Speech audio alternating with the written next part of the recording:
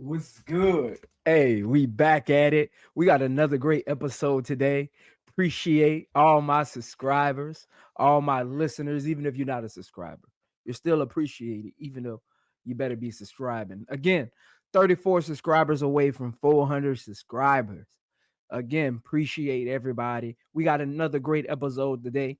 If you haven't checked out my last episode of Olivia Miles, Chicago Sky draft report, make sure you go check that out as well. I'm your host, Prince. Some call me Zoe. This is I Am Zoe Media. This is episode 2 of the Chicago Sky draft report. Today, if you read the thumbnail, if you've seen the community post, you already know what we're doing today. And look, I done made some changes. I done upgraded. I'm excited for today's episode.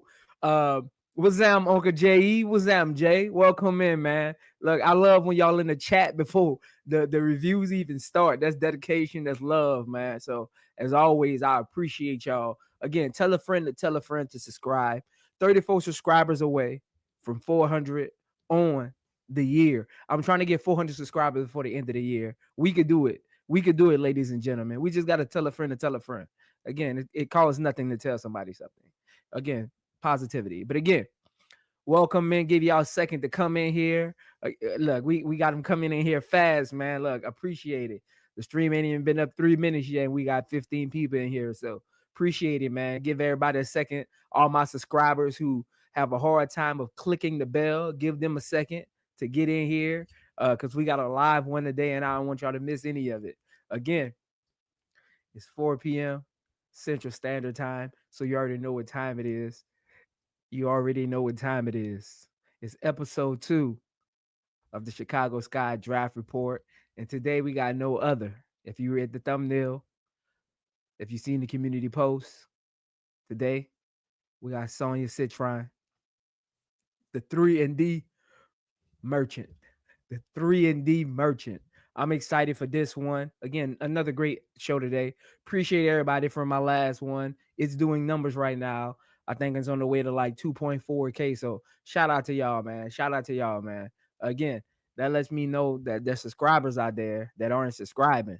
My last episode is at 2.4 and I only got 300 and some subscribers. So that tells me y'all ain't subscribing, man. Y'all watching the video, but y'all ain't subscribing. Again, I did a analytical research yesterday on my page. Only 20% of my viewers are subscribers. Again, only 20% of my viewers are subscribers. Help the boy get there, man.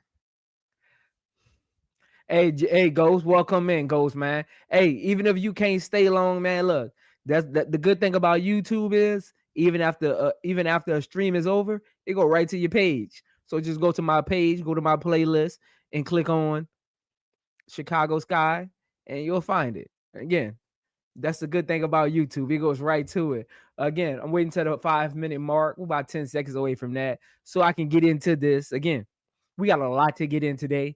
I did a lot of research. Appreciate y'all for pulling up, man. Hopefully y'all like the slides that I'm about to bring to y'all. Again, this is episode 2. Sonia Citron, the Chicago Sky draft report for 2025. Again, welcome in. Share, like, subscribe. I'm your host, Prince, Zoe, whichever one you feel comfortable with. This is I Am Zoe Media. And we about to get to it. Correct, Uncle G. Correct, Uncle J. Appreciate you as always for pulling up. You already know what it is. Appreciate you as always, man. But again, I'm excited to get to this one. Let me go ahead.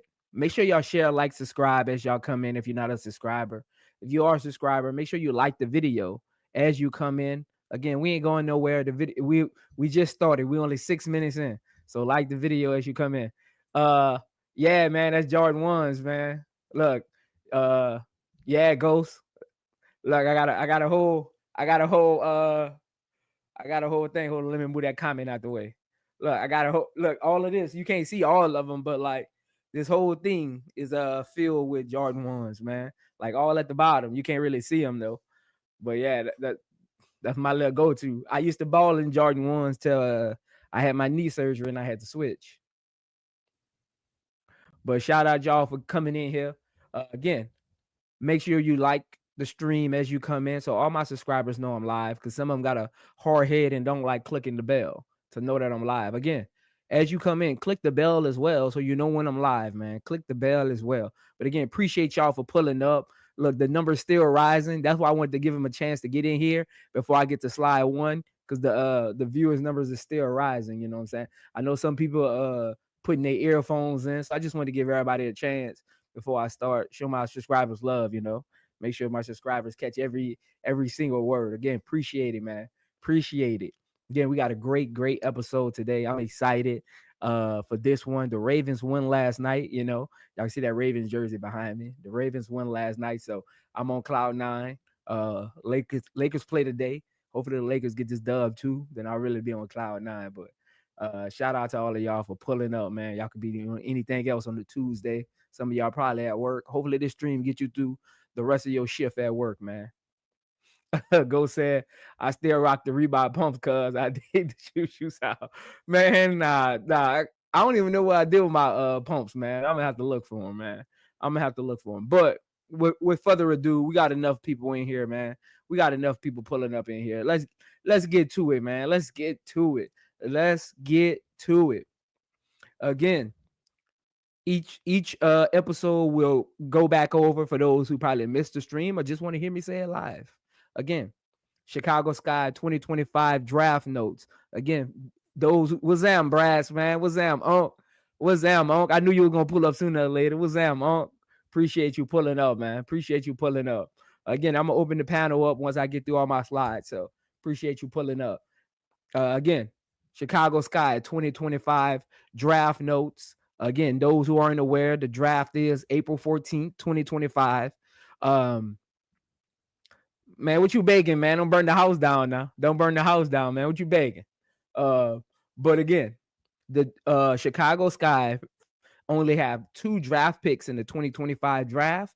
As we've talked about before, they have the 3rd pick and the 10th pick. And we're going to remember my first 5 episodes are the 3rd pick only. Hopefully going into next year. Because if you think about it, how many weeks is left in the year? I should cover enough going into next year. Then start of January 2025, I'm going to start doing the top 10 draft picks they could select at the 10th spot. And I'm hoping that takes us all the way into the draft. So going into the draft, 3rd pick and 10th pick, we'll have some expectations, some understanding of the player types.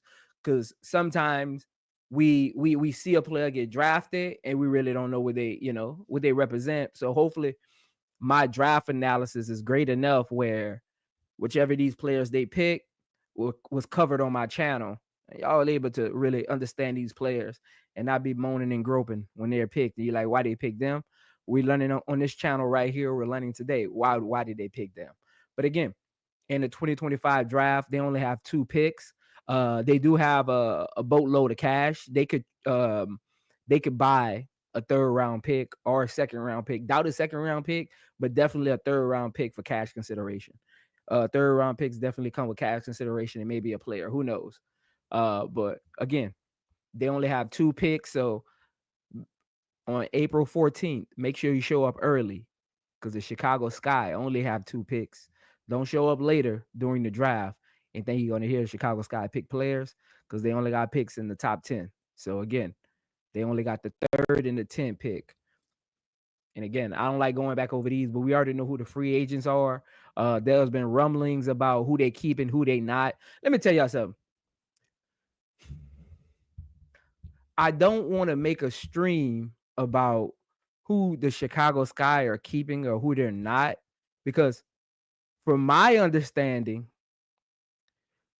Ghost. A lot of people forgot about Lee. That's why I'm here, man. I'm here to educate y'all on the Chicago Sky. A lot of people forgot about Lee. Lee overseas though.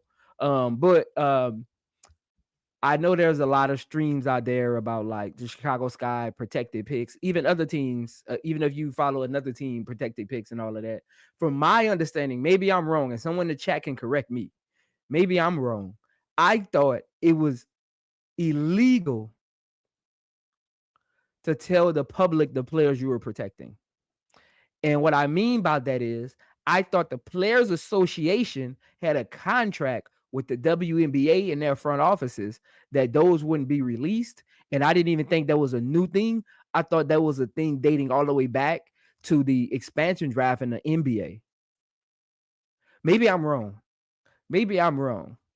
So I know there's a lot of people out there doing streams about who's protected, who's not. It's just conjecture. None of that's facts.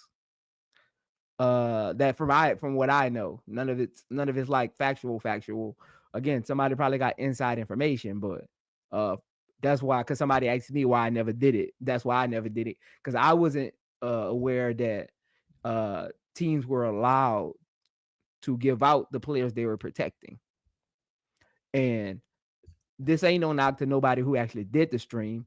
I'm just answering people who uh I'm just answering this to people who have messaged me on Instagram and on YouTube about me covering the protected players. I wasn't aware that that was actual factual, and I thought the Players Association and the corporations in the front office had an agreement, and I thought it was dating way back to the expansion in the NBA, that players' names wouldn't be released like that. You would know once the draft was over. So that's all I'm saying. Yeah, Ghost. I'm just wondering the legality of releasing the names, you know. Yeah, I don't again, this ain't no knock. Yeah, that's what I figure. That's what I figure, Unc. And you know me over here, I don't really do rumors. That's why y'all never see me drop videos about like something in on Twitter or a headline, because I don't do rumors. I'm more of a I'll go live stream and really break down stuff. I'm not a channel that like really delve into like the rumor stuff. I got a lot going on. And all my time is limited. So I try to make sure I do a live stream versus dropping videos. If you wonder why there's really, if you go to my tabs and you really see no videos on it, it's all live streams, is because my time is limited. So I like really got to carve out time to do live streams. But I just want to clear that up while we were on the draft notes. I didn't think it was a official thing. That's why I never talked about it. Um, if an official report comes out from teams, and I doubt it will, that official report won't come out until the Valkyries start selecting players. So again, I just thought that it wasn't an actual thing. That's why I never did it. And shout out to anybody who did do it. I'm not knocking nobody who did the streams about the protected players. So let me get that straight, because y'all know me. I don't hate on no channels. Y'all know me. I'm just letting fans and subscribers who've been writing me know why I haven't done one, because I didn't think it was factual. Yeah, man, I got a whole stable out here. To manage, man. A whole stable out here to manage, man. Again, that's why I never did it, because I didn't think it was an actual factual thing. And I don't do the rumor things. Like, if you ever see me do any rumors on my page, it ain't me. If you've been following me for a long time, I don't do rumors. I don't do he say, she say videos. So that's why you never see me dropping a little nugget videos, a little 5-minute, 10-minute, 20-minute video, because I don't really delve into those. I'm more of a analytical breakdown kind of guy. So shout out to those who support my channel for what it is. But again, I'll say it again. I'm not knocking anybody, man or woman, who's doing the streams. So I don't want to hear these streets that they getting on Zoe Media, because Zoe hating on their channels. I'm not hating on nobody's channels. This is only for my subscribers. I haven't done any player protected videos because I didn't know that there was actual factual, and I didn't really trust anything anybody in the media was saying about protected players, because right now none of it is actual factuals. Teams, I don't even think GMs have really assessed their rosters, because draft picks haven't, people don't even know who they're picking yet. So that's why I'm not getting in, like, how are we protecting players when we don't even know our draft picks? Like, we could be protecting the player and drafting somebody at the same position when we didn't protect a guard, and we drafting a forward and protecting a forward. Like, that doesn't make sense. That's why I'm like, I don't know how much sense that makes to think about. Of course, you're gonna have your top 2 to 3 players you're gonna protect, right? Or even your starting 5. But teams that don't have starting fives, like the Chicago Sky, how are you really knowing who you're protecting? Again, it's like too much. It's just a lot. It's just a lot. Unless you're protecting a player because they're going into you're trying to put them into some draft picks, or you're trying to trade them for another player or some draft picks. Who knows? Other than that, I don't think teams are 100%, even 80% sure on who they're protecting. The top, I'm pretty sure they're 100% on the top 2 to 3 players, but not overall.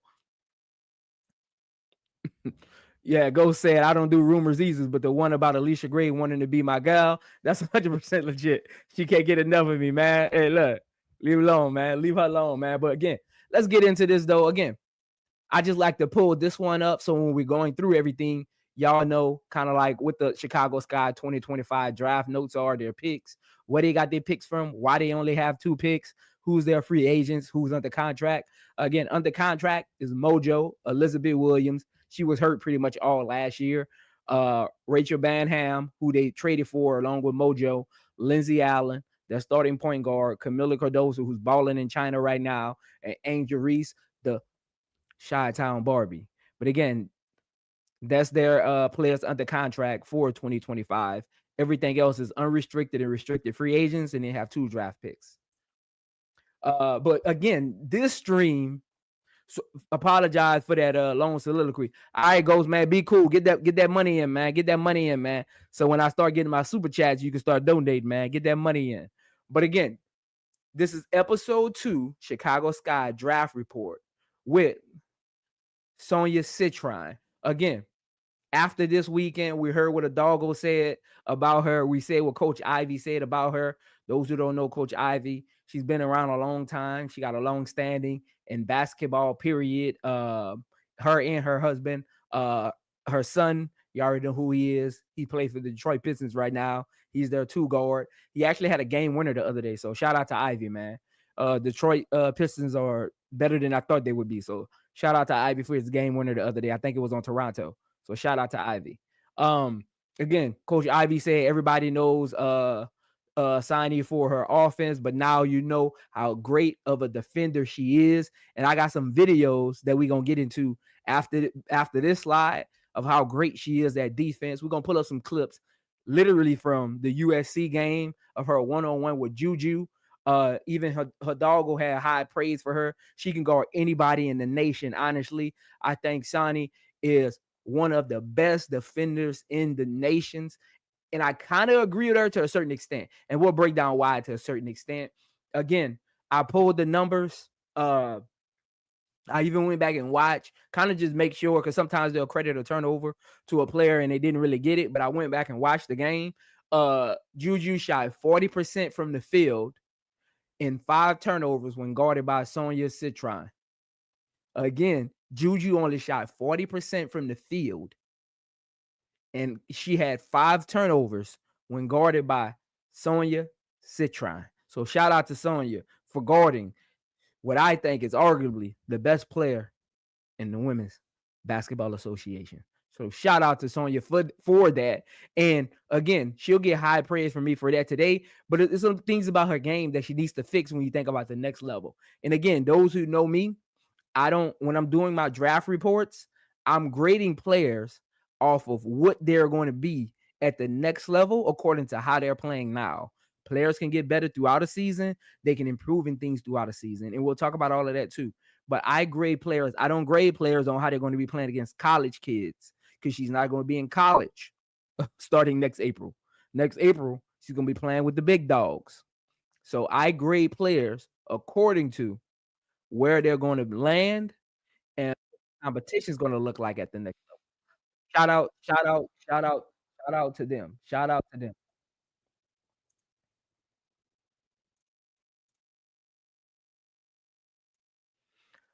My bad about that. Again, share, like, subscribe as you come in. Make sure you share, like, subscribe as you come in. Share, like, subscribe as you come in, man. If you ain't liked the video yet, like the video.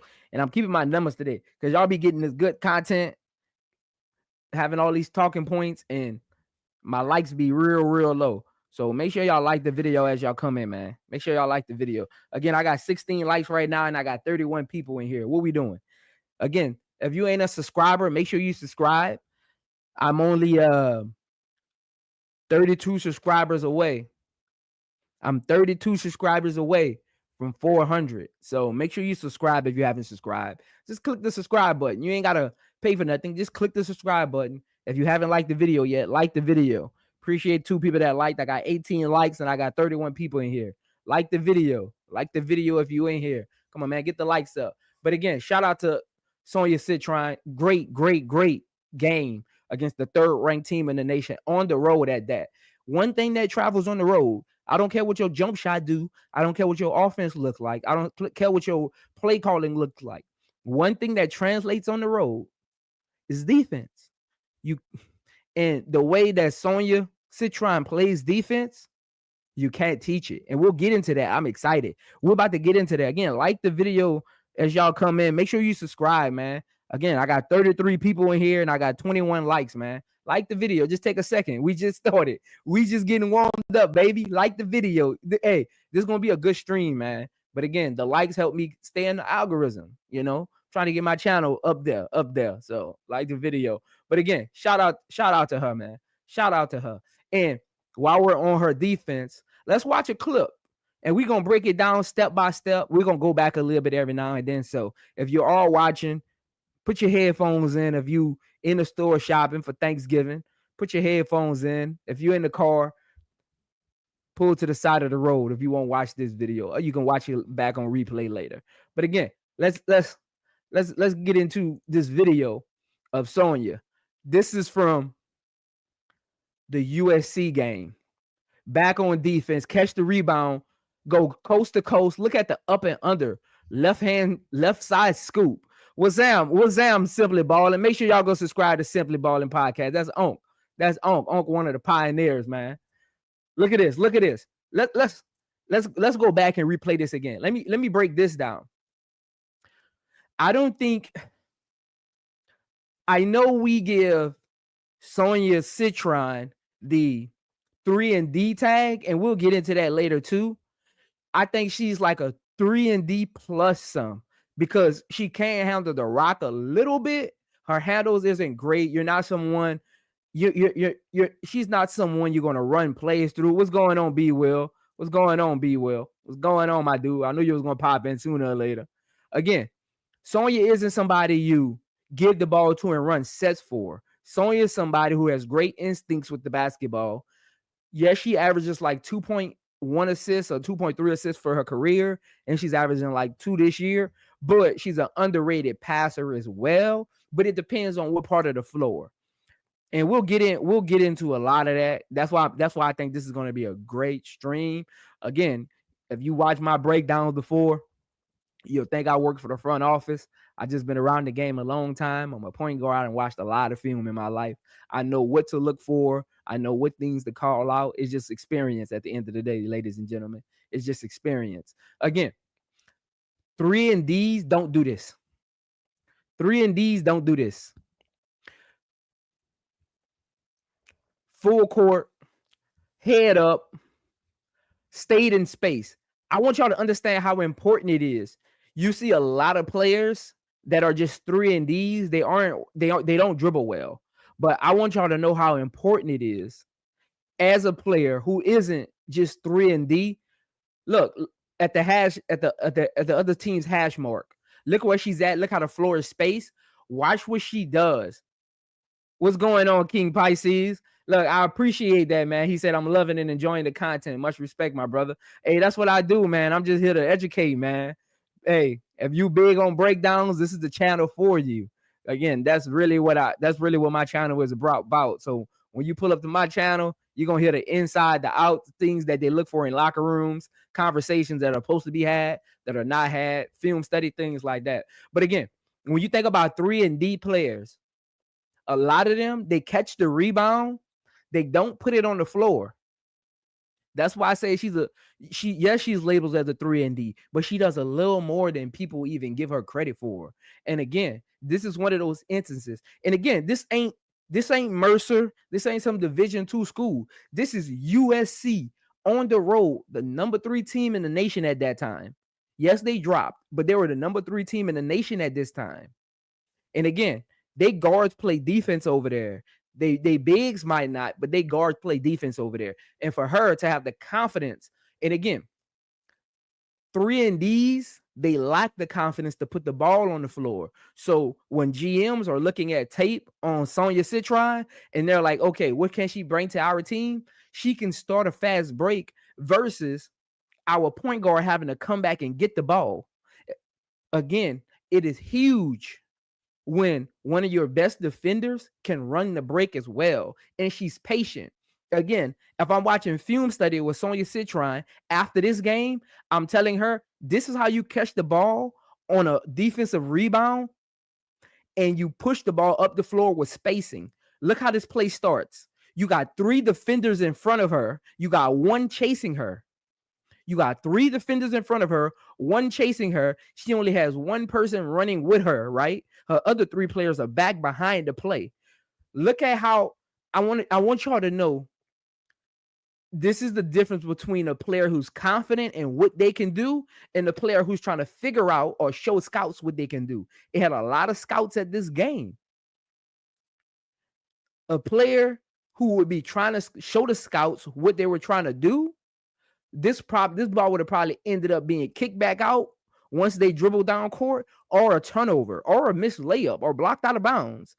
Again, her being confident in her game, she has a great sense of awareness on the basketball court when she has the ball. And again, this is things that GMs are going to look at. And again, when you look at a stat sheet or you just watch a game and don't really understand the nuances, that's why I'm here. So when you say, why did they draft her at number 3? She's just 3 and D. It's the things within the game that GMs, scouting departments, hopefully they're looking at right now. Of these games when they're like, okay, who can we get at this pick and why are we getting them and what can they bring to the table besides what we see on paper? On paper, Sonia Citron is 3 and D. But when you break down the film of her, she's confident with the ball in her hands, even though, and again, you have to remember who she has around her. She has Hidalgo and she has Olivia Miles. This is how you know, again, practice means everything to some players. Look at Olivia. She's at the bottom of your screen. Hidalgo is in front of the play. Olivia is at the bottom of the screen. You don't see her come and get the ball. That lets you know they believe that Sonia Citron is going to make the right play. I'm educating y'all. Hey, y'all gonna start paying for this. The way that they're running down the court lets you know they believe in whatever Sonia Citron is about to do with the basketball. Because if they weren't, we see it in the WNBA, we see it in the NBA, we see it in college games all the time. Certain players, you'll see the point guard run into them, literally run right into them, trying to get the ball from them because they don't like them dribbling, never seen them dribble, and know they're uncomfortable with the ball. Look at how she got the rebound, head up, everybody spaced the floor versus them trying to go get the ball. That lets you know she has something to her game that you don't see if you don't watch film. If you were just watching this game, you probably didn't even notice this play. Again, I'm showing y'all what goes on in the film room. This is what goes on in the film room. We know what we see on the screen, but the game happens so fast you don't notice plays like this. Film study, you slow down, you look at possessions that normally wouldn't happen for a player, and you say, okay, what went wrong, what went right? And in this possession, everything went right, and her players reacted right. So if we in film study, what's going on, Jalita? What's going on, Jalita? Appreciate you coming in. Look, a lot of people listening and driving home. Look, that's why I started at 4:00. I know y'all be getting off. Get y'all through that traffic, man. Get y'all through that traffic on these Thanksgiving holidays. But I appreciate you pulling up. Again, this is things that draft scouts are looking at. So when you're evaluating players, don't just pull up a stat sheet or go off of what people are saying. Actually look at film and understand what you're looking at versus what you're hoping to see. If you're just hoping to see 3 and D, you're going to miss these kind of things. So don't look at your draft picks that you want teams to get and just hoping to see 1 or 2 things because you're going to miss the intangibles. And sometimes players get drafted on their intangibles and not what you see on film. Again, Look at her players' confidence in her. None of them are calling for the ball. Olivia Miles is literally across the court. Look, she's down here at the bottom behind the play. She's jogging. She's like Sonia Citron is about to make the right play. She's like Sonia Citron. And look at this. Look at this. The trailing defender ends up catching up to her. Hidalgo does the right thing. She keeps the floor wide. Again, I did not like playing with players who didn't understand how to run the court. Look how she keeps the court wide. Citron knows this. She doesn't even look at Hidalgo. She's hoping Hidalgo takes her defender with her so she can do what she needs to do in the open floor. Again, if you got a 3-and-D player like her that can do this in the open floor, that's a game changer for your offense because now we don't got to set up every play. Again, catch and shoot 3-and-D defenders are one thing, but a catch and shoot 3-and-D defender who can put the ball on the floor and start fast breaks, that's a whole different ball game, ladies and gentlemen. And again, what's that, Black Power? What's that, Black Power? He said, "What's up, Zoe? The Really Sports Show. What a chat interacts, man. Hey, they driving home right now, Black Power. They driving home right now. Hey, I'm speaking that gospel, so they listening right now. I'm speaking that gospel. That's what I'm. Look, when you're speaking that gospel, you don't even want to touch the phone. You just want to listen. So I'm speaking that gospel right now. They ain't trying to type right now. That gospel going on. Again, how many times we talk about it on my streams? You'll see a player get drafted and you'll be like, where was that game? It's because you going off of what reports say and you're just watching the game in front of you. Breaking down film helps you see these intangible things because I guarantee you there's at least 6 to 7 players in your top 20 in the WNBA right now. What's going on, Miss Tony? What's going on, Miss Tony? Again, hit that like button as y'all come in. I got 44 people in here and 27 likes. I got 44 people in here and 27 likes. Make sure you subscribe as well. Again, we're 32 subscribers away from 400. Give me the 400 by the end of the week. And I got another $50 contest coming up. Again, 400, we get another $50 contest. So hit the like button as y'all come in. Hey, this is that gospel. I told y'all I had a great show for y'all, prepared for y'all today. And I got a lot more to get to. Look, picture this. This is only slide number 2, and I got 7. So we got a great show today, great breakdowns. Look, when you come to my channel, you're going to always learn something that you can take back, have a conversations with at home on other podcasts. I'm here to educate. That's what I do, baby. Again, hit that like button as y'all come in and listen to this sports gospel. This is that sports gospel. But again, when you see let's say you got your top 20 players in the league right now, I guarantee you 6 to 7 of them, you didn't see them doing that when they got to the WNBA. You like where that game came from. It's because of stuff like this. You didn't break down the film. It's bigger than the stat sheet. It's bigger than what a report says. Some players' games are limited according to who's around them. And again, on this team, Sonia Citron isn't going to touch the ball that much because Olivia Miles and Hidalgo, their ball rate percentage is very, very high. They have, I think, the 3rd highest backcourt ball percentage in the country. Like, that's a lot. Let me say that again. Olivia Miles and Hidalgo has the 3rd highest backcourt ball rate for a duo in the country. That lets you know how many dribbles and how many times they touch the ball a game in the country. So again, make sure when you're looking at players and evaluating them, you're truly understanding. And some people are like, oh, her game is limited. Your game will be limited according to the players you're playing with. So just keep in mind when you're looking at film and breaking it down, you can see the intangibles. And that's the difference between good scouts and scouts that don't know what they're doing.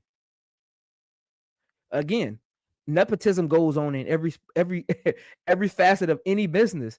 Every scout ain't a great scout. Nepotism happens. Every scout doesn't pay attention to every little thing. You can have a great scout who's great at finding plug and play players, but they can be horrible at finding people who can operate without the ball. Like that's different types of scouting. That's different type of film study you're looking for. If you're not great at identifying that when you're watching film, you won't see that. And again, when I'm breaking down film, that's probably things that some of you probably notice that I don't notice because I look at it from a point guard's point of view. So a big who's probably in the chat is like, oh man, I know this big do this when they get back on defense. Again, you're never going to be 100% in identifying everything with film study. It's about what your intangibles are and how you view things when you're watching film. So again, when you see players in the WNBA and you're like, man, they wasn't in their bag. Did you actually watch film, or did you look at the stat sheet or go off of what other people were saying and was like, oh, they 3-and-D. They get to the WNBA and they averaging 20 a game. You see what I'm saying? It's a difference. You got to understand those intangibles. So when you're listening to people talk, ask them. Don't take their word for it. Ask them, did you break down film on that person to give them that analysis? Or did you just watch the game? Watching the game and breaking down film is two different things. Don't let them tell you, I watch all 8 games, I know what I'm talking about. That's two different things. If you're watching the game, it's really hard to focus on one individual when watching a game. You can see an individual set a solid screen to get someone 10 to 12 points, but you don't even realize it because you're watching the ball. That eye test thing people always talk about is bias. Your eyes see what they want to see. So when people tell me that eye test stuff, I'm like, okay, that sounds good. You can't prove to me nothing with an eye test because eyes see what they want to see when you're watching things not in slow motion. How many times you see in the NBA and WNBA, you see somebody challenge a call, and then you notice it wasn't a foul when it looked like a foul because of the player's reaction. Again, when you break down film, you see things that even a bird's eye view doesn't see. So just make sure when y'all watching these players throughout this college season and like, oh man, this player ain't gonna fit with this team, you're giving a bias analysis or you're going off of someone else's judgment. That's probably not even true because you didn't break down film on this player. So again, that's why I wanted to give Chicago Sky fans an in-depth analysis through film study on each of these players. What's that, Mike? Yeah, Mike, you ain't hit that bell, man. You got to hit that bell. Talking about what up, y'all? I ain't get the notification. Because you got to hit the bell, man. You don't be hitting the bell, man. I know a lot of y'all ain't hitting that bell. But make sure y'all like the video as y'all come in. Appreciate it, man. I got 45 people in here. Shout out, man. I got 45 people in here. 28 likes, though, man. Get them likes up. Look, let's get the likes to at least 35. Let's get the likes to at least 35. Yeah, I don't know why you ain't getting it then, man. Again, YouTube be hating sometimes with the algorithm, man. YouTube be hating sometimes with the algorithm, Mike. So I don't know why you ain't getting it though, man. But hit that like as y'all come in here. I got 4. Let's get the 35 likes, man. This is gospel. This is gospel. Let's get the 35 likes, man. Let's get the 35 likes. What's going on, Brandy? Welcome in, Brandy. What's going on? Hey, yes, hey, y'all hear? Hey, Brandy is right. Hey, this film I'm about to do on Citron, again, I got 6 more slides left. This breakdown on Citron, I don't know, man. Look, she might be a number 3 pick. I know I won't. Look, I did some analysis again. I was one of those people because I didn't do film study on here. That's what I'm telling y'all. I'm not speaking from biasness on film study. I'm speaking from facts.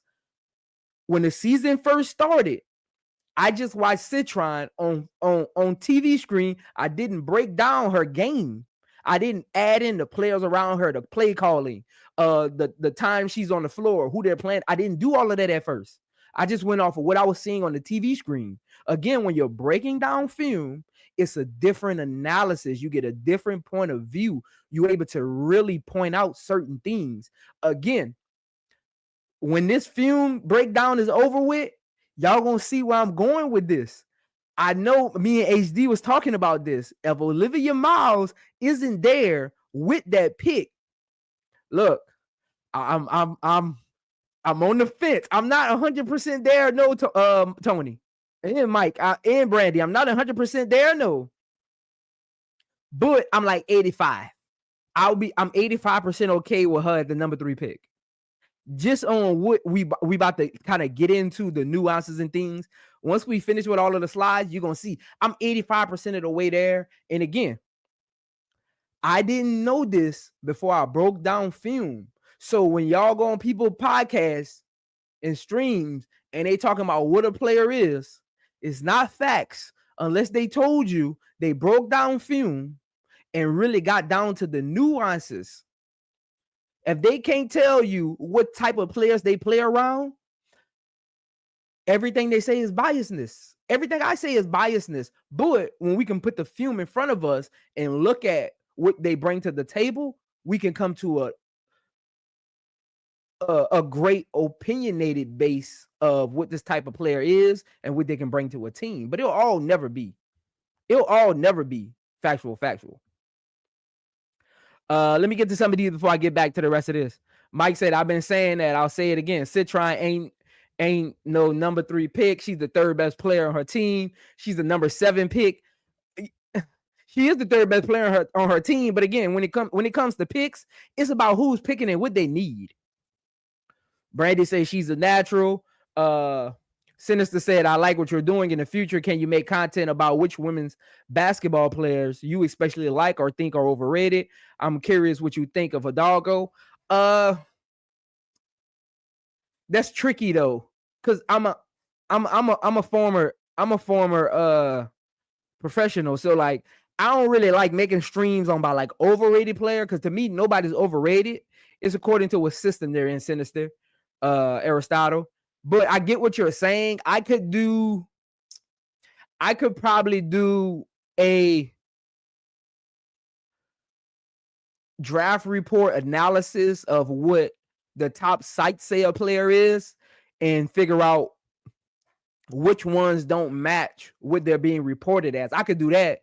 Is that good, Sinister Aristotle? I could do a top 5 players and the reports that the top websites say they are, and break down the film on them and see if that actually lines up. I could do that, but I don't want to do like these players are overrated kind of thing, because I was one of them once, and I wouldn't want nobody to have a stream out there with me like that. So it's just, it's just kind of like that. Brandy said Fudd getting back in her groove. Man, Fudd ain't getting back in nothing. Sinister said favorite player, but okay, but again, let's get back to this film study, y'all. Let's get back to this film study. Again, head up. Notice she never puts her head down. The trailing defender catches up. But look at her team. Look at Olivia. Olivia is pointing, telling them where to go at. What's up, HD, man? What's up, HD? What's going on, baby? 20 said, I am Zoe. I need to see her play more. I am not convinced as of yet, but I am open-minded, so educate me more on what she can do. But after the last game, I was not impressed by her. You about to see. You about to be a little more impressed than you think. You about to be a little more. Wait till I show you her comps. You about to be a little more impressed than you think. Yeah, Mike, she was All-American last year. People forgetting that about Citron. Citron was an All-American last year. A lot of y'all don't realize that. He said, yeah, that sounds good. She has a motor at times, Brandy. That's one of the things about her. I'll get into that later. Her motor up and down sometimes. She lacks it a little bit. But we'll get into that later. But again, when you got a 3-and-D player, that's why I call her a 3-and-D plus. Because if she can take the ball off the rim after defending your best player, run the fast break, and her players trust in her, that lets you know she does things at practice that y'all don't see. That lets you know, and guess what scouts are going to see? I need to go check out practice, because these players are giving her open and freedom to move with the ball like this. And the 2 best players aren't even calling for the ball. That lets me know I need to go to their practice and see how she's playing. Because again, when you're evaluating these players, like I said earlier, you have to remember who they have around them. A lot of players' games get limited according to who they have around them, and they get put into this box. That's why I'm big on film study, and I don't like putting players in a box, because they get put in this box. I'm gonna give you an example. I'm gonna give you an opposite example. How many times you see players come out of high school and they're highly rated, and through injuries, through bad seasons, through non-winning records, little impact, we say, man, they got it in them. They just gotta find it. That's the opposite of that. We're putting a player in a box and hoping they stay in that box, versus whether it's good or bad. And we do the same thing with players sometimes who have a different package, but we just put them in this 3-and-D box and think they can't do anything else. And they get to the next level and they surprise you. Again, that is the difference between a good GM and a scout and a bad GM and a scout. They understand those nuances and those details about players in the game when they're watching film. Yeah, she was. She was clutch last year. Citron was clutch again. Y'all have to remember Notre Dame did not have Olivia Miles last year like that. So y'all have to, especially going into March Madness, y'all got to remember that it was it was, and Hidalgo was a freshman. So y'all keep forgetting these things. Y'all keep forgetting these things. Again, y'all trying to put Citron in a box. I was doing that. Y'all trying to put her in a box and think that's all she is. But y'all keep forgetting Miles wasn't there and Hidalgo was a freshman. Hidalgo came in with Juju. There was an All-American game together. Y'all keep forgetting that Hidalgo ain't been there. Hidalgo came there with Juju. So y'all got somebody was scoring. So again, somebody was playing defense on the best defender. Again, Notre Dame didn't have buzz, so nobody was really paying attention. That's what it really was. Let's be honest. Notre Dame didn't have the buzz. They didn't have that. They're the team to watch out for. So y'all wasn't watching. Let's be honest. Yeah, she led in scoring on her team last year. Yeah. So again, don't think she's just a 3-and-D catch and shoot player. She's not. We're gonna kind of get into that later though. I'm excited. But let's get back to this film. Watch this. We're going 1 second. Look at this. Look at this. Head up, splits the defender. Again, I want y'all to see something. This is what I want y'all to see. If I am a GM or a scout, I'm watching this point of a second reaction right here. When she drives, you see this player right here that's going to be guarding Hidalgo in that on that right wing. Notice her head was up the whole time. Notice she already knew this player could not help because Hidalgo is in the corner. Notice she knew this player could not come over and help. She never pays her any attention. That's a smart player with great instincts. And again, for us, as we're watching film, yes, it looks easy because it's in slow-mo. But again, this is a full game speed situation. So you have to understand this before the play even happens. We're watching it in slow motion. It's like a foul. You see a foul better in slow motion. You see reactions better in slow motion. You can say what you could have did or what should have happened. That's all hindsight because we already seen what happened. But again, in full game speed, notice she has great instincts and awareness. So just that point of a second lets a GM know she has great understanding of floor spacing and court awareness. Watch this. She never pays attention to this guard right here with the sleeve on. Never pays attention to him because she already knows you're not helping off a doggo in the corner. Her doggo literally goes float to the corner. That gives her the lane. Again, I'm here to educate y'all. Watch this. Never pays attention to her. And she already knows. She already knows. Yeah, political. Let them know, man. Hit that like button. Let me see how many likes I got, man. Look, I got 53 people in here. 53. Appreciate y'all, man. We got a pack house. 53 people in here. But I got 36 likes. Get the likes up. All 53 of you better be subscribers, man. Look, I'm only 32 subscribers away. 32 subscribers away from 400. I'm trying to get to 400 by the end of the week. Get the boy to 400 subscribers, man. Again, I got 53 people in here and I got 36 likes. Get the likes up. Again, we not going anywhere. Appreciate 2 people that just like the video. Let's get the likes up, man. I already know you like Sinister. Appreciate it. I already know you like the video. Appreciate it. Again, get them likes up. Look, we about to have a time. This is about to be an amazing show. As always, I appreciate y'all for pulling up, man. Sinister says Citron averaged 17 points last year. Hidalgo averaged 22. Yeah, we gonna get into that. Yeah, we're gonna get into that. Appreciate it, Mike. Appreciate that as always. But again, great basketball instincts and the awareness. Again, if I showed you this layup package and blurred out who it was doing this, I guarantee half of you wouldn't say this was Sonia Citron with this layup package because half of you put her in a box of a 3-and-D player, and 3-and-D players get labeled as players who don't put the ball on the floor. They just catch and shoot, and they guard the opposite team, the opposing team's best defender. I mean, best scorer. Like, y'all put them in boxes, and they get to the WNBA, and they surprise y'all because their package is better than y'all thought it was. So, again, when we think about this third pick, as we going through all these episodes, remember, It's intangibles, not just what you see in front of you.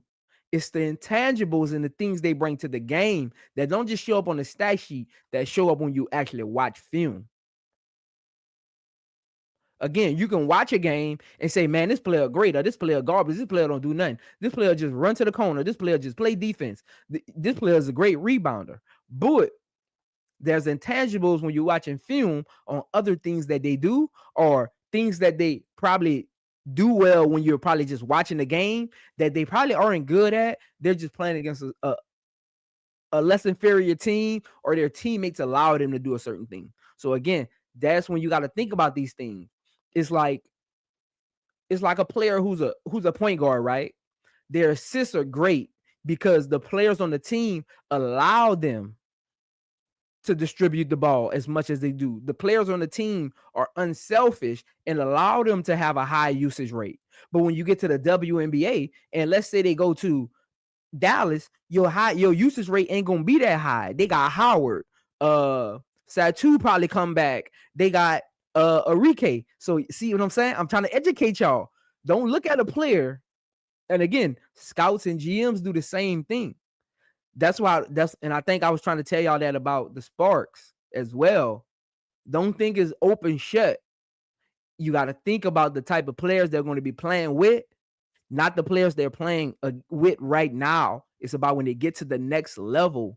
That's what film study is for. That's for understanding teams and understanding the flow of the game, the sets that are called.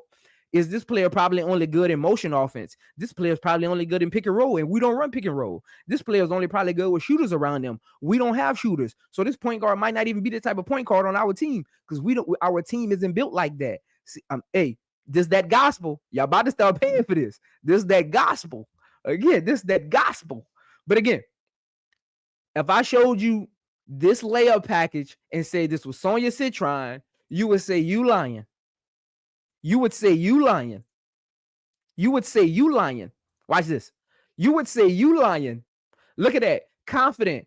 Don't brag, nothing. Go back the other way. Let's get to her defense. Again, when Sonia Citron was guarding Juju, to me, arguably or unarguably, the best player in the country, when she was guarding Juju, she held Juju to 40% shooting and 5 turnovers. 5. Yeah, Mike. Look, she had it in Alcatraz. She had it in Alcatraz. They ain't even opened no more. They opened up the facility just for Juju. She had it in Alcatraz. They opened up Alcatraz just for Juju. And shout out to Juju, man, because I'm one of her fans, man. Shout out to Juju. Hey, but this game, hey, she had it in them handcuffs. It was tough out there. USC gonna bounce back though. Shout out to Juju.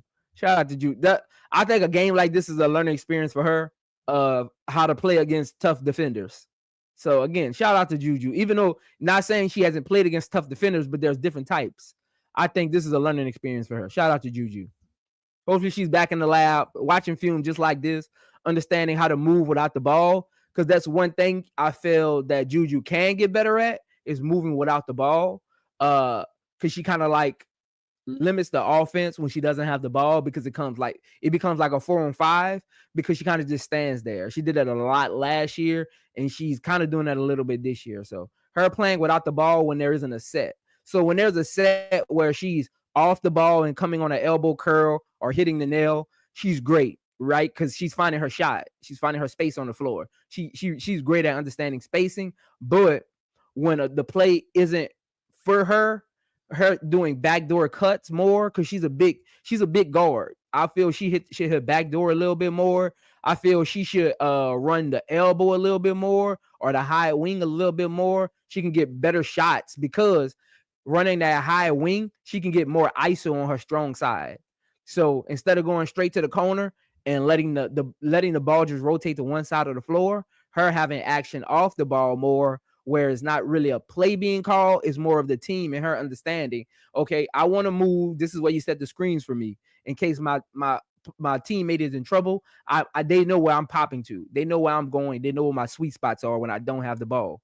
that's something that she could definitely get better at because it'll benefit her at the next level of moving without the ball.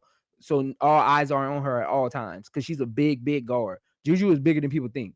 She's big guard. She plays strong. So moving without the ball, those backdoor cuts, she can shoot over defenders. She's great at drawing fouls.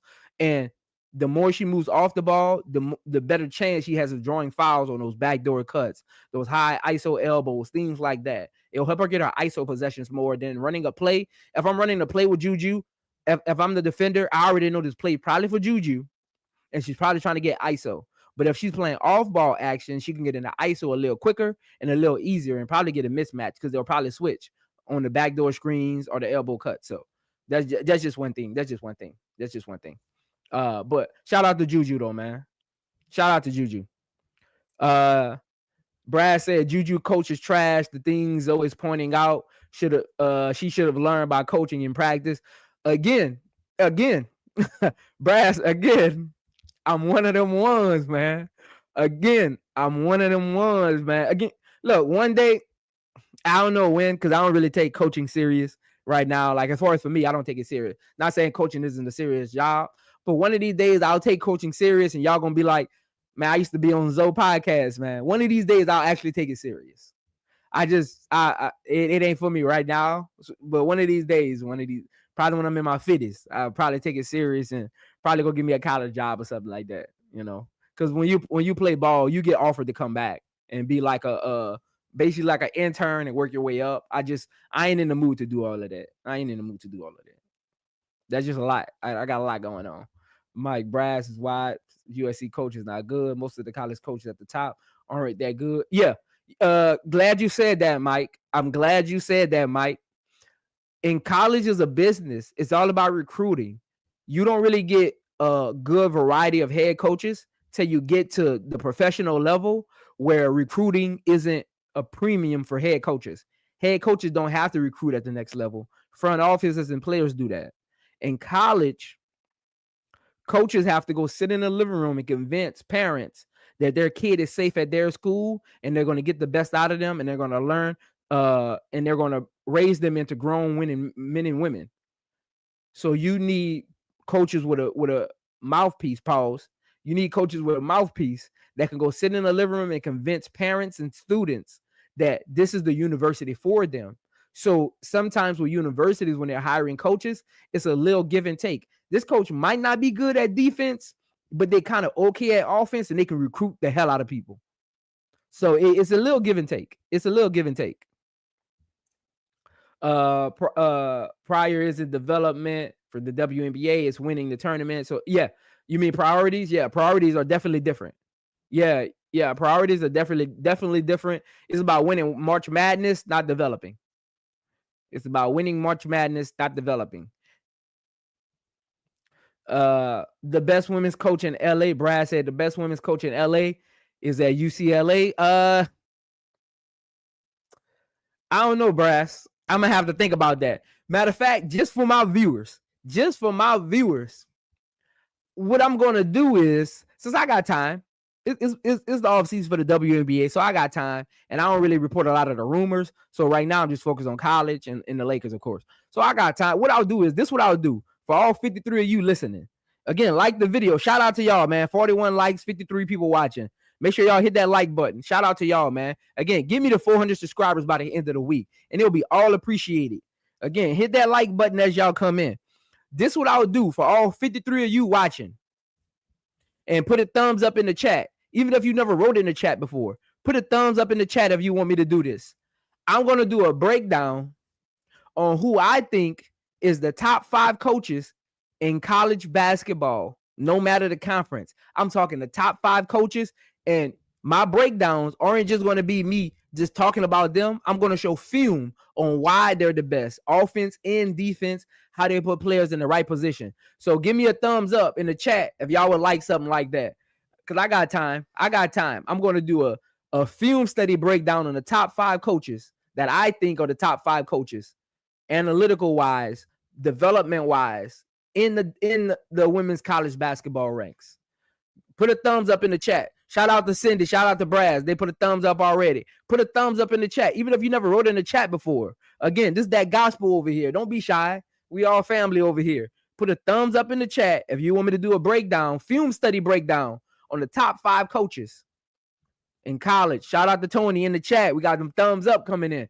Again, put them if I get, matter of fact, if I get 20 thumbs up, I'm doing it. I got to get 20 though. I got to get 20 thumbs up to do it. And again, it's going to be film study just like these. It ain't just going to be me running my mouth. I need 20 thumbs up. We at 1, 2, 3, 4, 5, 6. They coming in. Hey, Brandon, yours only count as 1. Shout out political. Yours only count as 1. Oh man, look, I'm seeing people put thumbs up in the chat. I ain't never even see right before. Y'all really want this. Look, I'm doing the top 5 women's college coaches, film study, breakdown, development, how they put players in the right spot. That's what I'm talking about. Once I get 20, I'm marking it. I'm doing it. As a matter of fact, it might be a Christmas special. I might make it a Christmas present for y'all. It might be a Christmas special. Put a thumbs up in the chat. Once I get to 20, I'm gonna do it. But while y'all deciding on that, let me get back to this film. Again, defense is not just about size. It's not just about speed.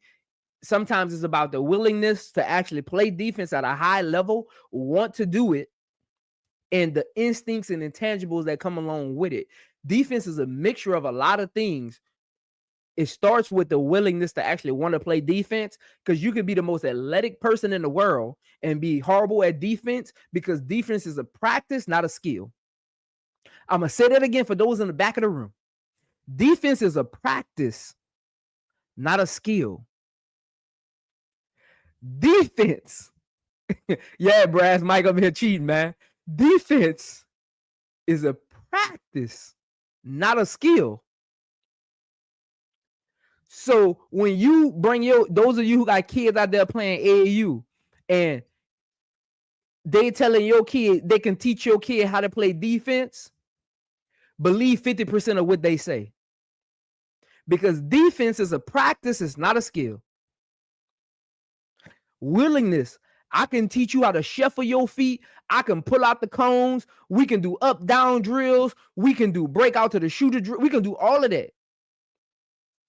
But if I can't help you identify how to be willing to play defense, it means nothing.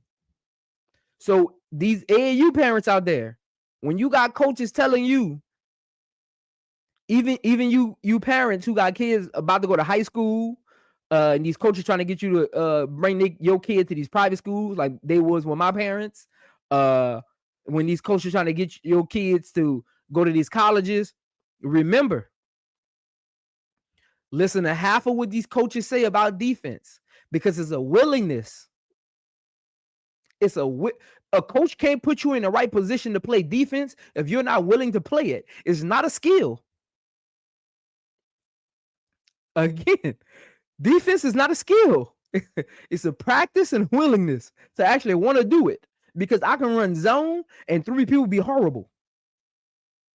And zone is the most simplest defense on the court. And I'm not even talking about a complex zone. I'm not talking about a boxing one. I'm not talking about a high fire ISO zone. I'm not talking about an Indiana zone. I'm talking about just a regular 2-3. And you can have 3 to 2 people that ain't willing to play defense, and that zone gonna look horrible because they don't rotate, they don't talk on defense, they don't break down the shooters, they don't box out, they don't cut off the baseline, they don't send for help, they don't send you to. I'm preaching right now. Look, you ain't gonna get this everywhere. I'm preaching right now. I'm giving y'all the nuances of a zone. I just labeled off 8 things that you do in the zone that y'all don't even realize. Break down to defenders. Chase them baseline. The baseline is your best friend. Send them to help. Talk on defense. Move on a string. Keep the ball in front of you. If you at the hash mark, you flatten out and wait for help. I'm teaching. Hey, Brass, they about to start paying for this. I'm teaching the game, and y'all ain't even paying attention. I'm teaching y'all the game, and y'all ain't even paying attention, but say y'all love basketball. Same thing with learning basketball. It's a willingness. But shout out to y'all though, man. But again, let's get into Citron's defense, man. Again, defense is a willingness. It's a willingness. Hey, Zoe, Zoe, catch that, brass. My crazy man. Again, willingness. You know why this? You know why this happened? You know how I just talked about Juju not playing well off the ball, and some of y'all probably listening like, nah, don't be hating on Juju. Don't say nothing negative about Juju. Sometimes you just got to call out what it is. And look, I love basketball. I'm gonna just call it when I'm watching film. I'm gonna just call it what it is. Watch this by Juju. Juju not moving caused this turnover. And again, film study helps you see this. During the game, you're like, man, they can't dribble. They just no. Juju is your best player. She's on the ball side, and she doesn't know how to move without the ball. I'm showing y'all things that scouts are looking at, that WNBA GMs are looking at when they're watching film on her. Watch this. I want you to watch this. Citron not even hugged up on her. What she's doing is she's doing the 5 feet out. This is what Citron is doing in college. It's called the 5 feet out. Arm extends. 5 feet out, arm extend. So again, 5 feet out, arm extend. The baseline is your best friend. See how she's playing high on her? Look at how her back foot is. Her back foot is up. That stings. The intangibles.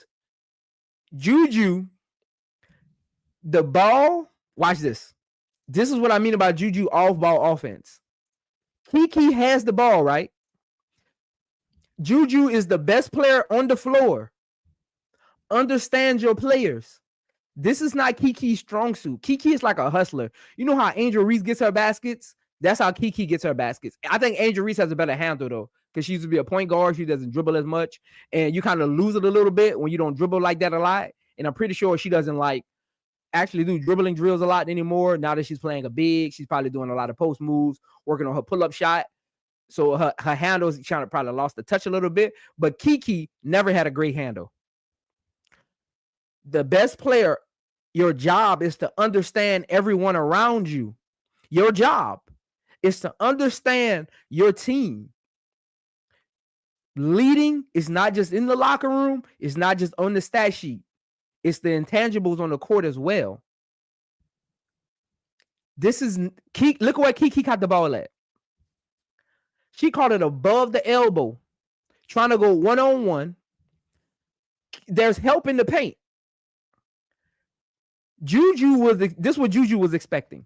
Juju was expecting Citron to go help, but Citron is smart enough at defense to know King is guarding her. King is a great defender, and she has backside help. I don't need the help.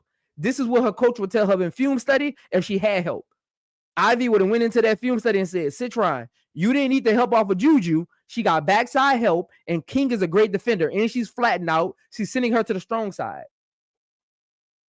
So again, it's little intangibles like that. It's little intangibles that we got to understand when we're watching film. Again, y'all going to start paying for this one of these days. But Juju definitely needs to work on this. But Citron calls this without even touching the ball, without even playing defense on the ball. It's because of how she was positioned. Juju was expecting her to help, and Juju would have probably cut backdoor, or she would have probably popped wing. See where that referee is? Right where that ref is, Juju would have probably popped right there because she does that a lot. She likes to pop to that elbow. To that wing. She does that a lot. But Citron never moves because she trusts her defense and she understands who she's guarding. I don't leave her. That's great. That lets you know she watched film. Watch this. Watch this. Kiki can't dribble. You know this, Juju. Move. You let her doggo come help. You let her doggo come cross court. Leave her. Juju, if you're watching this or film study, move. I'm going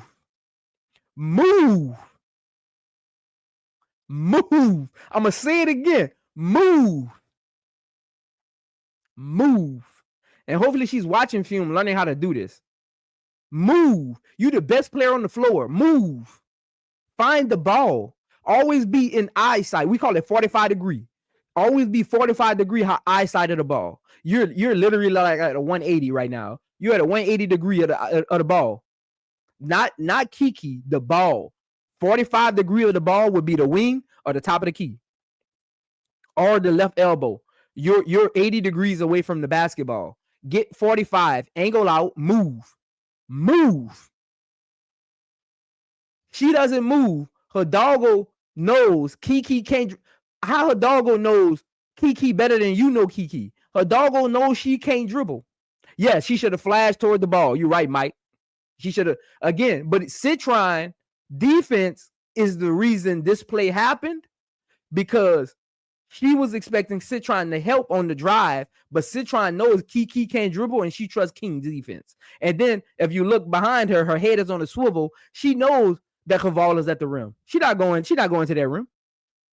One of the best shot blockers in the nation. She's not going to that rim. Again, watch what happens. She come help, steal, back the other way. Watch this though. Look.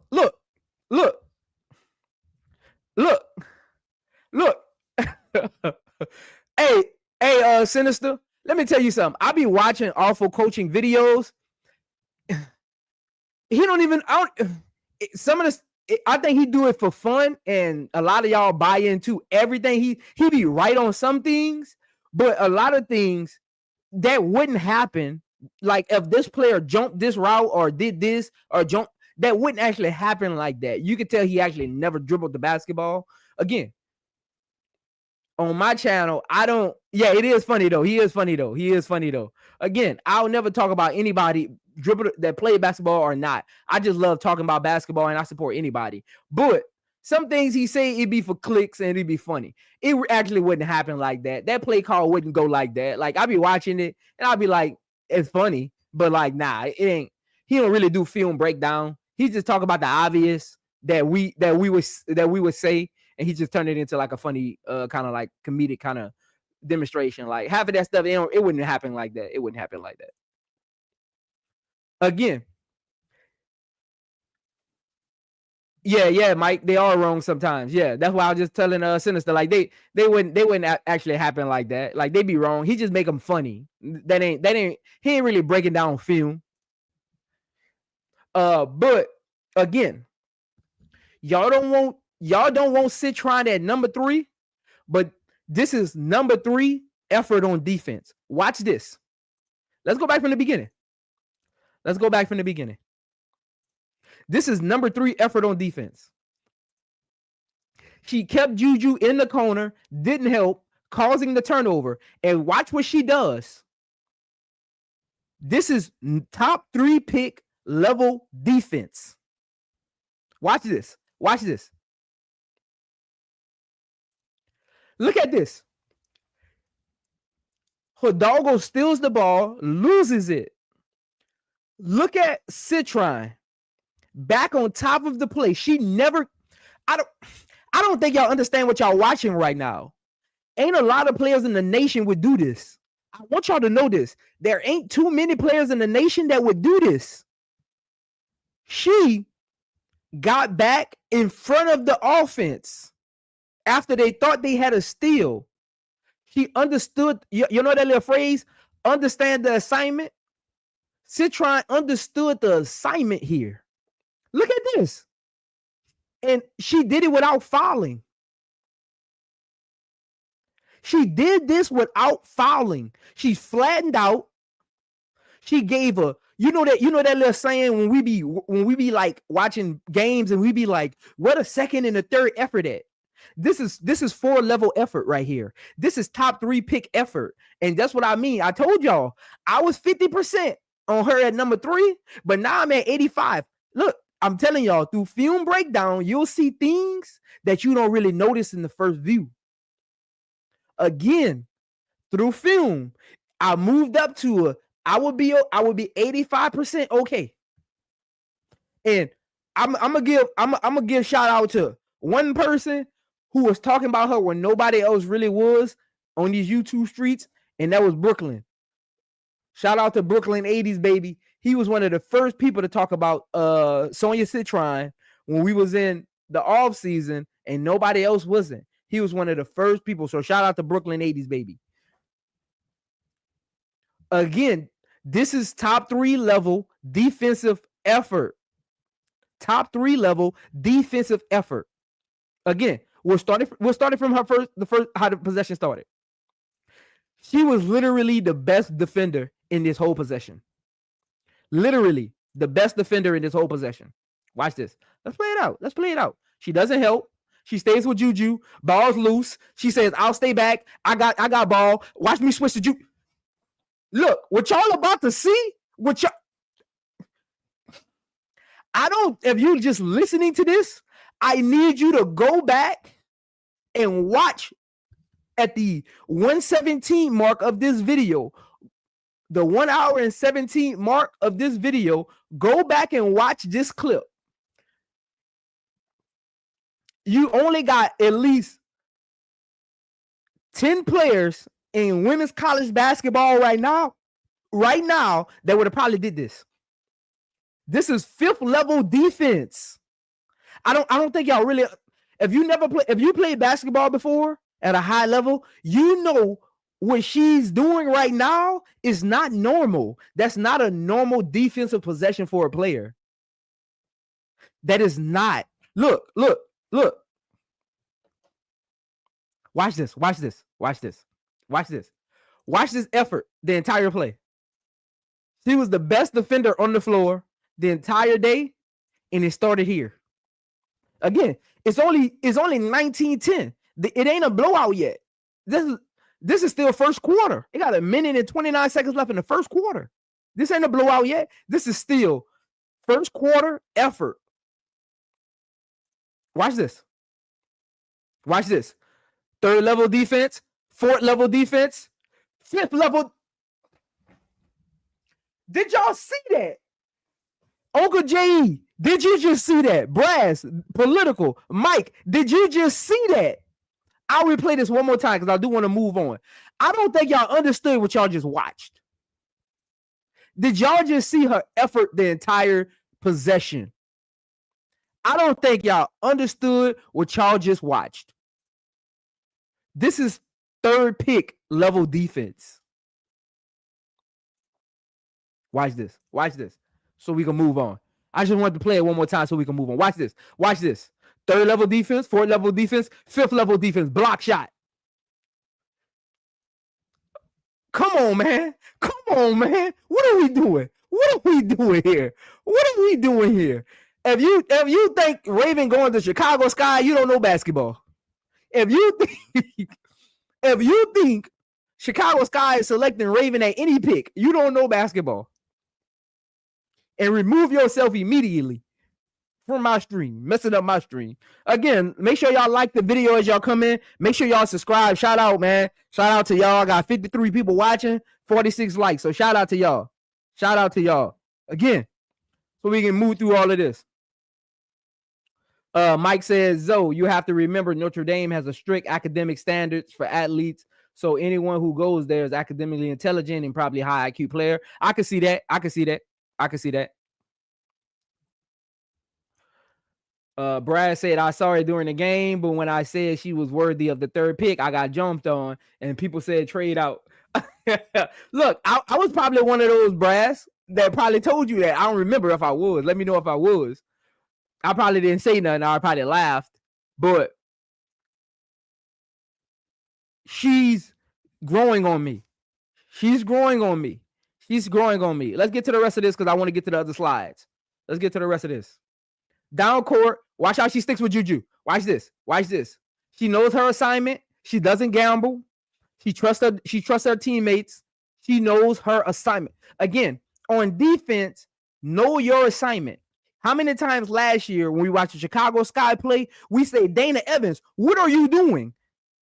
Even Trinity Carter, what are you doing? How do you keep going back door? We're playing man. What are you doing? How many times we got on Lindsay Allen? Lindsay Allen, why are you gambling at the top of the key? Understand your assignment. Understand, if I gamble guarding this player, we'll get burned. Understand, if I gamble guarding this player, we will get burned. Understand that. Yes, Diamond was one of the worst at not knowing where to be on defense. Diamond was horrible on defense last year, and a lot of people never talked about it. when I used to do my breakdowns on my other channel before it got shut down. So shout out to those who came back. That's what I'm trying to get my numbers back, man. My other channel got shut down. So again, for me to have almost 400 subscribers right now, I'm winning. But again, Diamond used to get beat on so many backdoors. Her and Kennedy Carter. They used to get beat on so many backdoors last year. It was embarrassing. Dana and Lindsay Allen used to gamble so much at the high point. It was embarrassing. Why are you gambling on the screen? Keep the man in front of you and live with it. Live with the jump shot. We giving up, and we getting Angel Reese and Camila Cardoza in foul trouble, and everybody doing the season like, why is Camila fouling like that? Because she got to come all the way across court. You're the reason she's fouling. Get on the guards. If your bigs are always in foul trouble fouling guards, that's not on them. That's on the guards. If they're getting all their fouls in the post, you can say stop fouling. Just keep your hands up. But if all my fouls is coming on penetration, that's not on Camila. That's not on Angel Reese. And I got tired of people saying that last year. That's when I used to go on people's channels and they used to be saying that. I used to be shutting it down. I used to be going on panels and getting on them. If you think that's the reason she's fouling, you don't know basketball. If you think the reason Camila got 3 fouls in the first quarter, you don't know basketball. Her guards are the reason she got 3 fouls in the first quarter. Her guards are the reason she can't play. And now the rotation is messed up. And now you're getting on Teaspoon because you're wondering why Teaspoon ain't got it in the game. Because the guards can't guard. And Teaspoon, no, she going to come over and help because that's the type of defender Camila is. I'm preaching right now. I'm trying to educate y'all on basketball. So next year, y'all blood pressure don't be so high. If your big has 3 fouls and all 3 are against penetration, that's not on your big, that's on your guards. They're just doing their job. I'm going to say it one more time so we can move on. If your big has 3 fouls and they're not in the post, they're on penetration, that's not on that big. Don't get mad at them. Get mad at the guard and the coach for having the guard in the game. Let's move on. I'm preaching today. Let's move on. Again, we'll just play through this because I want to get to my other slides. We already like an hour and a half in, and I want to open the panel up. So again, know your assignment. Stick to your man. Watch this. Block from behind again. You can't teach that. You never give up on the play. Watch this. Keep her high. Force her to shoot. There you go. Look at that. Hands up. Don't foul. How many times last year they would have turned into drive penetration? She flattened out. She kept her hands high. She moved her feet. She chased her to the angle. Chase her to the angle means Juju is trying to get to that nail to pull up at that 8-foot mark. She chased her and used the out of bounds as her best friend. She kept her shot flat. That's why Juju's shot was so hard, because Juju was expecting to actually fade away. I'm teaching y'all. I'm trying to teach y'all something here, man. Look, the reasons Juju's shot was so hard, because this is a drill you do. If you play basketball in high school, this is a drill you did probably every practice after practice. You would catch the ball at the high break, and you would drive to the right or the left side, opposite elbow, or to the nail, and you would pull up and kind of like lean back. That's what Juju was expecting to do, but Citron flattened her out. So her shot was hard, because that's a shot you do. You take 200 of them shots at practice, and it was hard because she was expecting a practice shot, and Citron turned it into her actually, no, you gotta rise over me and actually make a jump shot, and that's why it was hard. Let me show you again. She didn't block her shot or nothing. She flattened her out. Watch. I'm gonna show you again. Watch this. She catches the ball. She doesn't gamble. On this play right here, Lindsay Allen or Dana Evans would have tried to go over the screen on 34, and Juju would have just went straight to the lane, foul on Camila or Angel Reese. Juju would have just drove straight left, foul, straight to the lane. But Citron knew where she was trying to go, and if you look at the court, she got help on the left side. So Citron knows I don't need to chase her underneath. I can just flatten out. I can just drag the screen. She gonna drag the screen, and she's just gonna force it into a bad shot. Again, I'm teaching y'all something here. Watch this. She catches it. She drags the screen. She flattens out. Look how she flattens out. You see how she flattens out? Even before Juju goes to shoot, she flattens out. You see how she flattens out? She used the baseline of her best friend. You see right here where my arrow at? I don't know if y'all can see it. But she flattens out, uses the baseline as her best friend, keeps her outside of the nail, outside of the elbow. Juju, what Juju wants to do is she wants to get, you see where that G is at? She wants to get to that G, to the top of that G, and she wants to hit a fadeaway jump shot. She does it like 50 times a season. But she flattened out so hard and high that Juju couldn't get there. And her mechanics told her she was doing a fadeaway and she shot it hard. Again, you getting that lesson over here, man. You getting that lesson over here. Watch this. Flatten out. See, she wants to get right there, right where she's at. She actually wants to fade away, but Citron flattened out and she had to change her trajectory. So now she got to pull back and she shoots a hard shot. You see why that shot was so hard? Because now she's trying to hit the backboard because she couldn't get to her patent fadeaway. Again, you don't see that when you're just watching the game. I told y'all through my film study that top 3 pick ain't gonna look so bad. Again, I'm not 100% there. I'm 85. I'm not 100%. I'm 85. I'm 85. I'm not 100%. But that'll do it for that. Let's get back to all of this. But shout out to y'all. Again, I got them thumbs up. I'm actually at 21 thumbs up. So we got the coaches breakdown coming. After this, I'm going to do after this video, I'm going to do a poll where y'all put in who y'all think are the top coaches in women's college, and I'm gonna see if they match up with what I got. Give me y'all opinionated guess. I'm gonna put a poll up after this stream, actually later tonight. So tonight, pop into the community post and put it in there. But again, make sure you like the stream. Let me check my likes, man, before I get to this next slide, because y'all getting too much free education right now. Y'all getting too much free education right now, man. Again, shout out for the likes, 50 likes. Let me see. 28 subscribers away from 400. So I got 61 people in here right now. If you're not a subscriber, go subscribe. I'm only 28 away from 400. Shout out to all of y'all. This is who I do it for. Again, if you play basketball before, you know what I'm doing right now is not easy. If you played basketball before, you know what I'm doing right now is not easy. You're not pulling up to this podcast and just hear me talk about mumbo jumbo. I'm breaking down film. People pay people to do this. I'm doing this for free because I just love talking basketball. I just love the nuances of it. I just love the X's and O's of it. Again, if you play basketball at a high level, you know what I'm doing right now with this film breakdown is not easy. I'm just making it look like that because I've done it so long. So again, show the boy some love. Like the video. Make sure you subscribe as well. If you're not subscribed, go ahead on and subscribe. I'm 28 subscribers away from 400. Shout out to y'all. Y'all the real MVPs, man. Y'all who I do it for. Again, let's get back to these slides, man. Shout out to y'all, man. Look, after that breakdown, give me a look. This is all I need from y'all. I got 61 people in here. After that breakdown of just that film, because we got some other slides too. We got some comps we're about to get to, comparisons, height comparisons, things like that we're about to get to. Because we got like 4 more slides, and then I'm gonna open the panel up. It only gonna take like 15 minutes to get through those. Then I'll open the panel up. But Jeff said top priority is shooting, a wing, defender, and shooting.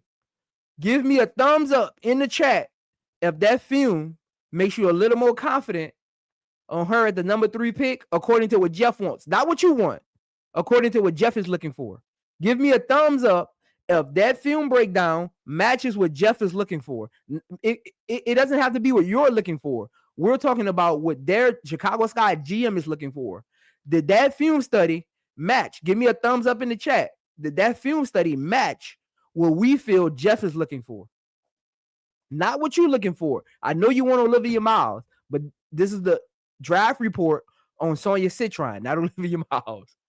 So again, I don't got no thumbs up. Y'all ain't high on Citron. I still ain't got no thumbs up in there yet, man. Y'all must be not high on Citron. Y'all not high on Political said thumbs up. Political said thumbs up. Again.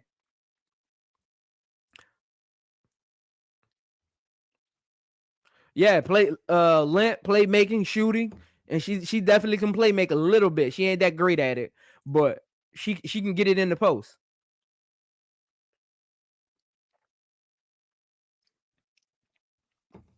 Again, shout out to y'all. Y'all the real MVPs. Onk say he got to see more offense. Oh, she averaged 17 points a game last year. How much more offense you want to see?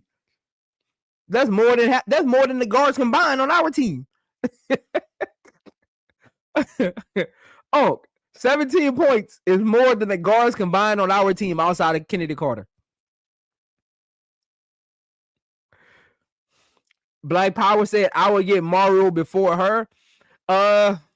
What would Mario do on this team, Black Power? I'm gonna entertain you, Black Power. What would Mario do on this team?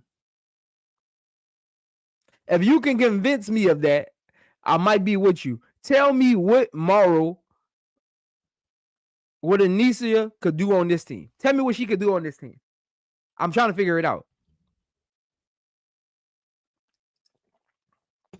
And if somebody wants to help him out, help him out. Black Power, tell me what Anissa Morrow would do on this team. How would she fit on this team according to her skill set? It got to be her skill set now. Help me out. Help me out. And look, I got time. Take your time. Do your research. Take your time.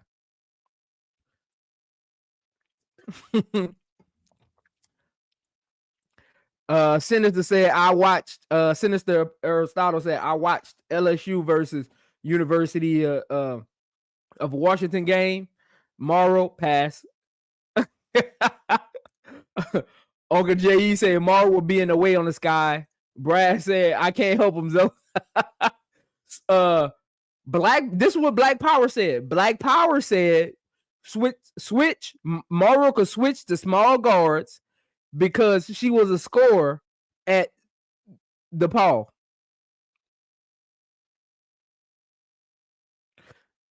She could switch to small forward because she was a scorer at DePaul. Is Morrow at small forward what you want to see on the court?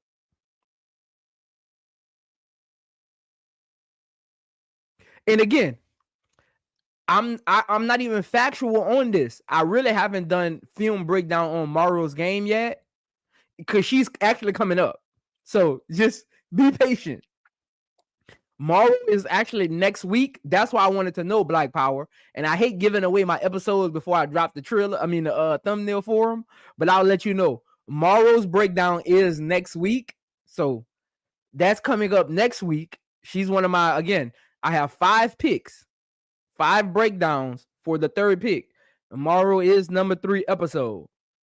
So I just wanted to know how you seen her fitting, because that's not how I see her fitting. Because I pretty much got 50% of her slides done because I was watching some film on her. I pretty much got 50% of her slides done. So if they did drive Morrow, how you got her fitting, I definitely don't got her fitting. You would be limiting her game, and it wouldn't make sense to the team build. But she can play small forward, but it would limit her game, and it wouldn't just make sense to. Again, it's about who she's going to. Again, when y'all doing these analysis, it's not about what they're doing now. It's about what they're going to be doing in May of 2025. The draft is in April. Your hindsight got to be May 2025 and on, not now, not March Madness, because they're leaving college and going to a professional level with better players, more skillful players, and players that are a little bit better than they are at some positions. In college, Morrow is definitely a top 5-4. Top 3, maybe. But when she gets to the WNBA, Morrow will be lucky she cracks the top 25. when you think about all the forwards. Again, you just said she can play small forward. So in the WNBA, we got to add in the small forwards and the power forwards. Mara will be lucky she cracked the top 25 when you take all the forwards in the WNBA right now. She'd be lucky she cracked the top 25. And now that I'm thinking about all the forwards in the WNBA, I think she outside the 25.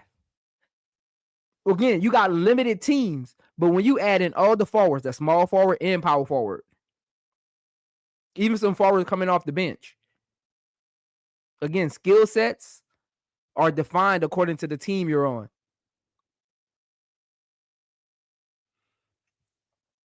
But again,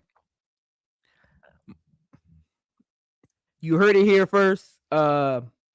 Anissa Morrow is episode 3. So make sure y'all tune in next Tuesday at the same time, 4 p.m. Episode 3 will be dropping.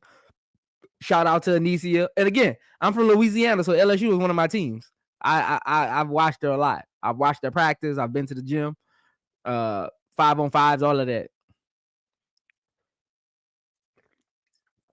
He said, time will tell. That's what they said about Reese, too. Again, the conversation we're having about Anissa Morrow versus Angel Reese is two different conversations. People were saying Angel Reese wouldn't last in the league. People were saying she would probably get drafted and get cut. People were saying she would be a bench rotation player. They weren't saying she would be the best player on the team. She's exceeded expectations. You're saying Morrow can come in, make immediate impact at small forward. That's not exceeding expectations. That's living up to expectations. That's two different things. So her analysis coming out of college and Angel Reese's analysis coming out of college is two totally different things. Two totally different things. But I get where you were trying to go with it. It's just two totally different things. Correct, political.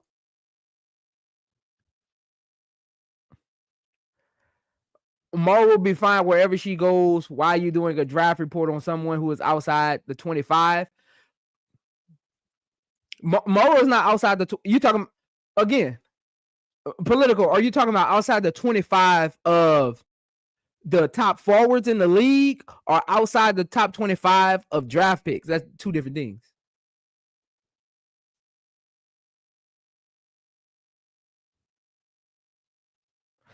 Because saying 25, and I hear this a lot on channels. When people say a number, people be like, man, that's a lot of players. It's not as many players as you think it is once you start calling out names. We can go pull up the forwards list right now, and you'll be like, it probably is 25. It's not as many players. 25 is not a lot of players as you may think it is, because you're just looking at the number 25. But there's a lot of forwards in the WNBA.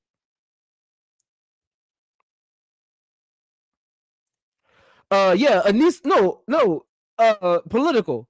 I think you heard the conversation wrong. Can somebody help her out? I think she heard the conversation wrong. It wasn't about her being a top 25 draft pick. Me and Powell were talking about how she would fit with the Chicago Sky and her being a forward. In the WNBA, she's outside at least the top 20 in forwards if she was in the league right now.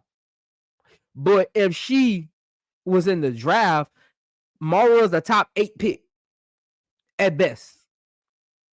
At best, top 5 pick. But averagely, she's the top 8 pick. She's going to be in the top 8. Yeah, Brass. I didn't say she.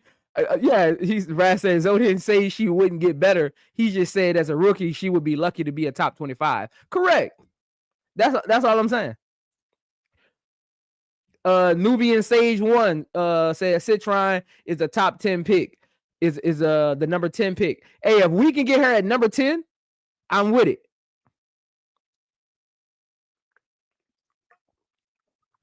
If we can get her at number 10, hey, if Chicago Sky can get Citron at number 10, at this rate, if she just stays consistent, I doubt she lasts the number 10.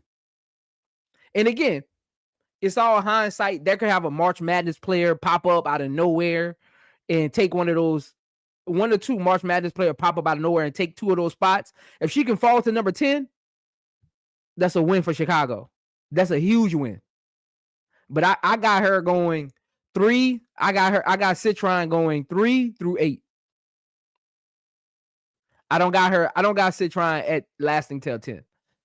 And again, once my episodes drop, because I don't want to go back on my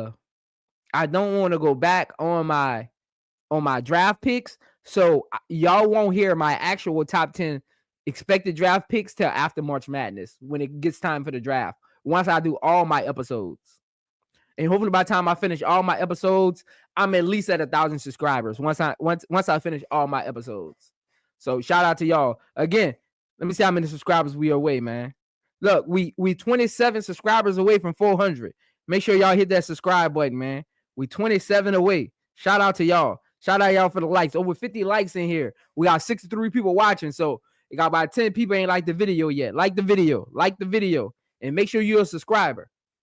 Shout out to y'all. But let me get through these so I can bring y'all up on this panel, man, because I know y'all gonna want to cook. Brad said if the Sky gets Miles at 3 and Citron at 10, that would be instantly good. Brad, if that happens, the guys are with us. If we can get Miles at 3 and Citron at 10, the guys are with us. I don't see that happening though, because I don't want to give my official rankings, but I don't got Citron last until 10 as of now. That could change. We gonna try to get you together today, Mike. We're gonna try to get you together today. I don't know why I don't want to let you come up. That's what I'm saying, Mike. She ain't look, if she there for the Fever, it depends. Honestly, it depends on who the Fever. I know there's like speculations out there, and again, it's all conjectural, none of it's facts. But if she's there at 7, I can see the Fever taking her. That's why I said I don't see Citron getting past 8.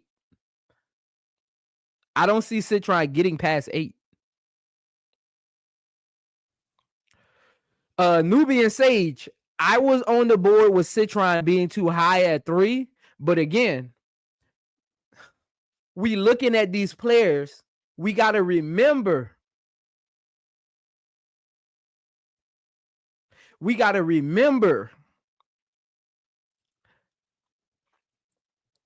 it's according to who's in the draft.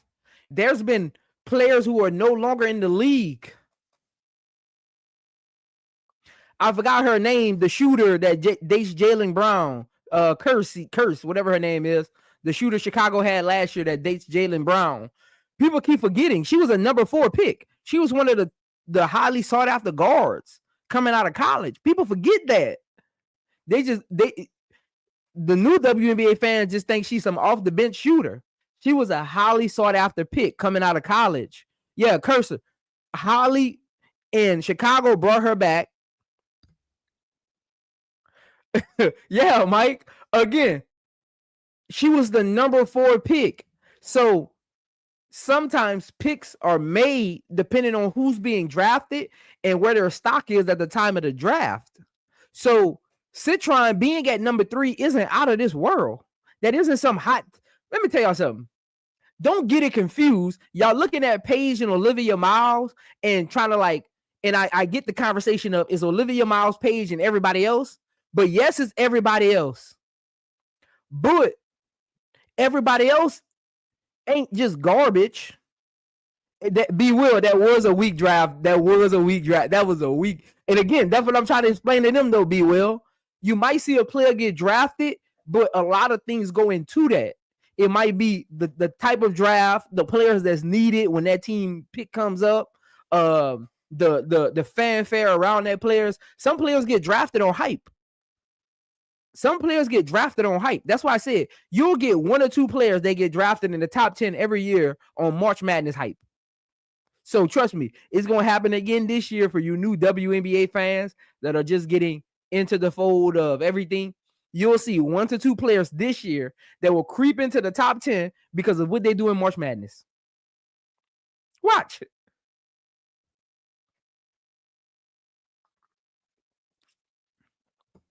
Correct, Mike. Correct, Mike. You're right. You're right, Mike. Usually it's runaway. We already know who the rookie of the year is. Usually it's runaway. We Slim Reaper, you're right. We are in the golden age. The golden age. Not the era. We're in the golden age of WNBA players. Like, they can do so many different things. Like, they're trying to erase that 3-and-D tag. They're trying to erase that I'm just a big tag. They're trying to erase that I'm just a passer tag. Like, their talent is off the charts. Offense, defense, moving without the ball, their shooting paralysis, their understanding instincts on the court, floor spacing, reading plays, differentiating players on the court, like all of that. Look, they're so smart right now. And it's a lot. That's one thing we're not giving women's basketball credit for, is how smart they play on the court. Is not talked about enough. They play smart basketball. And I know we might complain about the missed layups and all of that, but again, they're not leapers. They're not leapers. A lot of them aren't leapers. So a lot of them play under the rim. When you watch NBA games, like a Zach Randolph plays under the rim, a lot of bigs in the WNBA play the same way. They play under the rim. They aren't about to jump out the gym. So again, there's only been a select few women that's actually dunked in an NBA game. So again, most of them play above the rim. Correct, Mike. So be Will. That's why I be trying to tell them, be Will. Like, if you look at the women's basketball game and you try to compare them to men's, you'll be disappointed every time, because there's two different styles of basketball.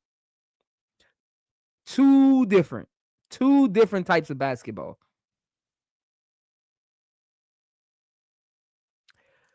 Sinister said Raven Johnson might have been a first-round pick after last year. Thankfully, we had the benefit of more evidence. Yeah, Raven. See, Mike, with Raven, I don't think she would have been a first-round pick last year. I just think she got a lot of publicity because of the thing with Caitlin Clark, of her shooting her off when she was trying to shoot. She came back with her last year and improved her shot a little bit. I still even think last year she would have been a second-round pick.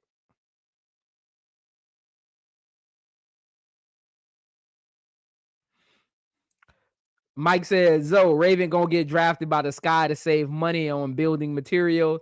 They gonna use her bricks to practice facility.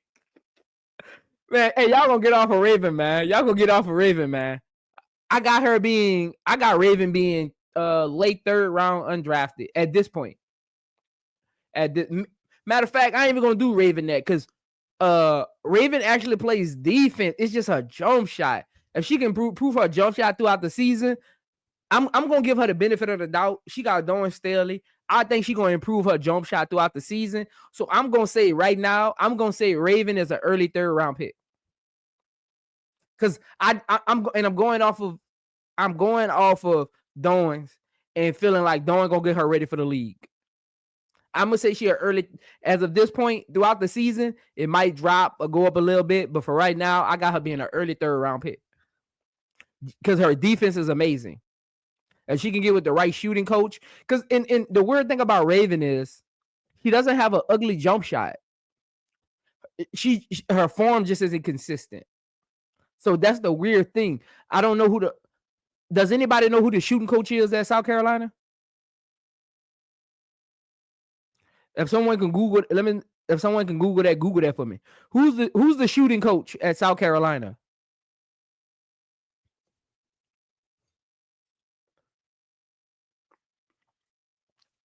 And I'm wondering, because now that I think about South Carolina players, a lot of them don't have a good touch. B will say, Zoe, get to your slides. I'm on the edge of my seat.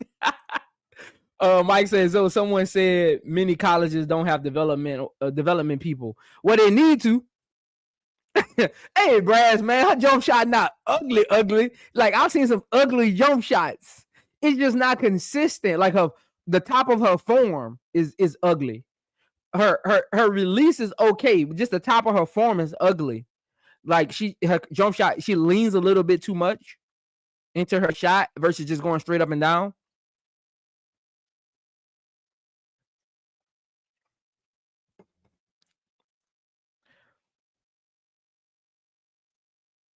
But before I move on, anybody know a great shooter that's came from Dawn Staley's system? I can't think of one. Maybe I'm missing one, but I don't know like a great shooter that ever came from Dawn Staley's system. Cause she normally recruits ballers, and a lot of ballers don't have like a consistent jump shot. They just know how to put the ball in the basket. Yeah, but Tessa Johnson was already great, and she's still in college. I'm talking about that move to the next level.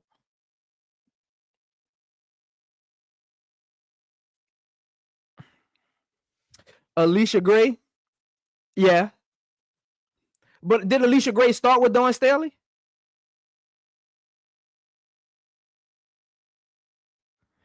B. Will, did Alicia Gray start with Dawn Staley? I don't remember. Did she transfer there or was she recruited? I don't remember. I'm talking about Dawn Staley's projects, her projects, not those who transferred there and came there with great jump shots. Okay, so Alicia Gray is probably the only pure shooter.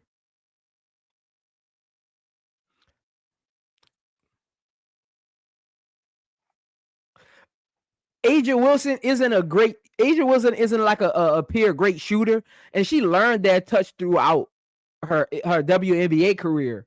Like she came out balling. Don't get me wrong. She was a great big, and she always had like a little nice touch around the rim. But I'm talking about like shooters. I'm talking shooters. So HD said Alicia Gray too. So Alicia Gray is her only like shooter. That's concerning. HD. I thought she came from. I thought she transferred there. Cause let me see. Alicia Gray. I think she transferred to South Carolina. Let me see. Cause y'all be tripping. Let me see.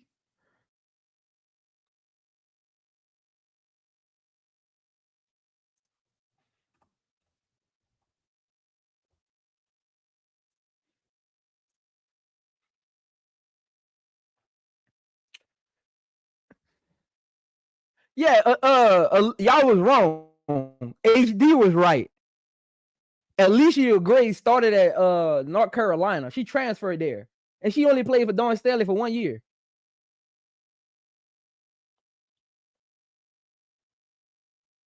And I'm gonna give y'all the ironic thing. I'm about to give y'all the ironic thing. Shout out to Dawn Staley though, but this is about to trip y'all out. Alicia Gray's worst 3-point season. She played 3 years in college. 2 at North Carolina and 1 at South Carolina, where they won the championship back in 17. Her worst shooting year was with Dawn Staley. Alicia Gray's worst shooting year was with Dawn Staley. Wow. That's wild.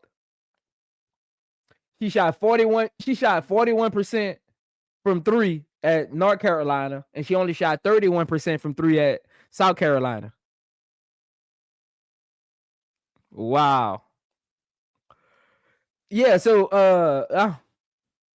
I just wanted to clear that up for Raven Johnson's upside at South Carolina with her shooting. From the looks of it, Dawn Staley needs to get some shooting coaches in there. And I think it's a plus and a negative to it because Dawn Staley recruits like dogs. Like Dawn Staley recruits like dogs, and a lot of dogs aren't like pure shooters. They just know how to put the ball in the basket. Like, think about it like this: like Michael Jordan, you wouldn't say Michael Jordan is like a pure shooter. Michael Jordan's a dog. You see the difference? Like um, you would say Steve Kerr's, the Klay Thompsons, the Steph Currys.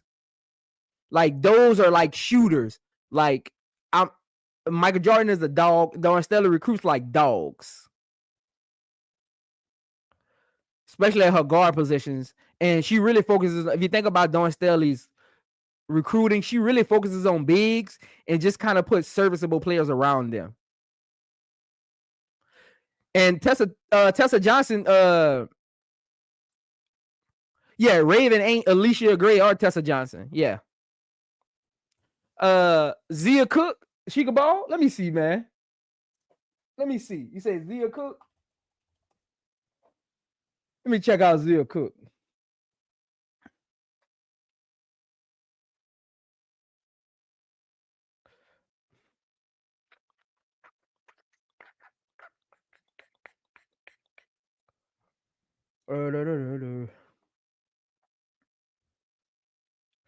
Zia Cook was an okay 3-point shooter. She was 38% for her career at South Carolina.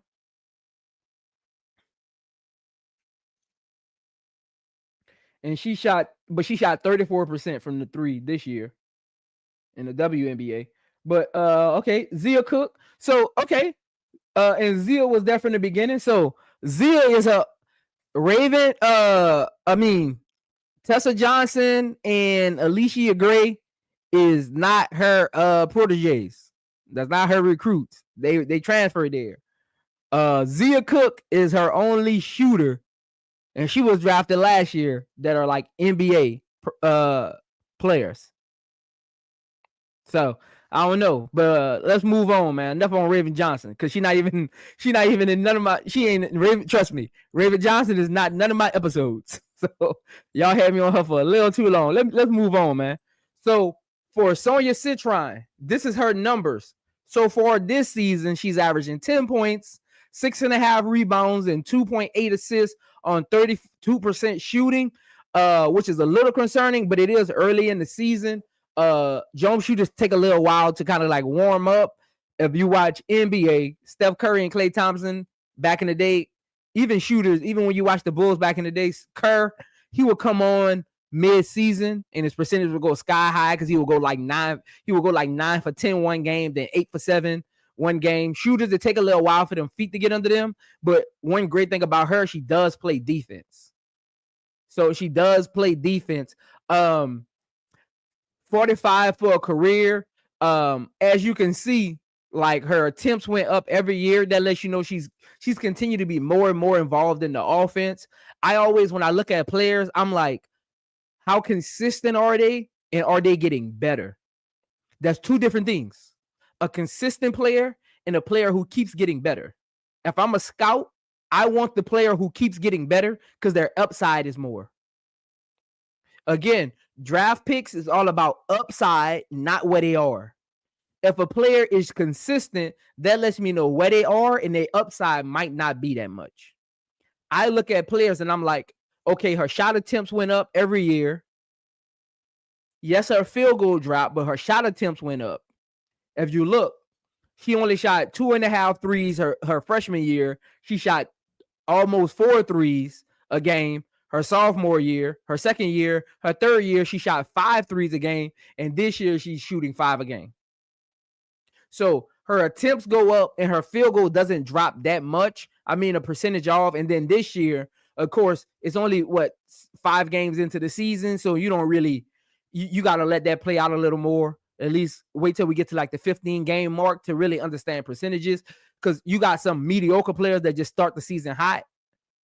And they don't really take that many threes. They just had 2 or 3 games against some garbage teams where they got garbage time and their 3-point attempts were up and their field goals up. So you wait till when it comes to field goal percentages, you wait until the 15 game mark to really analyze where a player is in their field goal percentage. Wait till the halfway mark. When they get to the 15 game mark, everything settles down. You start playing competition in your conference. You start playing tougher teams, ranked teams. The field goals get higher because you play down to your competition sometimes. And you don't take them as, like, you think about Notre Dame. They play some cupcakes the first couple games. They barely played in the second half. Like, look, even her minutes are down, and that's again, it's only been 4 games. Her minutes are down because they were blowing those teams out. They were barely playing in the second half. Yeah, and she's coming off an injury, Brad. You're right. You're right.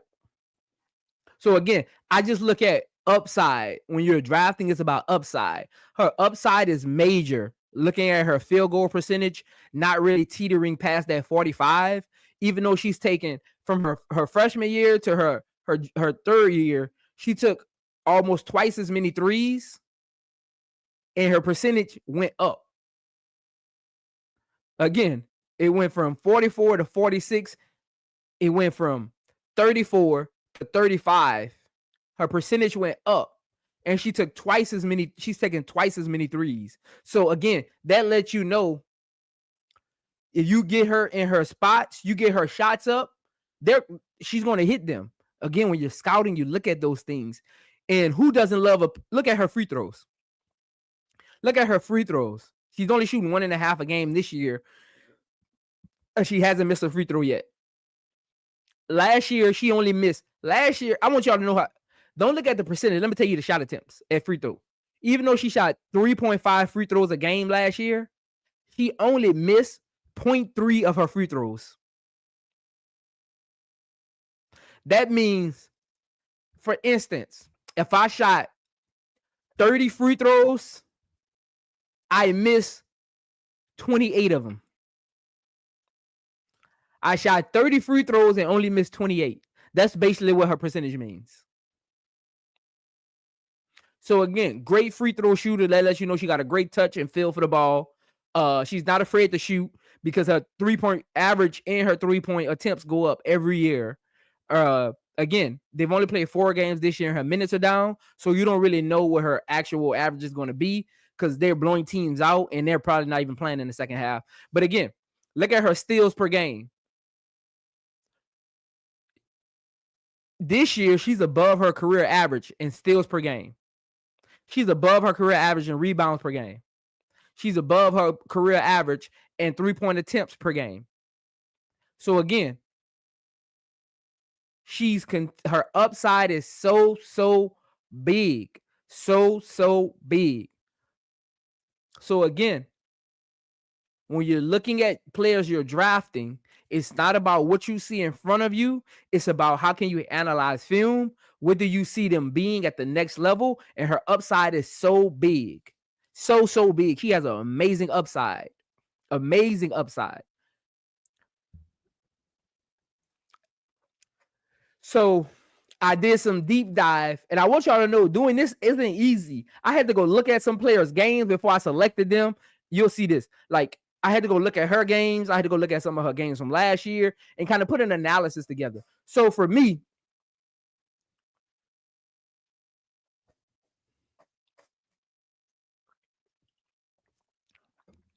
you're right, Unc.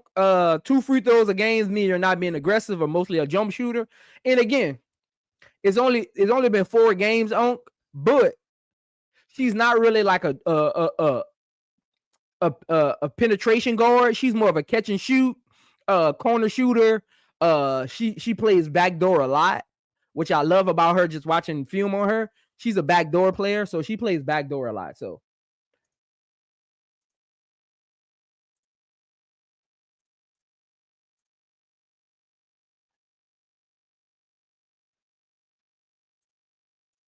But again, it's not really about that though when you're analyzing her, because you don't when she goes to the free throw line, she's knocking them down. So you're not really worried about that. And again, a great coach will put her in the right positions for those to be efficient. So you don't need to worry about that. This is my measurements for me for those who can't see the slide. What's up, Antoine? What's up, Antoine? Hey, make sure y'all like the video as y'all come in. We got 65 people in here. Make sure y'all liking the video as y'all come in. Again, I'm only 28 subscribers away from 400. So make sure you're a subscriber if you're watching right now. If you're not a subscriber, just go hit the subscribe button, man. Show the boy some love. It don't cost nothing to hit the subscribe button.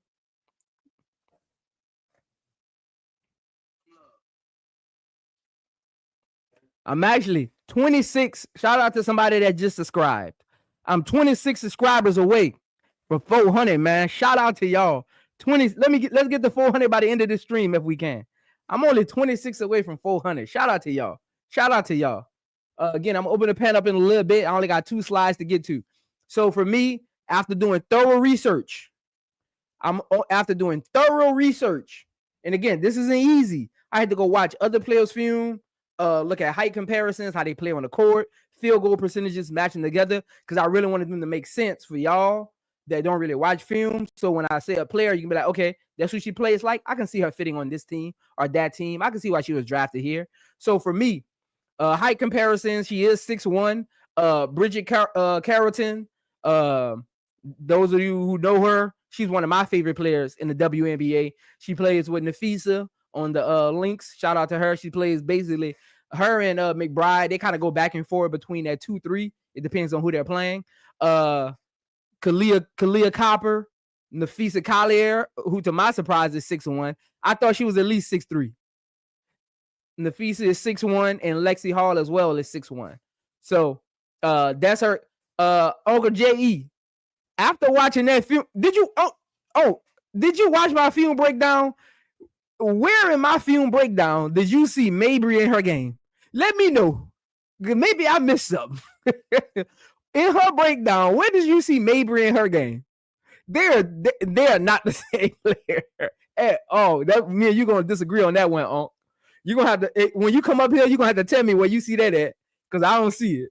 They 2 totally different players. They have nothing alike. They don't read the floor the same. Their playmaking isn't the same. Their shooting range isn't the same. Like they're not the same player. Maybe doesn't play no defense.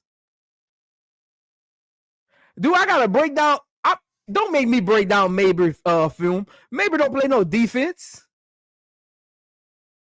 It's a reason it's hard for her to stay in the starting lineups. It's a reason she's a 6-man. Mabry is not a defensive player. Let me tell you what Mabry does. She'll stay in front of you on your first dribble. Soon as you make a second move, she's going. So she gives the shadow of a defense. I played with players like that before. They'll give a shadow of what defense is. Basically, like, let's say you're running a set, because when you're watching it on TV, sometimes you might be thinking a team is playing man when they're actually playing like a high zone or something, or help zone. So basically what she does is she starts off initially. Brad saying, let's move on, Prince. I'm going to move on, because that was wild. That was a wild take on. Oh, you got some good takes, man, but that was a wild one.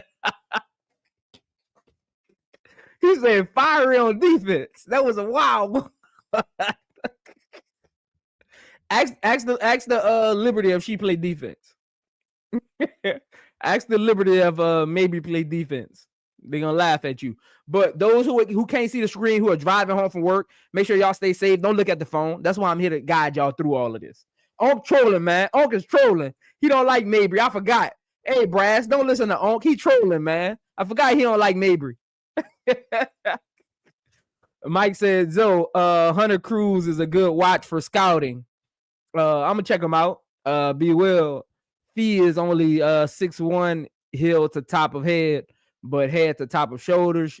She has a 6'3" frame, plus her wingspan is more like a 6'3" player. I learned that too, B Will. I was shocked to find out she was 6'1". I thought for sure Fee was at least 6'3".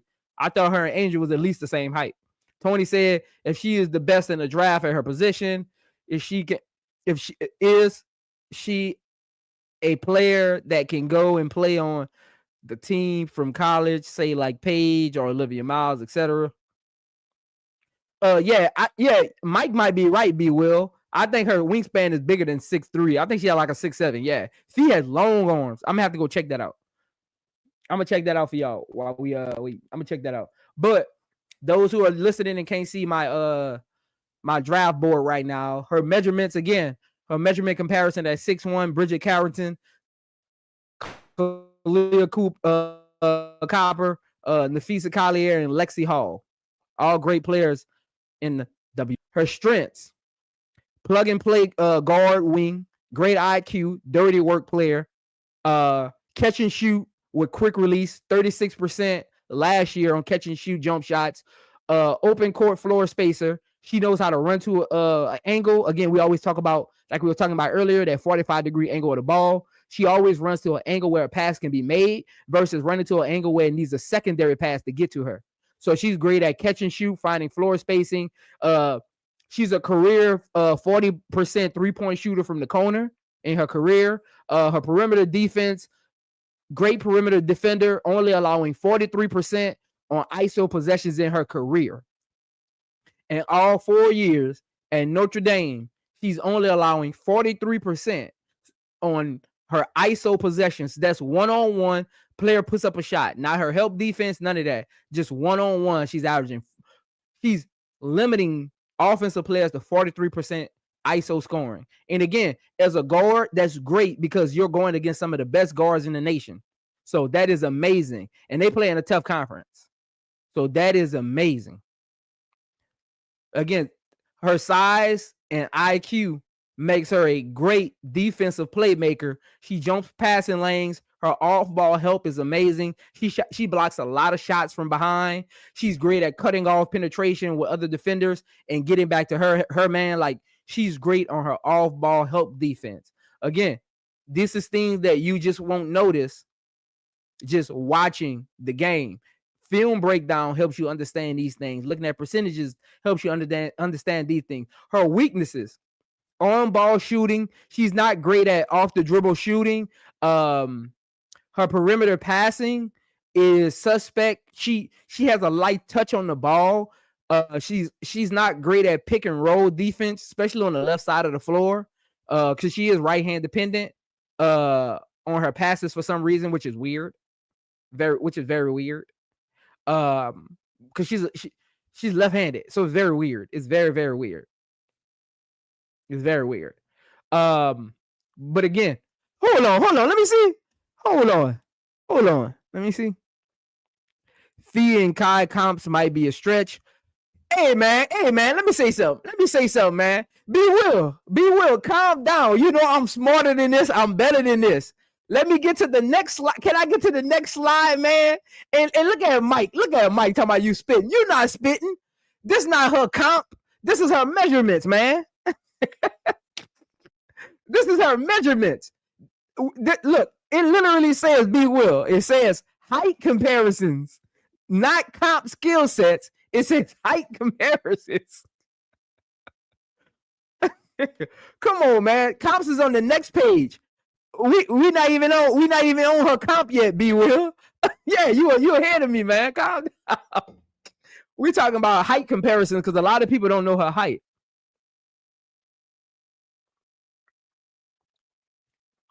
Again, political, you doing the same thing. I'm not comparing. Oh my God. Hey, reading is fundamental, ladies and gentlemen. If you read, look at this. It says height. It says measurements. It's like, you know, when a quarterback going to draft, yes, he might be the same height as Tom Brady. They're not saying he's Tom Brady. Hey, reading is fundamental, ladies and gentlemen. I mean, it's so fundamental to be able to read. Look at Mike. Talking about we rebelling on Zoe. Talking about fee narrative is better for the combo. Yeah, it is, Brad. I mean, Mike, is better for the combo. But that literally says height comparison. What I'm confused about is we literally did the same slides for Olivia and nobody said nothing because I guess y'all was reading that stream. It says we get into the comps. We talking about her measurements and her strengths and weaknesses. We're not talking about her overall game yet. Calm down. That's on the next slide. Again, y'all know me. I'm smarter than that.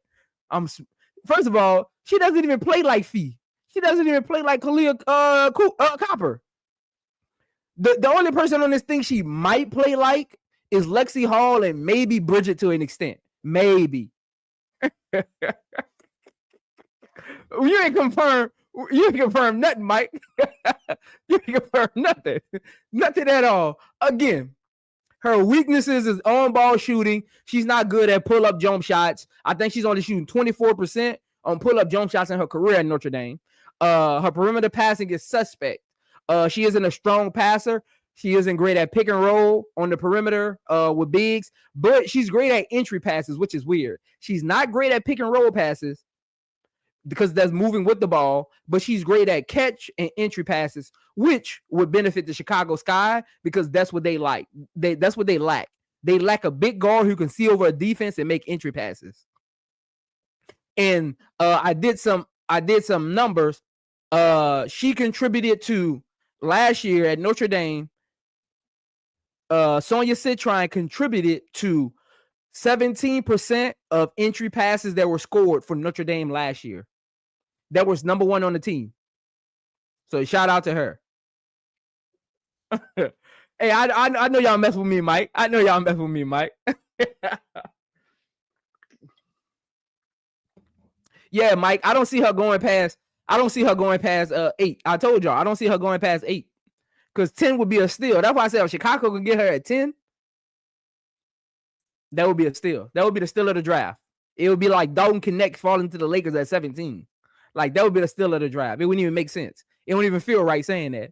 Even though the Lakers drafted him at 17, it don't even feel right saying Dalton Connect, SEC Player of the Year, fell way to 17. And Woody Mack, we are breaking down measurements of Citron. She's going to be a solid wing in the league. But after I watched Miami U and seeing 6'5", Natalia Marshall running like a wing, I think there's some hidden gems. Hey, we're going to get to some of those, Woody Mack. We're going to get to, hey, Woody Mack. Hey, we got what, 4 more episodes for the 3rd pick, and then we got 10 episodes for the 10th pick. So she might be in there. Who knows? I still haven't done all my research on the 10th pick yet. Mike said, what do you guys think about the guard at Harvard in the 2nd round? She's balling. They ain't playing nobody, Mike. I know who you're talking about. They ain't playing nobody, man. I'm going to have to see, man. Hey, I am keeping my eye on her, Brass. On Miss James, I am keeping my eye on her. But again, let me get back to this, man. Her weaknesses are on-ball shooting, perimeter passing. She has slow lateral movement against quicker guards. Juju isn't really a quick guard, so her defense kind of matches up with her better because she's more of an ISO score, fadeaway shooter kind of type. She isn't like a quick, super quick guard. She doesn't utilize screens very well. So quicker guards, she does struggle with them. She's always in the right spots though, but they're able to get around her a little better. She needs help with quicker guards sometimes. So that is concerning going to the next level when you're playing against quicker guards, especially if she's going to be at the 2 versus the 3. And you have some 3s in the WNBA that are quick. So that'll definitely be something I want to keep an eye on this season with her. Her above the break shooting is bad as well. That means from the top of the key, she isn't a great shooter. She's more of a great 3-point shooter from the corner in the left wing. She isn't a great right wing shooter and above the break. I think she's 31% above the break for her career, and I think she's 28% from the right wing. So those 2 areas of the floor are definitely questionable for her. And again, that's not alarming because all shooters, even Steph Curry, Klay Thompson, even now, both of them have areas of the floor that they shoot 20% from. So you're not going to shoot great from all over the floor. That's just 2 areas of concern when you think about going to the WNBA and defensive players knowing that, forcing you to the break or forcing you to the right wing from the corner. So that's just something to keep an eye on as we're watching her. But that'll do it for the measurements, strengths, and weaknesses. On to the next slide, man. On to the next slide. Y'all, I gotta literally announce the next slide. See what they do me, Brass, man? I gotta literally announce the slide. Okay. Olivia Comp was easier to differentiate because she is great at singularity things. I don't think Citron has reached her like actual WNBA potential. So it was really hard for me to narrow down like an actual player's comp. Yeah, B-World comps finally. Again, it was really hard for me to narrow down an actual comp. Brass, I'm going to get to it. I'm going to get to it, Brass. Again, a lot of these are percentages and not player types. These are percentages.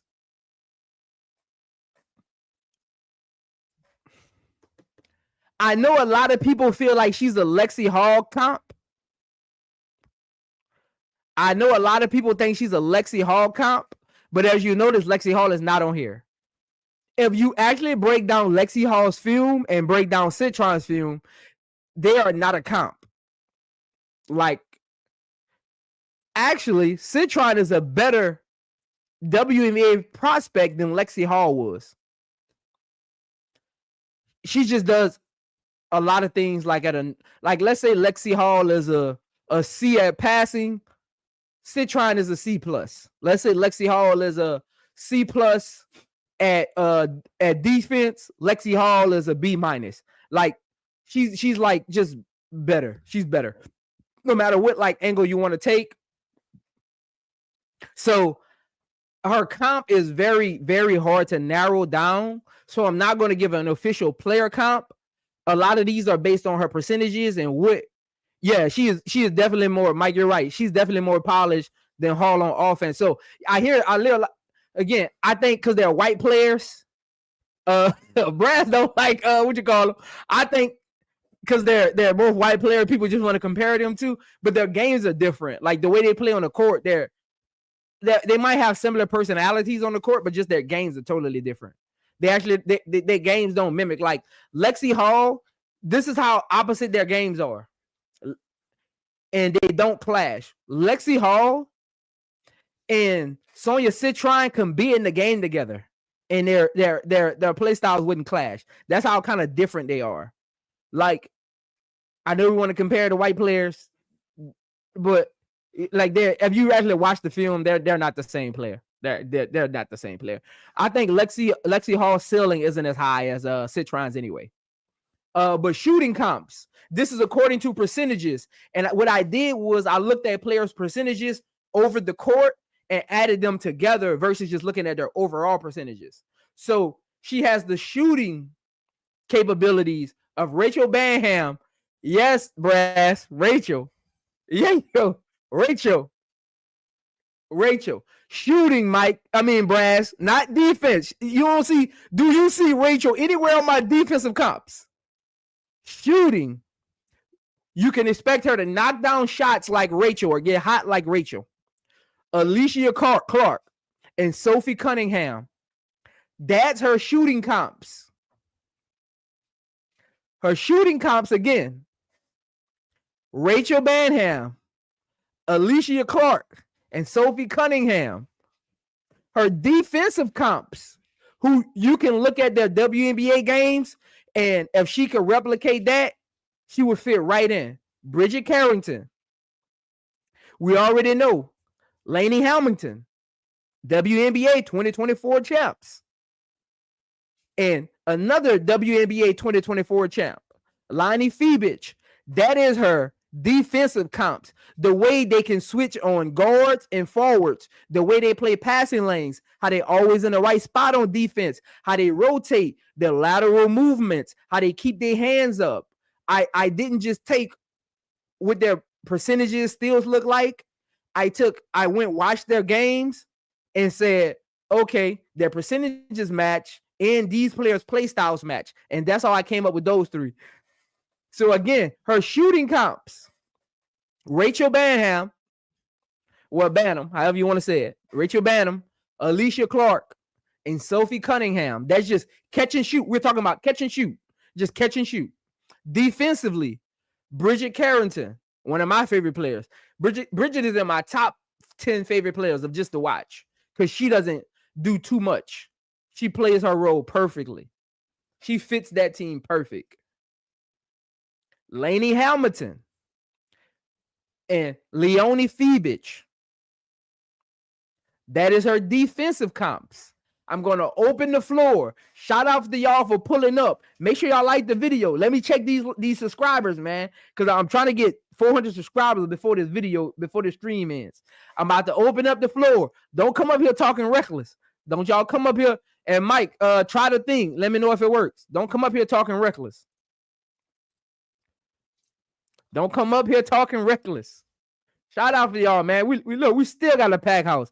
Shout out to y'all for pulling up. We getting this working. Hey, Woden Mac, she's 6'1".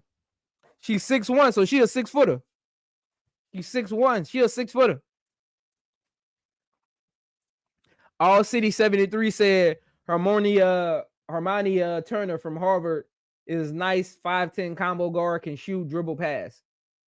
Yeah, I like Turner. She might be a little undersized for what they want from her.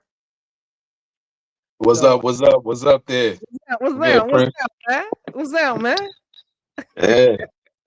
I'm gonna keep the main thing. The main thing is we love to say we focusing on Citron, so I keep all focus for most intents and purposes on Citron, and that's where we at. Now mind you, I'm just coming in not too long ago, and I heard you going back and forth political about the measurables. What was you projecting sliding this at a potential third pick? Yeah, potential third pick. Ooh, I think before you finish, look, I had her at 10, but after just doing film study, she can. I wouldn't be mad according to what Jeff wants. Again, my recruiting each episode is about what Jeff wants, not what we want. Right. And all I can say is I think she would be available at 10, but then everybody talking about, go get Pow, or go get this, go get that. Even if I look at what the mock draft say, right?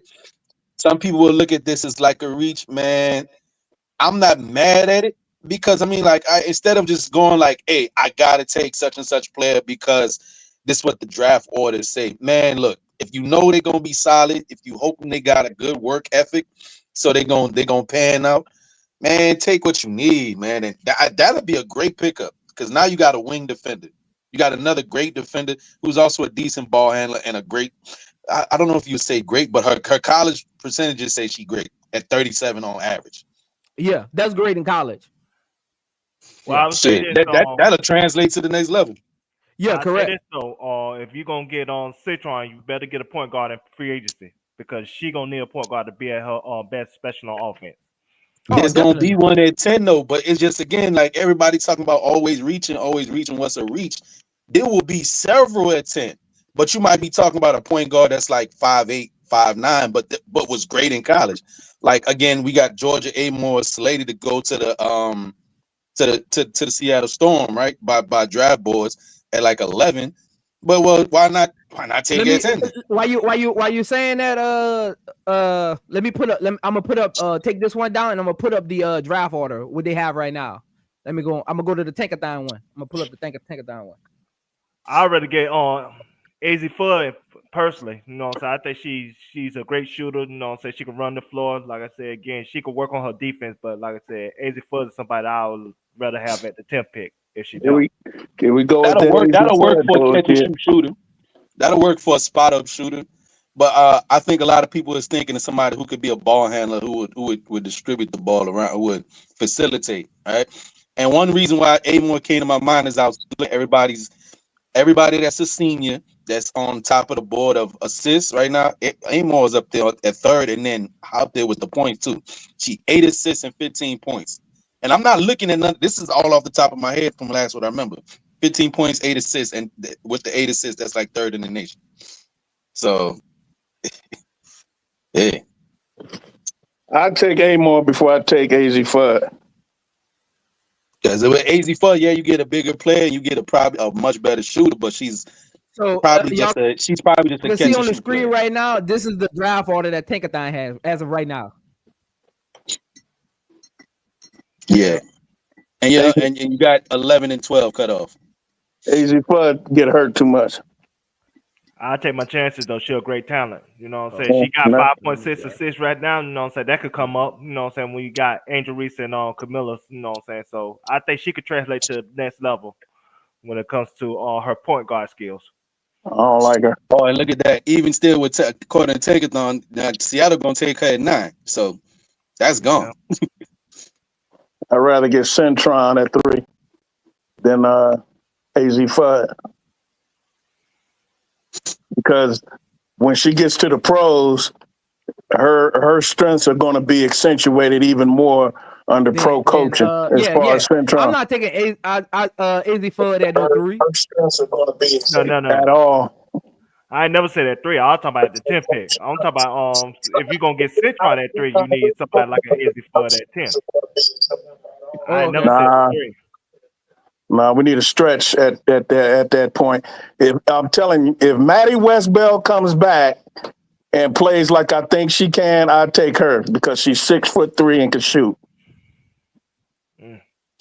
Yeah, and if you see the second round of what Tankathon is saying, like Westbell is the first one off the board next round.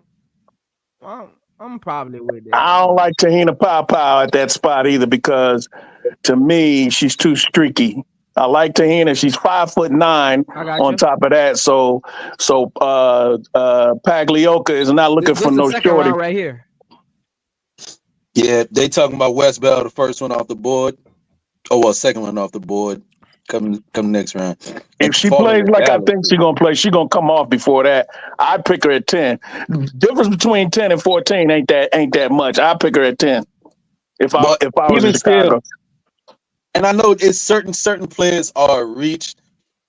Just looking at some of these things that some of these players been able to do. Like again, like I was telling you, Mike in the chat, the ACC Conference Network channel, they do the replays of everything ACC, right? So you get to see Florida, Miami, Notre Dame is on there, and I was watching it for Q's, but thankfully, so I get a couple of good ones. I mean, I think it's not UCLA not in it, but anybody they play, I get to see their teams too. And I mean, I've seen some hidden gems in Florida. I've seen some hidden gems in Princeton, believe it or not. Shit, Duke has this shooter that nobody's talking about. She just went like 5'6", 24 points, led the game. They was playing a solid team too. I can't remember who it was, but I know who you're talking about. Yeah, she's pretty good. But she a junior. Unfortunately, though, she a junior. You know what I mean? So, well, if she's going on 22, she would be eligible. You talking about Toomey? You talking about Toomey? I think her last name is Johnson. Black girl. Oh, for Duke. But she got a decent size, and she went like 5'6" from 3. Like she went nuclear from 3 last game. What position she play? She like a guard forward. She's again another spot up shooter type. Like similar mobile as Citron. Black girl. Duke. In a recent game, she had like 27 points, mostly off of 3s. Damn. Just catching. You talking about you talking about Ashlyn Jackson? That that sounds like that's the right one. Yeah. Right? And I haven't heard about her, but then she popped up. 6 foot. Yeah, but she's a junior though. I don't think she's eligible. Even if you want to. Depends on how old she is. She's a junior, but let me see how old she keeps shooting like that, like what she did that last game. Eligible. Like, all right, well, she keeps shooting like she shot that last game. Her stock will rise. And again, a lot of people think a lot of stuff is a reach. I don't feel like if you show me something, right?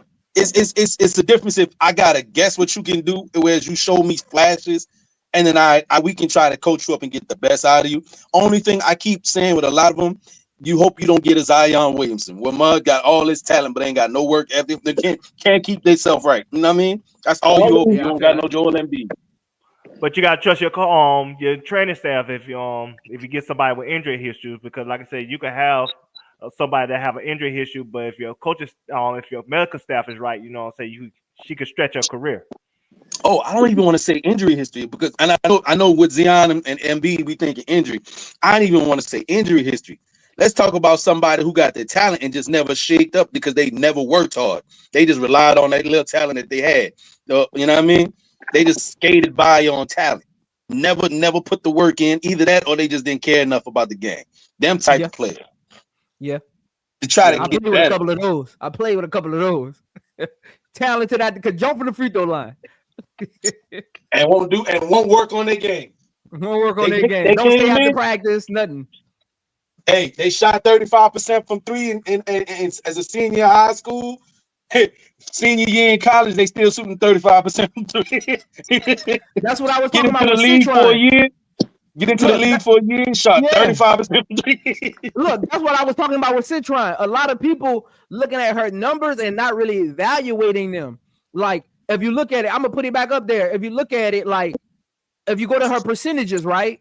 You got to look at how she's elevating each year versus just being consistent. Because talent keeps you consistent. Work ethic helps you elevate. Look at her percentages. Look at her shot attempts. Look at her points per game. Look at her minutes. She gets better in every category throughout Now her this year career. it's a That's little the players shaky you this look year, for. but this year is a little shaky start. But as I I mean, look they at only that playing second year, I actually went and look at that though. So what happens is because I would look at her first. If you go look at her stats from her first 4 games last year, they were about the same because you're playing garbage teams. So you're really not even playing in the second half. So her shot attempts aren't there yet. Her rebounds aren't like where they're actually going to be at. I think her rebounds are going to fall a little bit as they play a little more, and her bigs are in the game a little more. So like when like I always say, when you think about players like her, those draft picks, you wait till like game 15 to 18 to really figure out what they are. When they start playing them conference games. I was gonna say not only that, but you gotta trust your scouting staff. You gotta trust film study. Your scouting staff see beyond the numbers. They don't just look at the numbers. See, a lot of people just look at the numbers. The scouting staff gonna look at your traits, your your IQ and everything else. They're gonna factor all the other stuff that they don't see on the scout with the numbers. score. Yeah, the counter stats. But that's why I said again, for me, I think almost anybody that's talented, if they willing to work, they could be a serviceable player. And so the only thing I worry about is how do you work? How do you work when the cameras is off, after the games, how do you work? How do you take care of yourself? How do you know what I mean? Those things, because what I was telling Show, I'm seeing so many potential prospects that would be great at 10 outside of the norm, what everybody's just thinking that maybe would exactly fit the bill. I'm seeing so many 6'1" to 6'3" players that's running like wings and guards. They not per se ball handlers. They not, you know what I mean? But they active on defense and they can catch and shoot and they decent around the rim. Hell, I'm seeing Toby Fournier taking threes now. I thought she was a inside presence. Toby taking threes now. You know what I mean? Let me see who is next. What you got on this overall Citron thing, Brass? What you got on this overall? Give me your overall analysis. If we miss out on Olivia Miles, I wouldn't be mad at taking her. Because I've said from the beginning I would take her 3. And of course, you and HD said that you would trade out of that. And I wouldn't be mad. Again, before you finish, I wouldn't be mad at that either. I wouldn't be mad. I wouldn't be mad at that either. But for her upside at that position and for what the Sky need, I would get Sonia, because you can get a point guard later, either through free agency and a young player in the second at 10 or in the second round. I might trade out that 10 spot because this draft is deep. If you got Sonia Rivers in the second round, that means you're doing something. That means if I could trade to get more picks, I wouldn't be mad at Chicago for that. Because I hear people in the hold on, Duval. So Brass, at your third. Oh, let me ask Tita Baby first though. Then I could ask Brass. Tita Baby, at your 3rd and 10th pick, with everybody that's available, who is your 3rd and who is your 10th pick? For the Sky, man, I'm not too tripping on Citron at 3, and y'all gonna say I'm out the box with it. All right, we still want wing, we want height, we want ball handlers, we want versatility. Cheyenne Sellers at 10, 6'2", right. and she leading the nation. Well, not even leading the nation. She up there with like high assist numbers, decent rebounding, and point totals. 6'2" and a ball handler. All right, what about you, Brass? 3 and 10. Sonia Citron, or at 10, Maddie Westbell. What about you, Duval? Who you got? 3 and 10. I get Sonia Citron if Olivia Miles is gone. At 10, so I'll take a chance on somebody like Sonia Rivers and find a point guard in free agency. What about you, B. Will?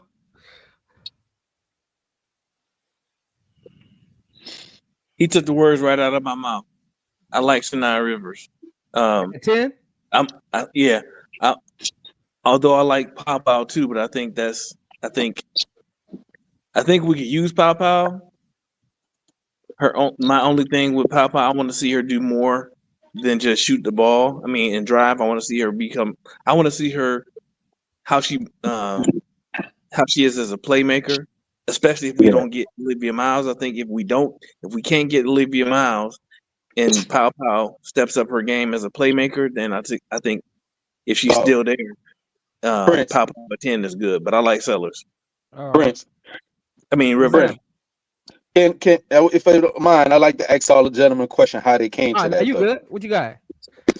So are y'all going off of what Jeff said that he wants, or what you think would be the best fit for the team per their need? Yeah, that's why I was asking just now. You're not what Jeff wants. This court, that third and 10 pick. I was asking what y'all want for the team, not what Jeff's looking for. Oh, I was doing that according to what Jeff said they're gonna go No, that's for and what what I think I is was the looking best at some fit. of y'all side. I was like, I don't know, man. But I still think I that's don't know. that's still a great pickup. Somebody like a Cheyenne Sellers, another ball handler, and big 6'2", 6'2", versatile. And especially for the way that the team is constructed, I was thinking of what I like to see and what I think would fit for the team, according even also to what he's saying. Because I wouldn't go, me personally, I'm not trying to go little tiny guard, 5'9", 5'8" guards. Yeah, Yeah, we need to get cool. away You from better them. be a hell of a bucket like Kennedy Carter. Yeah. Right. What up, I'm Joe? not trying to have nobody. I'm not trying to have nobody on the Chicago Sky next season other than Kennedy Carter below 5'10". Everybody else got to Right. go. With Yeah. me, I love Citron because of team fit, and plus I love her defense. Like I'm a defensive person. That's why I'm a big Angel Reese fan. Defense is elite. So when it comes to the 10 pick, Sonia Rivers, I think she's an athlete, and you can't teach athlete. You know what I'm saying? So at the end of the day, I know she's raw in some areas. That's where your development staff come in at. That's where Tyler Marsh come in at. He supposed to get the Yeah. best out of her. What's going on, Joe? Can you hear me? Yeah, I can look. I can finally hear you, Mike. What's going on, man? You got it fixed, huh? Yeah, allowed me to log in. KSAP's always allowed me to log in. Hey, what you got on this, man? Let me get your take. What you got on this? Citron is good, but all the scouting reports I read on her, they got her as a high floor, low ceiling player, which is what it seems like is true. So the question then becomes, do we want to waste the number 3 pick on that? Like, if you're telling me, here's my thing. If you're telling me Carter is staying long term, then I say Citron is a solid pick. But you can trade back and still get her most likely. You know what I'm saying? But back to what pick? Probably to 5 or 6. You know, Might as well take the 3. What would you be getting though? What would you be getting? You would be getting the 5 and what number pick? that's on the GM, but I'm sure the Valkyries would love to get Kiki at 3. I kind of like that, yeah, Mike. Before you finish, because if y'all know, when I pulled up the scouting report, we have we only have 2 picks in the draft. So maybe trading back, getting the second wouldn't be too bad. Yeah, we got no second. Something like that, or maybe something like that. I mean, and I think that's what's hurting us right now. We have no second round pick, so we trying to hit for the fence on the first 2 picks.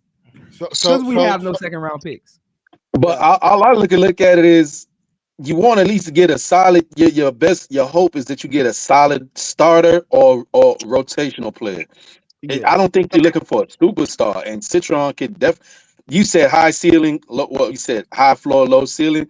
Yeah. If she is just as good as she is, think of it as if she's just as good as she is right now and gets more efficient at shooting and still a solid defender, hell, that's a hell of a start. That's a hell of a starting or rotational piece. No, like Can't ask for much more than that.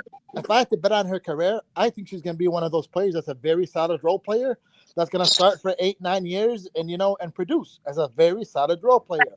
But it comes to beg the question is the way the league is going, Zoe, what are we seeing? And they're talking about it. Now we're hearing the word big three. Mm-hmm. Everybody got a big 3. The Liberty got a big 5. The Aces got a big 3. The Fever got their big 3. So the question is, and we don't know this, we're only fans, right?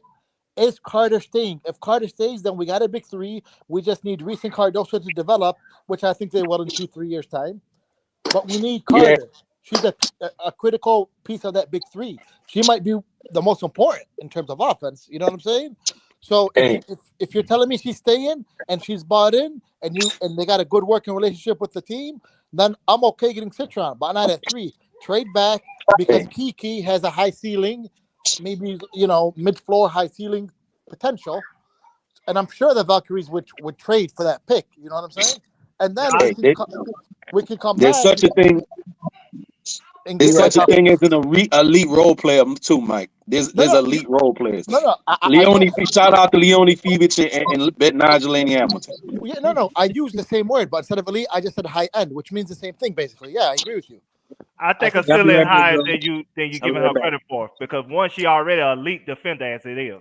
So What, she what gonna did come in what the did league. Phoebus? What was Phoebus pick in the draft? What was Phoebus pick? I forgot what the problem. You want me to tell you what the problem was with Fee bitches though? Want me to tell you what the problem was? No teams were set up to use a 3-and-D.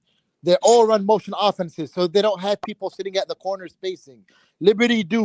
Now that the Liberty did it, and now the Fever comes with this high pace spread offense, everybody wants to copy it. That's why everybody's itching for a Fee bitch now. Fee bitch was traded twice before she got to Liberty. You guys know that, right? Yeah, Her Chicago draft, had her Yeah. at one point. Chicago had her. yeah, Chicago had her, and Chicago got her from somebody else. Her draft rights was being traded away like she's not worth much because they didn't know how to use her. But And now they got another. They got a poor woman's Fevich coming out this year, and they slated Tankathon have a slated going to the Fever. If she come over, that'll be the girl is Who that actually is? very good. I know who it is. Alicia Stickfoot. Yeah, I called her bootleg Fee bitch on K-Sass podcasters today. She's good.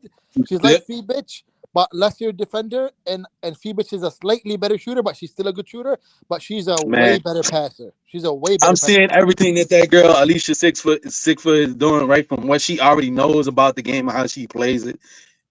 That's gonna be a steal. They Yeah, they yeah, can yeah. call her bootleg Fever or call her whatever they want. The girl shoots very good in considering off the dribble, right? She Yeah. passed the And ball her very passing. well, and she's very long, very long. And Like her like a hybrid, one of them hybrid wing players. The yeah. girl good, 6'4", and playing like that. And then another one that I don't know if she's even gonna get a call up or she'll come over. But Janelle Salone is a 6'3", her teammate. That's another one that some people probably should need to be looking at. But again, people generally gonna be looking at the names, try to either make the fans happy, or maybe the scouts don't see something, or they get a chance to experience it. There's a couple of hidden gems playing EuroLeague. So let me tell you so Jalan Salone, she's actually a free agent. She doesn't need to be drafted. And I'm expecting her to be a highly, highly chased free agent by many teams. Because from what I read about her was when she joined the draft, she wasn't, they looked at her as she's not worthy of being drafted. So she went undrafted. But now she developed, and like somebody whose opinion I respect very much said that if she was in the draft, she would go number 2. Yeah, I remember. As a matter of fact, we talked about it. You said the same exact thing verbatim over there by K-Set. Oh, And yeah. all I say, I don't want to see it. This ain't no hating shit. I don't want to see it, Prince. It's not no hating shit. Again, I repeat, I would rather see Janelle Salone end up in a Liberty uniform, even though that is likely not gonna happen. But that would be an amazing pickup. Outer worldly pickup for the Sky right now if Janelle actually can translate. I I'm won't be talking about she technically becomes potentially the best offensive weapon on the team. Yeah, I will not be surprised if teams have already spoken to her quietly because she's a free agent. They can just sign her. She's going to be able to choose her destination. I will not be surprised if teams spoke to her and told her, "Listen, we want to sign you. Are you down? Are you going to come?" I would not be. I'm very confident, in my opinion, that those conversations happen without nobody knowing, even though they're probably not supposed to be happening. You know what I'm saying? Because she's too good. She's too good. Well, the She's Sky got the scout. she's super good. Like she's she's I guess you could say on par with everything that's about to come out right now in this draft. Right now, where her talent is progressed to, there's every part of her game. I said maybe and she's just okay defense. She's okay defensively, but I guess she's 6'3". She got guard skills. She's 6'3", and she got a mean step back jumper package, bro. Like, oh my god. I like the first one you mentioned. Svetka. I always mess up her name, but when I watch her highlights, ooh wee, she can shoot off a dribble. Her passing is like an elite point guard. She was launching it full court passes, dropping dimes. Well, the Sky got Again- three. They got three. They got enough cap space for 3 match slot players. So I think we'll be in the running for her if she want to be signed just outright as a free agent. Because Yeah, and again, I that's don't know, my maybe thing, to though, lure Duval. her. That's my thing, though, Duval. How much confidence do we have in Jeff of bringing in free agents? Because that's going to determine, like Mike said, if we draft Citron at number 3, she needs a solid point guard. She probably needs a veteran point guard more than a rookie point guard beside her, I would say. But Zoe, here's the good thing, right? The player saloon is a free agent. Free agency is going to open up before the draft. She's the type of player I expect her to be signed first day of free agency. Right away, the first player announced. That's what I expect. I think she would demand enough to potentially, to lure her over about a cool 200. But the problem I foresee a lot of organizations, like say, even if the Sky try to lure her, right? If somebody want to take the chance, it's like you're taking that chance with that 200. It's probably going to be for 1 year, right? Now, here's the scenario.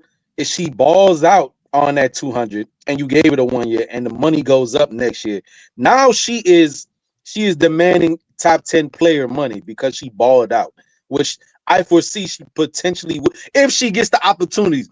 If it don't be no funny bunny, we got to give them minutes to the vets or players that have been here. If she touches the court and she gets opportunities with not getting her hand held, she will probably shine. There will be a lot of attention on her. Like, how did nobody know about this girl, right? And then that 1 year contract, especially if her agent is smart, somebody that's familiar with the W, she will probably be on that 1 year. And next year, she's going to demand so much money.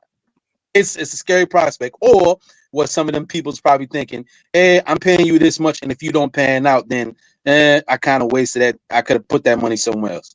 Man, I'm taking the chance, me personally. But the problem is, again, she balls out. Now you got another issue on your hand that you got to pay because she's going to be worth it. Well, not really, because if you're the Sky, you know what I'm saying, who you got to pay but Angel and maybe Camilla 2 years from now. I mean, 3 years from now with the upcoming season. So you don't have to really pay nobody coming up as of this moment. It's not like the Fever situation where they got to pay Kelsey Mitchell now, and then next year they're going to have to pay Aaliyah Boston, and then a year after that they'll have to pay Caitlin. So all the money going to be rolling in with them, but with us, we have to pay Angel and Camilla probably 3 years from now. Yeah, but so we have the money to sign somebody to match contracts if that's necessary, and we're under the cap. So Duval, what I'm hoping, Duval, is before you go, Mike. What I'm hoping is, I'm hoping that being that we have so much cap space and we have roster spots available, I'm hoping that this new cap that's going to hit in 2026, I'm hoping that's going to help us recruiting free agents where they can just come sign a 1-and-1. Forget what's going on with the front office. Come here, ball, and get you a bigger bag in 2026. They sign a 1-and-1 or probably a 1-and-2. Come here 2 years, let everything settle down, and go get a bigger bag in 27. Like, I'm hoping this cap hit helps us in free agency, where the front office don't look as. But Zoe, let me tell you something bad. Zoe, you know what I'm thinking? I'm thinking 2 teams once the new cap comes, and this is just my opinion. I think 2 teams that are positioned good are the Fever and the Sky. Want me to tell you why? Does Reese and Clark need to ask for a max? They're making enough off the court. They might take a pay cut for their team to get talent and win. Now that I can add on top of that with Angel influence, she could probably get them free agents say, okay, not only you can sign less money for us, but I can get you some money on Rival too, so you could double dip. Yeah, or that's you know, a lot of people don't know, ain't talking about it, but Reese and Clark got big influence because we're seeing it now. They can push their teammates to get endorsements. They can make a couple of phone calls, probably say, hey, get her on a commercial, throw her $50,000 for a commercial, something like that. You know what I'm saying? When your name is that big, like LeBron James, you got that type of pull, and other teams don't have that type of leverage. So, you know, there's a lot of stuff that can be done when your name is that big. Well, free agency is going to be big for the Sky because number one, Angel is very, very popular in the league among the vets, and they would love to play for her. The only drawback is they don't like the Sky organization, but they may overlook that just to play with Angel. I know. Alicia Gray. She loves Ursa Angel. Her and Angel cool as hell, and she would love to play for Chicago, but she's not leaving Atlanta. Alicia Gray. Atlanta. I forgot. Yeah, I forgot Atlanta's to throw not in letting real her quick for go. y'all, brother. Huh? I said Atlanta's not letting her go. So, but these free agents, they're gonna have a lot to say in regards to how they handle this draft. But this whole thing. This is what my wish is, and it's gonna sound weird, and it's a wish. I'm hoping that Lauren Betts has a breakout season. She didn't play well against who did they beat? South Carolina. South Carolina. She didn't have a big game, but she was a presence. But hold on. But wait, let me finish. Go ahead. Because I'm coming to something. I'm hoping she has a big year because number one, you can't teach 6'7". That's number one. Number two, I'm hoping she becomes a person you just can't pass up at that size at number two, so that we can get Olivia Miles. Because to me, looking at thing on the surface, if Chicago doesn't get Olivia Miles, this is going to be a failure of a draft. So I just want to say to you, big brother, because of the glaring need that we have for point guard, and for me, it's a big drop off once Olivia Miles is off the board and those other point guards. It's a big drop off. Big bro, I'm sure the other dudes was gonna tell you. I'm sure the other brothers was gonna tell you already though. But Lauren Betts, her sister is coming to UCLA next year, and Lauren has another year of eligibility. So it's not even guaranteed that she would decide to declare, unfortunately. And also, and I think Joe's gonna agree with me on this one, Lauren Betts. Anybody watching that game knows she actually had a good game. She shot 7 of 10, and they.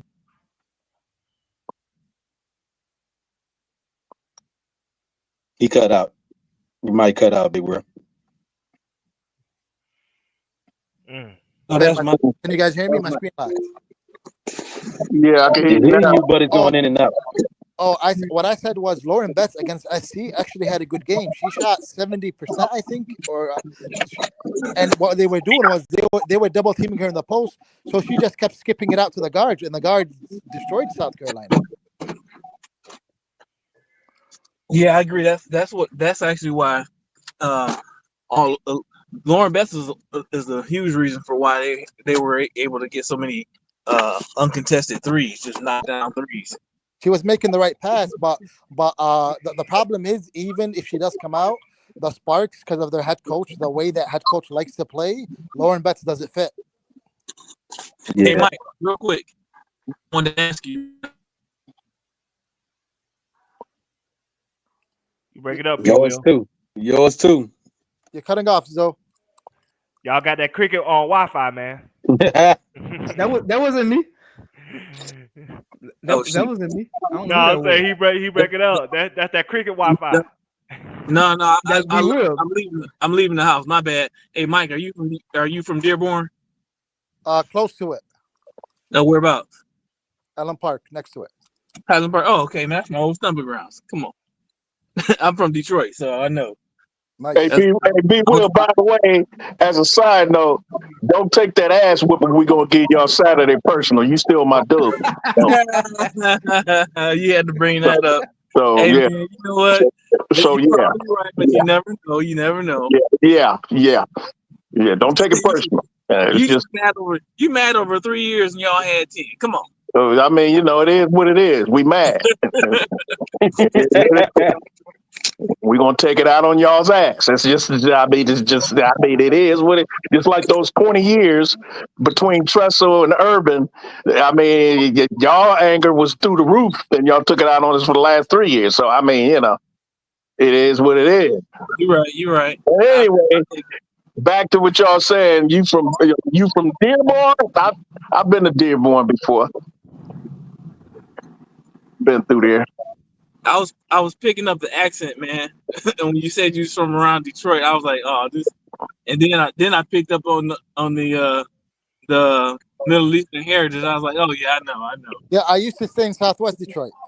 Oh yeah, whereabouts? You know, That's the where I grew up. Michigan and Huh? Lanyo area. Oh yeah. I'm from Delray. Okay, yeah, I know Delray. My friend used to work out there. Yeah, yep.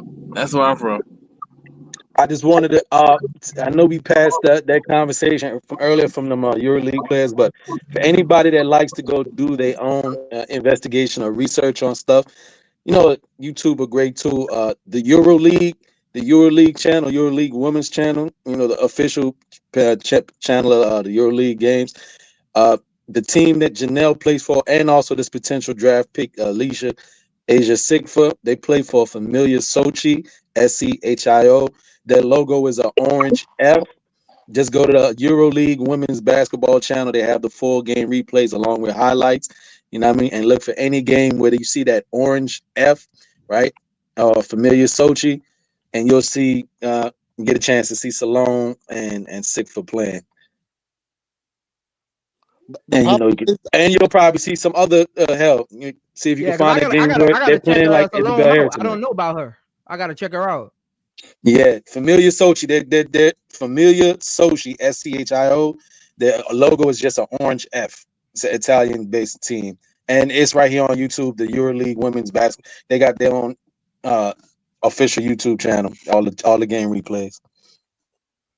Also, you'll see shit. You can see games from Isabel Harrison over there playing for them right now.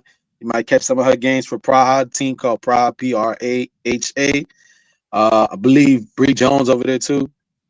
Yeah, couple of times. Fenerbahce is like the Boston Celtics of the EuroLeague. They got Atkins, Tina Charles, so many players over there. But yeah.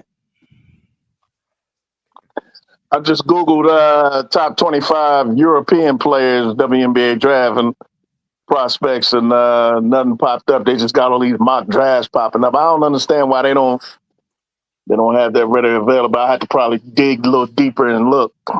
Yeah. Now, as far as that player we was talking about, Janelle Salone, she's free agent status. She could just go wherever. But Asia Sigfa, she was on Gabby team. Who? Which one? Janelle? The Olympics. The French national team. Yeah, she was. Ah, she was. Okay, I see her. Layla Lacan, Gabby, Janelle, Dominique Malonga. Okay, she's 6'2". Right, they had it. Yeah, she's a big. I thought they said 6'3". I thought they said 6'3", but okay, 6'2" still good. But yeah, the girl got a bag. The girl got a bag. Well, one says she's 6'3", one says she's 6'2", so they got two different heights for her. She probably 6'2" without shoes on. 6'3" with shoes. Yeah, Wikipedia they got her at 6'3". Yeah, but the Euro Basketball League thing got her at 6'2". Okay. Yeah. So she's 6'2" and 2/4. But still, that's still a big girl. She might be 6'2" and change, but that's still a big girl. Yeah. Mm-hmm. That's small forward size. That's forward size. It depends on how much you weigh. That's small forward size. Yeah, that's what she plays. She play forward. Yeah. She handled that rock too. That's why Juju is what she is, because of her height and what she can do. Matter of fact, you want to say it, and it's she got a better shot than Juju. Matter of fact, that's the French Juju right there. Yeah, that's the French Juju. You want to put it best put French Juju with an actual jump shot. I'm about to put her highlight up and put it on the screen for y'all. Let me see. Man, the ones on Twitter, she just doing James Harden on doing the James Harden. Excuse my turn of phrase, but she on Twitter with the highlights doing the James Harden on these bitches. Yeah, Juju chose the wrong school. She should have went to either UCLA or UConn. If she wanted to stay close to home, she should have went to UCLA, or she should have came out east to either UConn, South Carolina, hell, even Ohio State, because they have a pretty good coach and they teach fundamentals a little bit better. I just don't like Gottlieb, man. I really don't like her. I really don't. She's a good recruiter, but she don't know shit about coaching. Her coaching is shitty. I just don't like her.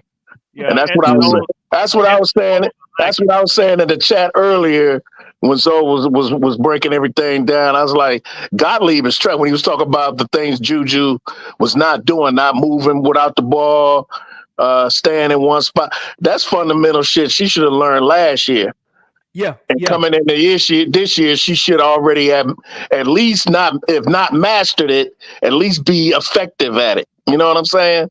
And that's coaching to me. To me, that's just coaching. Because when you got a talent like that, you gotta put your whole, you gotta pour in your whole basketball knowledge and what a player like that is supposed to be. You see, Can you make it any bigger? Can you make it any bigger, Prince? Hold on, I'm working on it. I got you. I'm working on it. Well, the good thing is, if she don't meet expectation, Gottlieb gonna get fired. They'll get somebody else in there because they're not gonna waste on Juju on college career. Nah, they ain't. Experiment. Juju shouldn't have transferred on him. Yeah. These the Olympic highlights. You'll be even better. I know, and the Olympics is probably going to be the highest level of competition. But when you see her playing, and for her Euro team, she getting her bag. Jump shot first. I pulled up one with her jump, so everybody can see her jump shot. Because right now Chicago needs shooting, so I want to see her jump shot first. If she fit.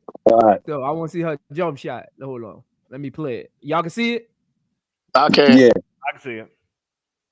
You can't see it, Brad? Yeah, I can see it. I can see it. I can see it. Yeah, I'm about to play it. Let's see what she got, man. Let's see this jump shot. A little slow, but okay. It's wet though. If it's wet, that's why I say okay, a little slow. Let's see. On the dribble. Okay. She do that push off. I don't know if they're gonna call that on WNBA. Yeah, they're gonna call that. Should be all right. Move without the ball. Okay, she can move without the ball. Okay. That's good right there. Let me see.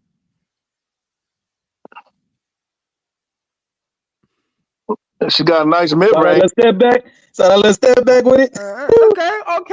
Okay. She got that in her bag, boy. She got it in her bag. Ooh.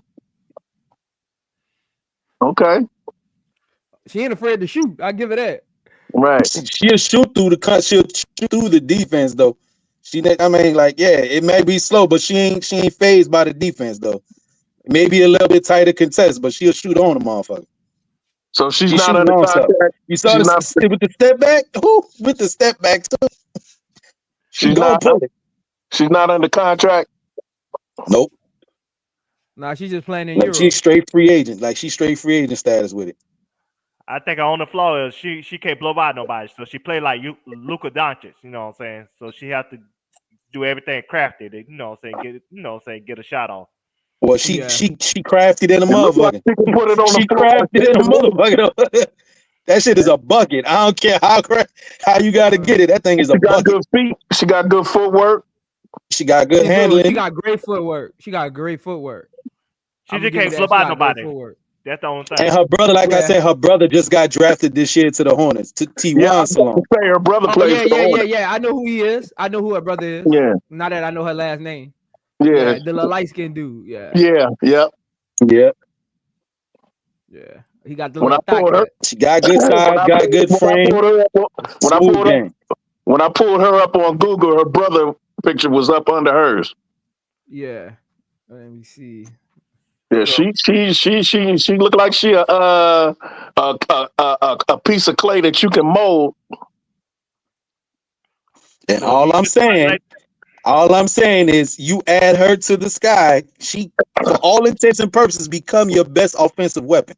Because she got all three levels. Well, she's showing you the mid-range and she shows you deep. I haven't really seen her attack the basket. That's the one thing I haven't seen her actually do. I want to see if she can pass. How old is she? A decent passer. She a decent passer. I want to see it in the highlights though, because these highlights are the things she does best. These highlights are just the things she does best. I want to see her do other than. Let me see. This her in 2018. This 2018. This is way back. This is young her. This is 4 years ago her. That should say 2018. How old is she now? She's 22, 23. So she at the right age. Yeah. That math ain't math. That was from 2018 and she only 22. That thing, it said the U17. I saw it said U17 2018 on the screen. Okay. You gotta think about it, like Her on birth- her Europe League, birthday- in the her Europe, birthday- they can play under age. They can play like at 16, 15 years old. Like I say, Dirk was playing at 14 years Yeah, old. she made 23 in her September. birthday is- yeah, exactly. She just turned 23. Yeah, she turned 23 in September. September, yeah. So she'll she be 24 next She year. college age. Yeah, she college age. Yeah. So Yeah. Senior. She's a senior in college. Senior college. Yeah. Senior, yeah, like super senior almost. That's old. That's old for a college player, bro. That's like a young WNBA player, like a young yeah. I don't even know if I would want her to touch her jump and just make like get the repetitions up. Yeah, you may say it's a little slow of a get off, but she's smooth with it and confident with it. I want to see the whole game, though. I want to see how she plays defense, and I want to see how she passes. The defense ain't nothing to write home about. I'm gonna tell you, it's like it's mid defense, but she do the things that she does very well offensively is a bucket. I have not seen her attack the basket. The one thing I have not seen her do, as much as I watched, I have not seen her like go to the rack on nobody. But her mid range game and her off dribble pull up at the three is so smooth and so good. Like it's basically like Carmelo would take away the rim attack. Nah, she play like Dirk. Take away Carmelo's rim attack with like almost like that. She don't play like Dirk. She play like Dirk. Who? Salone. No, she don't. Dirk can't play by nobody. Nah, I Dirk- don't see that. Don't do that. You know how good Dirk is? Don't do that. If she play, hey, look, Brad, if she play like Dirk, Don't she do be the that. number one pick. Don't do that. Don't do that. Don't do that. Because if she was Dirk, we would have Olivia Miles. I'll say Olivia Miles would be ours. Olivia Miles would be ours. Hey, Brian, people don't know they traded Steve Nash because of Dirk. Right. Right. No, they traded Dirk for tractor trailer during draft night. That's a big mistake. She Dirk Nowitzki. We got Olivia. Matter of fact, we might trade Olivia for her. Matter of fact, no. Don't put that on her. You talking about a unicorn right there. That's a unicorn. That was the first unicorn. Yeah, he's better than Porzingis. Way better. Of course he is. Yeah, they call him a unicorn, and he don't live up to the real unicorn, which is Dirk Nowitzki. Yep. I'm talking about their playing style is similar. I'm not saying No. And from the way that she's defined, the way that she looks like in tone and in shape, though, look like she already got her W by. I mean, this whole time, all she been doing is playing Euro Pro League Euro ball. I mean, she's 23. She better. Now if she was 6'7", 6'6", and she was tall as Stewie. Okay, Stewie is closer to Dirk Nowitzki than she is. Yeah. But you lying on more so talking about the height aspect. Well, that's right? the difference. But that's the difference, though, bro. Kevin Durant's and Dirk Nowitzki's. That's what makes them unique. Yeah, big fact. It's not that their offensive package is so elite. Is that they got the height that go with it because they got guards. If they was 6'3", if Dirk and KD was 6'3", they would be normal players. Yep. It's because of they can shoot over you. They height. They quick for their height. Yeah. So if they were 6'3", they would be. They would be your normal. They would be probably Donovan Mitchell. Or they would be Donovan somebody Mitchell, like that. Yeah. They wouldn't be transcendent unicorns because them don't grow on trees. You weren't gonna find Kevin Durant and Dirk Nowitzki. It's amazing that those two are in the league basically the same time, the same era. Yeah. Now, I know a lot of people saying they want to see what she could do. That. I see people saying they want to see what she could do. I've never seen that. Just to put a pin on it, not to cut you off, but I've never seen those two players in the same era at the same time, ever. Yeah. Even though Dirk was kind of on the way out, but kinda. But they overlapped a little bit. Yeah, because they won champion. Dirk, because KD went to the championship the year after. You know, they beat Dirk. They played LeBron himself. Yeah, their championship windows was around the same time, but yeah. Because what Dirk came in 96? Yeah, or 97. No, I was thinking 96. Because No, 97. Kobe came in 96. Dirk was with Kobe and AI then? I think it was that draft. I think he was 16. Hell, so Wemby is a unicorn then. Absolutely then. He don't play like Dirk. He don't play like Dirk, but Wemby is a unicorn. So like your Wemby's like even though Porzingis ain't live up to the unicorn status like the other unicorns did, like just skill set and height, he's a unicorn. Wemby's a unicorn. Dirk, Wemby's a unicorn. Yeah, I give it. Now that I think about it, Giannis a unicorn. Like just those guys that are like 6'10" and above who can move like a guard, they're unicorns. Yeah, you don't see that every day. No. You're just walking on the park finding them.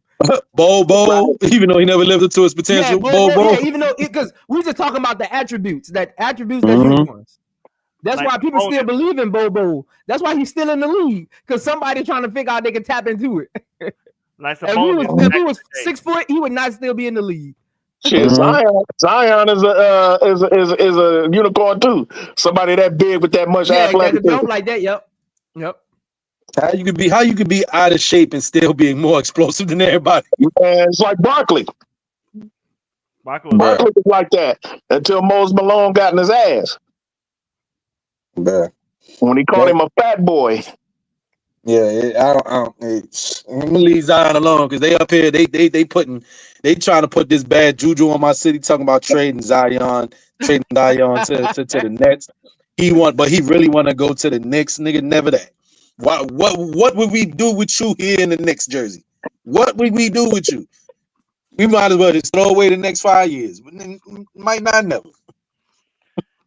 Dirk Nowitzki was drafted in 98. 98? Mm-hmm. Yeah, I know he was in that tractor trade. He was in that tractor trailer trade. And he came out. Yeah, he was 9th overall in the 98 draft. Yeah, she ain't Dirk. She ain't going 9th overall. Right. She ain't Dirk. But again, she looked like a project. She looked nice. Honestly, for her, it looked like she's not in shape. Yeah. Which one? Which one? What's her name? Janelle? Salone. Yeah. Yeah, she just looked like she's not in. Her skill set looked like it's NBA skill set. It looked like she just need to get in a little better shape as far as like just getting up and down the court. Her handle is a little slow in the WNBA. I don't know how sufficient that would be. Even though she can dribble, because I'm watching it right now on the other screen. Even though she can dribble and shoot, you kind of like the step back. It's a little slow. I don't know if she'll get away with that in the WNBA versus overseas when you're playing lesser defenders. That's why I say I chalk it up to I've never seen her attack the basket. Maybe maybe the way that she's built, she really isn't explosive per se. She's more on that Luka side of the game, where she's not explosive. Maybe that is her top speed. Now, I will say this. She's averaging 17, 7 rebounds, 3 assists, and 2 steals a game. She is being looked at, though, Brass. Teams are looking at her for this year's draft. Pagliocca said he was looking for her. She doesn't check those boxes. No, she don't check those boxes. Yeah. As a defender? Because, I mean, how you can't use a 6'2". This is what he said. He wants a wing shooter that could play perimeter defense. I don't see why she can't, because she open up her legs. She get in that stance. She's not a great defender, but she get in that chair. She not per se gonna lock nothing up, but she get in the chair. 6'2". She do shuffle her feet. She just not elite. She got the attributes, so that's she got the the measurables, and she got the jump. It's a slow, like I said. There's a lot of there, and then the shot is dropping. And she even did it on the Olympic stage against our best WNBA women. Is she shooting mostly? She did it in the Olympics. That's another thing. Is she shooting in those highlights? Zoe, is she shooting mainly mid range, or they showing a plethora of her shooting from three? Mainly mid range. Let me see if I can pull up her stats, her 3-point percentage. Yeah, but it's mainly mid range from what I'm seeing. Yeah, Now she does have highlights of pulling up from the three, shooting at the three, catch and shoot at the three. I'm She sure. does pull it. Saying how much of the highlights is that or her mid range, because Kennedy Carter is very, very good at her mid range shot. Hey, Now this all is I her. will say, hold on. What you call this is her scouting report before y'all finish. It says at 6'2", Saloon has a great size for a forward, versatile arsenal. Offensively, she is a true 3-level scorer with both post and guard skills. She has a great handle, which she can use for strong drives to the basket or to bring the ball up the court, push the pace. EuroLeague opponents even double team her on occasion. Defensively, Saloon is just versatile. Is just as versatile. Her combination of size, speed, athleticism, and IQ allows her to pretty much guard all 5 positions. That's her scouting report. Okay, that sounds pretty good. Sound pretty good. That sound first round pick pretty good. That sound first. That sound top 5 pick. I don't hear no negatives. That sound like LA Sparks #2 pick. Hey, but here's the thing. Again, she could just get picked up. So somebody about to get a steal. Somebody's about. I don't even want to call it a steal. We don't know what she gonna shake out to be, but somebody about to get a gem. Because if she shakes, she shoots 56% from the field and 45% from 3. Oh yeah.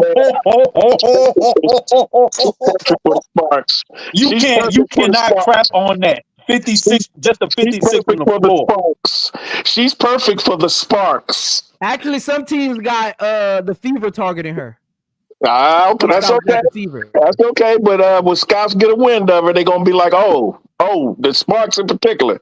Wait till the Sparks see her. Her comparison is Satu Sabli. They're talking her too. The Fever targeting her as well. Yeah, that's her. That's her. And like after a certain point, it gets to where you have a wealth of too many riches. Because then if you get Satu, then just being able to get Janelle, it's like, okay, who you want to keep? If Janelle balls out, now you got to pay her too.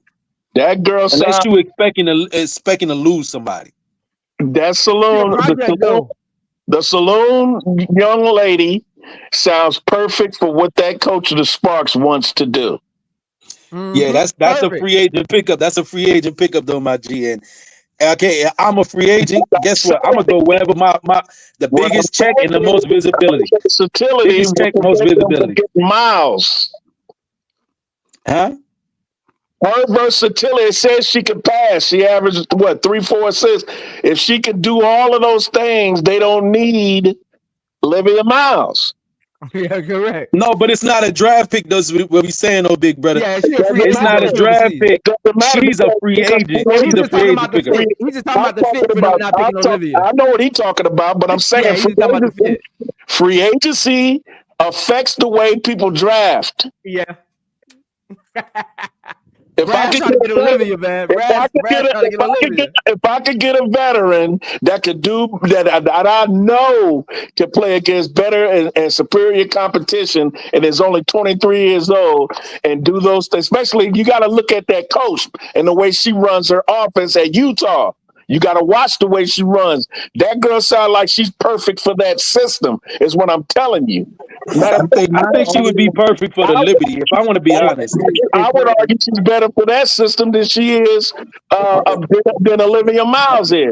I'm to be honest with you, bro. I think she would be perfect for the Liberty. I don't know. I think the Liberty would be the absolute best place for Janelle Salone, because when you get in the marketability, the Liberty definitely could develop her, and she don't got no pressure on her shoulders to play, to come in and do nothing. She could just relax, get that check, and get that New York life. Come to New York, baby. Come to New York. We'd love to have you. How many free agents? Honestly, that wouldn't be a bad fit for her. You think about her playing behind and learning from Stewie, because if she got her offensive package a little bit, you could think about her learning from Stewie at practice and picking up some of Laney Hamilton's defensive kind of like prowess. Yeah.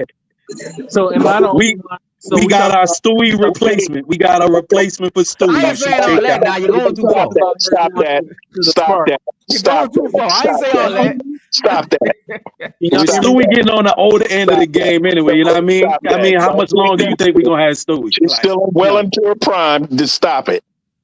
Stop it. Let's not get carried away. Can y'all hear me? Stop it. Yeah, Okay. I hear you, B. Will. What you got?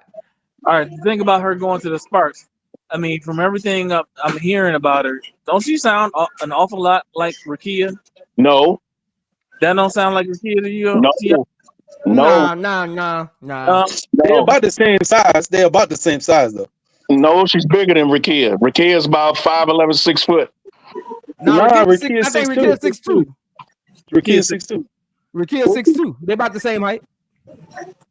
Yeah, that questionable 6'2", 6'3". So the girl might be like 6'2" and a half, and so they give her that half an inch, you know. Yeah.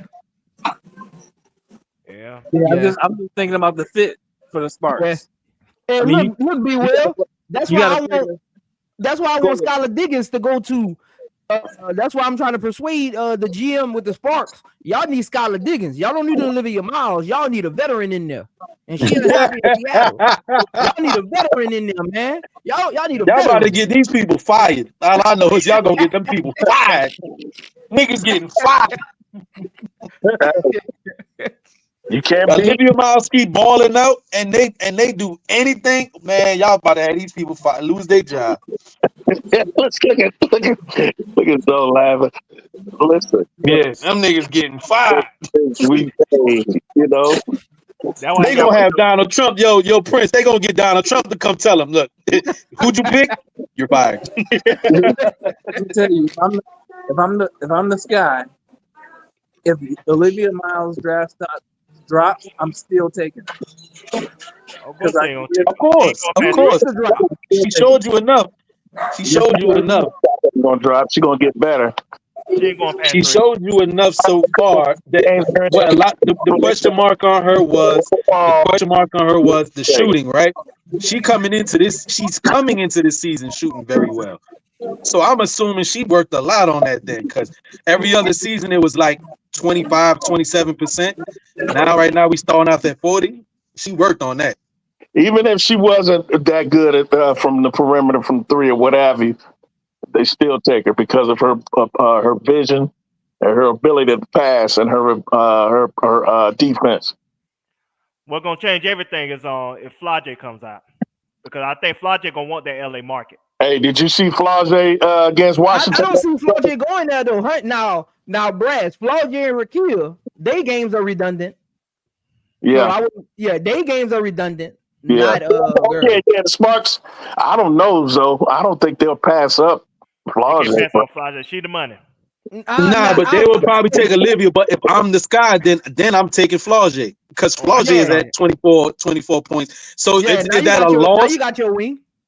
Yeah, is that such a downgrade the way that Flage is playing this season that she decided to come out? And let's add into the fact she's also a celebrity in her own right. I'm not looking at so much. She has improved, no question about it. She looks a lot better than last year, including her. And you talk about somebody being in shape, so she made it a point to increase her fitness and the way she eats and all of that kind of stuff. She said that she's in the best shape of her life, according to Kim Mulkey, and she said it herself, I'm in the best shape of my life.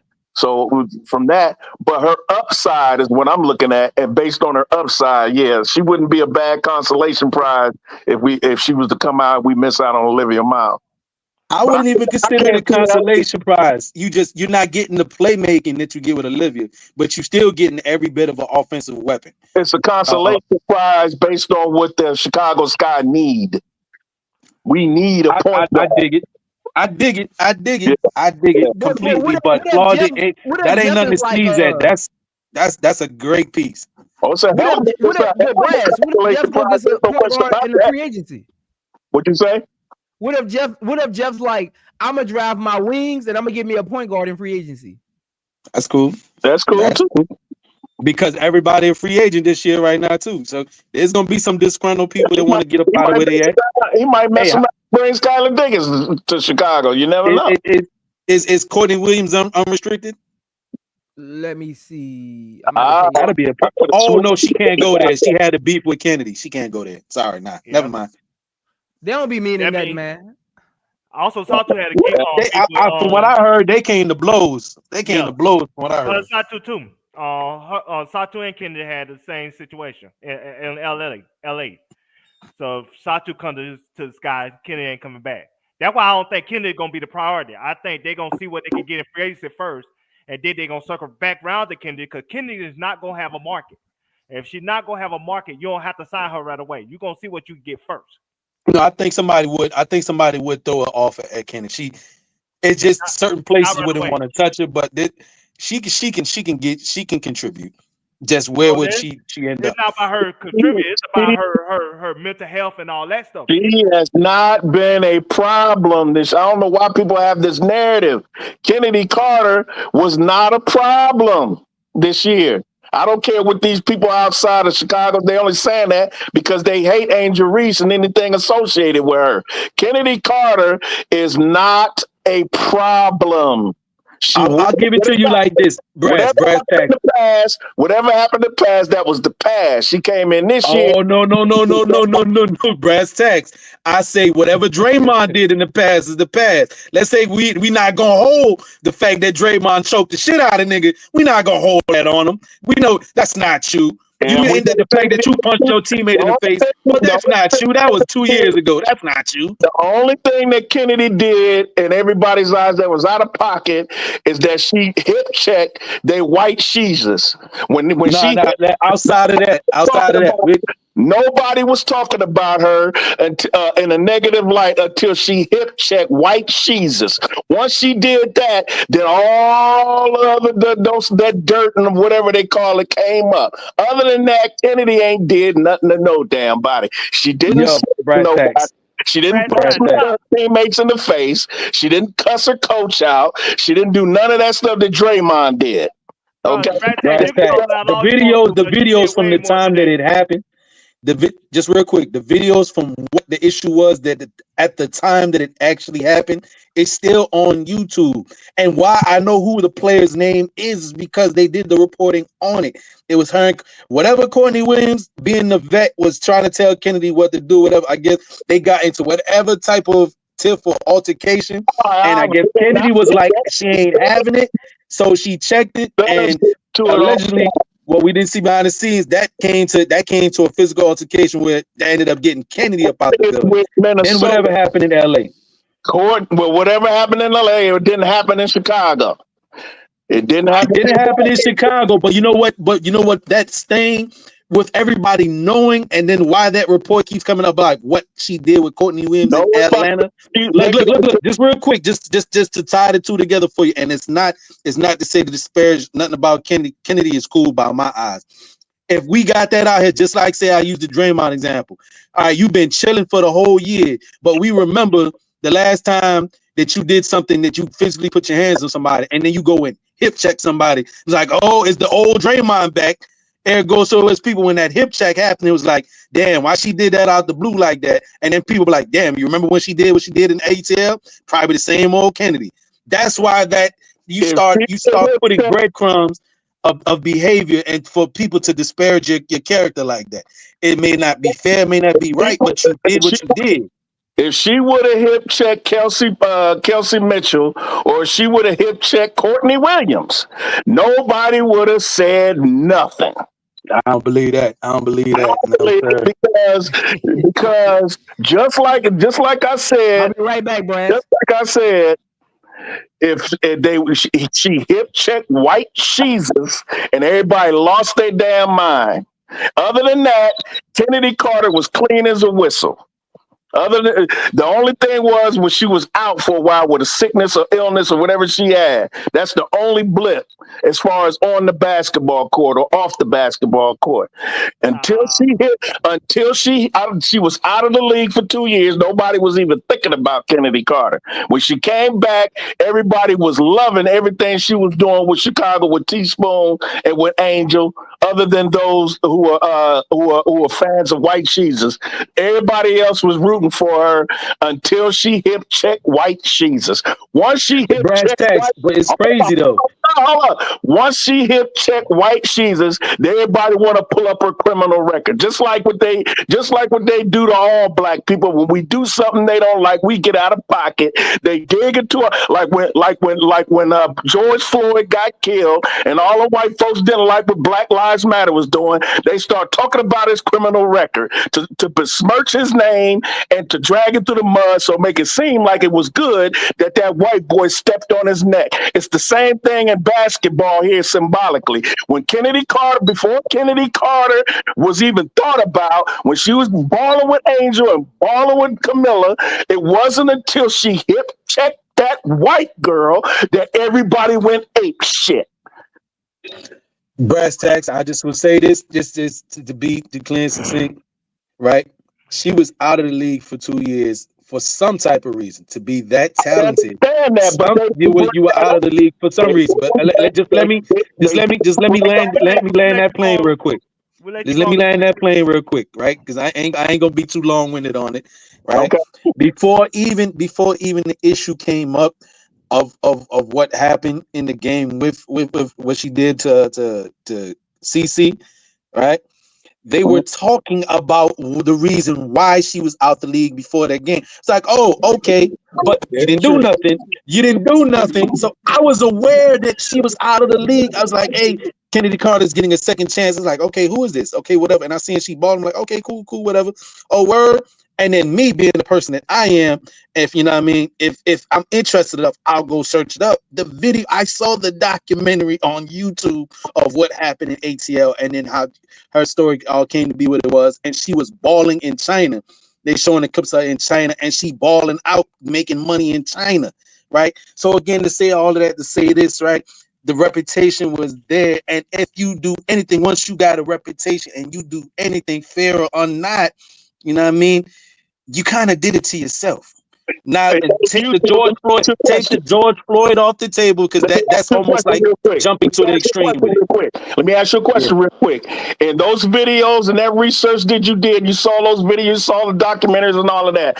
In any of those documentaries, did they interview Kennedy Carter and get her side of the story? Did they ever do that? I don't recall one that they was talking to Kennedy. No. So I don't care what the fuck they say.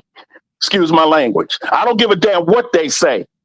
I want to hear in the court of law. In the court of law, you hear the defense and you hear the defendant or what have you there in the cross-examiner or whatever. You hear the defense and you hear the person who's the prosecutor. Whoever the prosecutor, he has to prove beyond a shadow of a. They don't just let the prosecutor put out the case and then they render a verdict. They want to hear from the defense. So until I hear from her mouth, until I see a documentary where I hear both sides of the story, I'm not believing a damn thing on YouTube, because YouTube can say any damn thing. They can say that she stuck a fork up her butt for all I care, for all we know. I don't. Somebody said it in the chat though, Brass Tack. Somebody said it in the chat. Why is Liz out the league? Why is Liz out the league? Give us your best estimate. For whatever reason, she was out the league for 2 years. She came back to Chicago. Yes, they're gonna mention, oh, she's back because of such and because of da da da da da. They mentioned it in passing, because people were curious, where's she been? They mentioned it in passing. They didn't start harping on it and looking at her attitude and trying to bring up dirt until she hip checked white Jesus. They only mentioned her past in passing. It's like saying, oh yeah, he averaged 2 points a game. But don't elaborate on nothing. Oh yeah, she been out the league for 2 years. They didn't elaborate on why, who, what, where, and why. They just said she was out. She fell out with her coach in LA. She was out. That's about as far as it went. But when she hip checked white Jesus, they start running down the road, what she did, what she allegedly did, what she said she got in a fight with this person, da da da da da. They went through the whole spill of the propaganda. So I'll tell you like this then too, right? Since we're gonna go that route, what your eyes show you can also be the best evidence. All right, cool. So let's say we don't know nothing about Kennedy Carter's past. Let's say we don't know nothing about Kennedy Carter's past, and I'm gonna give you this now for further evidence. Let's say our eyes is the only evidence we got, right? And I see the video. I'll use another player. I see the video We all see the video of Draymond punching somebody. Boom, right? That's not on your record. We all have seen it with our eyes. We ain't got to talk to you. We seen it. We seen, because it was on national TV, you unfettered go and hip bump somebody. The Diamond DeShield situation, that light little bump from Skylar Diggins that we seen, the Alyssa Thomas, which was inadvertent swipe to the head of an Angel Reese that she caught. The somebody got a bloodied eye too. I think that was dude. She choke slammed her. Yeah, but look, all of that to say all of this, right? All right, let's just say what your eyes will show you, right? There's only but so many incidences that are worthy. There wasn't no brush over the head or some little, I was going for the ball. No, she choke slammed Angel. Let's get that clear. You would take that. Hey, cool. You will take that at face value. That's what you saw, and that's the stance you want to take on it. Cool. And I said all that, and the reason I brought all of those different scenarios up, right? What your eyes tell you. Brass tag. Just real quick. I ain't gonna hold you. If you brush somebody, they're not gonna kick you out the game for a brush over the head. She choke slam Angel, got kicked out. All I'm gonna say though, and I got cool, and I'm just bringing up those situations that you were able to see, right? Put it in black and white, something that you were able to see. So now let's say, okay, another incident happens. We're going to go back to the last thing that we probably were able to see. So if they say you are somebody that you got an issue with controlling your temper or keeping your hands to yourself, I would just go back to the last incident I was able to see. And guess what? It was unnecessary for you to cause any contact with that girl on the inbound like that. And you said after you did it, little bitch. We saw you say, boom, little bitch. No, now that's on your jacket. Now you gotta wear that. Before that, anything about what that caused Kennedy to do that. She did something to Kennedy, and the referees let it go. And Kennedy, let's watch the language, man. Let's look. I know my channel ain't monetized yet, but let's get in a good habit of watching the language, man. Yeah, I'm saying, telling you, nobody said anything about what Caitlin Clark did to her before that incident. Yo, you gotta let them finish, man. You got to say your piece for a good 2, 3, 5 minutes. Let him finish so you can finish getting out what he said. I think the point lands, and I understand Brass has his stance on it. My whole spiel basically was just to the point. Besides what rumors, accusations, and all that, anything that you put on film that we can see, if I gotta judge you by that and you do something else, guess what? We're gonna go to the last thing we remember. So let's say we don't know, because we didn't see that. We didn't see what happened with Courtney Williams. That was reported. We don't know what happened in LA. That was reported, right? But it was a report, and for whatever happened, the people that was there, what they seen, it's like, oh, we ain't signing you nowhere in the league. You was out the league behind what them people was able to see. We was not privy to it. Cool, right? But then you put that on film. So now that's why people's mind goes back to them. Oh, so there might be some validity. It might be valid what they were saying about you over here, because they saying you got an attitude and you do that. That's the whole only point about it being. Ain't no aspersions to Kennedy, because Kennedy is cool in my eyes. Her game supersedes that. There's always that saying, just like with the Adrian Peterson situation where people was mad at him, and the Mike Vick situation. But they so good. Yo, look, you so good, we still gonna give you a chance. And so in my opinion, the girl is so good, whatever attitude, whatever, maybe it's just like she maybe don't want to be certain place. Her game is so good, she deserves a chance wherever she go. That's what I'm saying. But you put it on film for Kennedy Carter. With Kennedy Carter, is there any incidents where there's footage or witnesses of her fighting in the locker room? Only the team. And it probably could have been like a practice situation in the locker room situation. You know what I mean, but whatever happened, they had to get up, and we have the culprit, the alleged victim, if you want to call it a victim. Courtney Williams was the person that was the per se alleged victim in Atlanta. Courtney Williams was the vet. Kennedy was the rook. And because Courtney this is what Williams, I'm saying. pulling rank. That was old. That was older, a few years ago in WNBA. We're like, nah, I'm the vet. You do, what I mean? You following what I'm saying. And I guess Kennedy wasn't with it. The reason I'm asking that question is because I've been in locker rooms, college, AAU.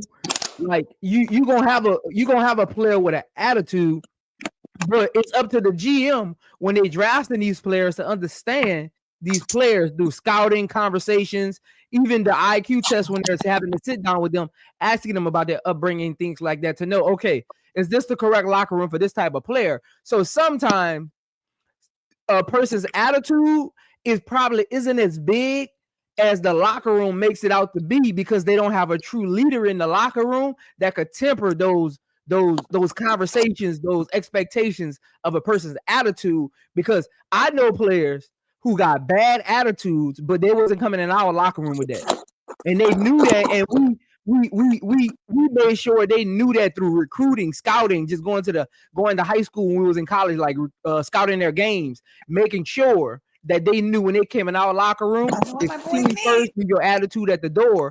So I always wonder if sometimes locker room situations can be bigger than they actually are, because there's no one in the locker room actually setting the tone.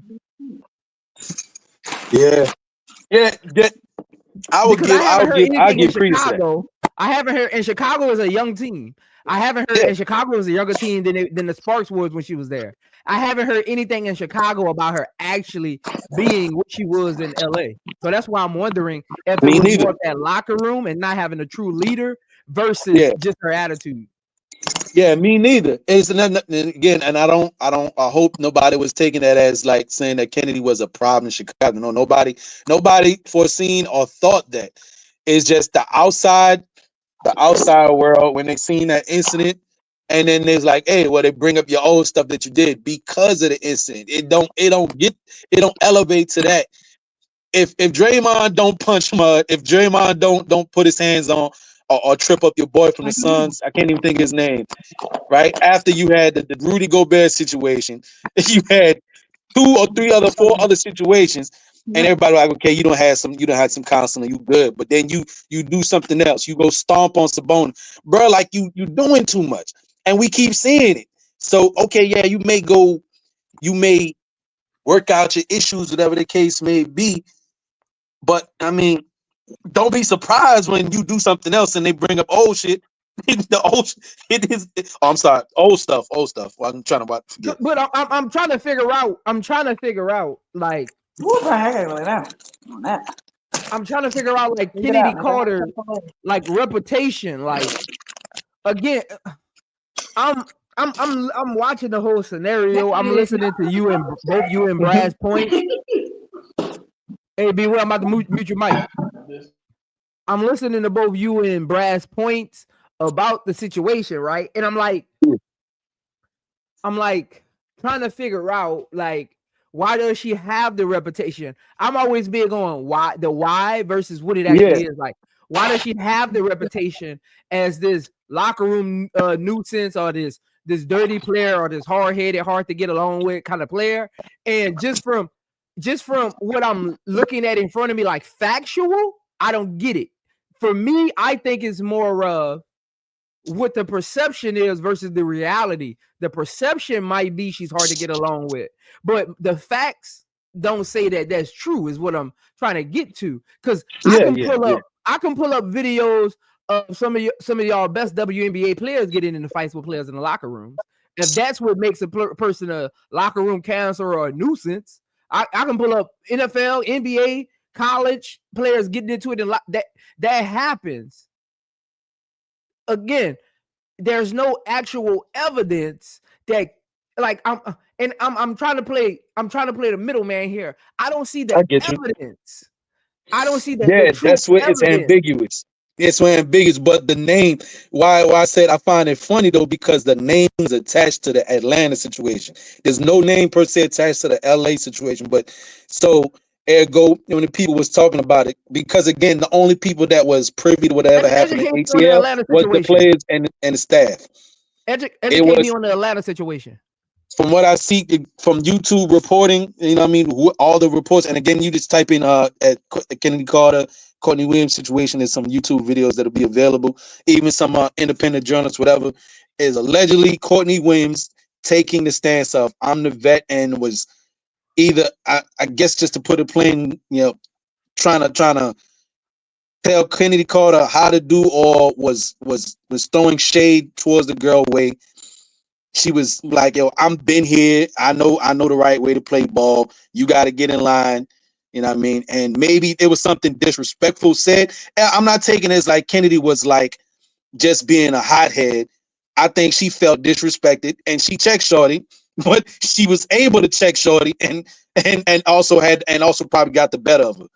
And because Courtney is the established player there, that's why Kennedy had to go.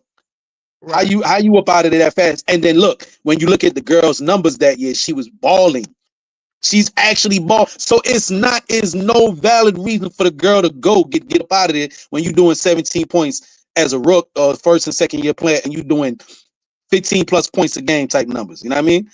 Something is wrong there. That's what I'm saying. So here's the thing, man. Something happened, right? Something happened on two teams. From what I recall being out there, the LA event, one of the situations in LA was between her and Liz Cambage or whatever. Liz a hothead. I don't know the huh? Liz a hothead, so that's understandable. Well, right. So, but whatever the actual details are, you're 100% right. Is that there is a narrative out there about her? She has a reputation out there about her that there's this potential for this hothead issue. I don't recall any talk about her being a locker room cancer, like just straight up bad for the locker room. I don't remember hearing anything about that, but it was some issues, and enough issues that she was kicked off for two teams, and so she didn't play in the W for a year or two. All right. So all that is out there, right? And then she comes back into the league, and Brass is 100% right. There was not a single issue before they played the Fever, and she hip checked Caitlin. Now, keep in mind, she ain't do nothing. She ain't do nothing up to that time. And she was coming off the bench some of them games. She ain't do nothing. She ain't did nothing. But she did that. What can I say when you don't do nothing? What can I say when you don't do nothing? You off the radar. So let me ask you this, Tita baby. Didn't Courtney Williams get into a fight with Crystal in Atlanta too? Crystal Dangerfield? What was her last name, man? Bradford, Crystal Bradford. Oh, Crystal Bradford. I'm not familiar with that. That's scenario. why the Dream didn't bring her back. I think that's why the Dream didn't bring both of them back.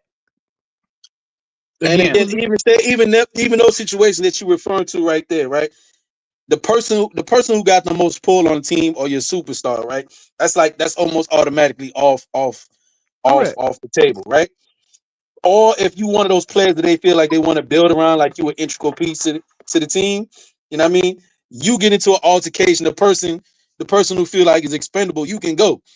You're a second year player, Kennedy Carter there with Courtney Williams, who is an established vet. Yeah, you're gonna be the one that's gotta go. And again, of course, the GMs talk. Again, the GMs talk when they doing this trade, they're talking, they're asking what's happening. We're not privy to everything that goes on behind the scenes. They're not doing the Antonio Brown pulling out their cell phone and recording locker room situation, practice situation. You know what I mean? We're not privy to everything. Yeah.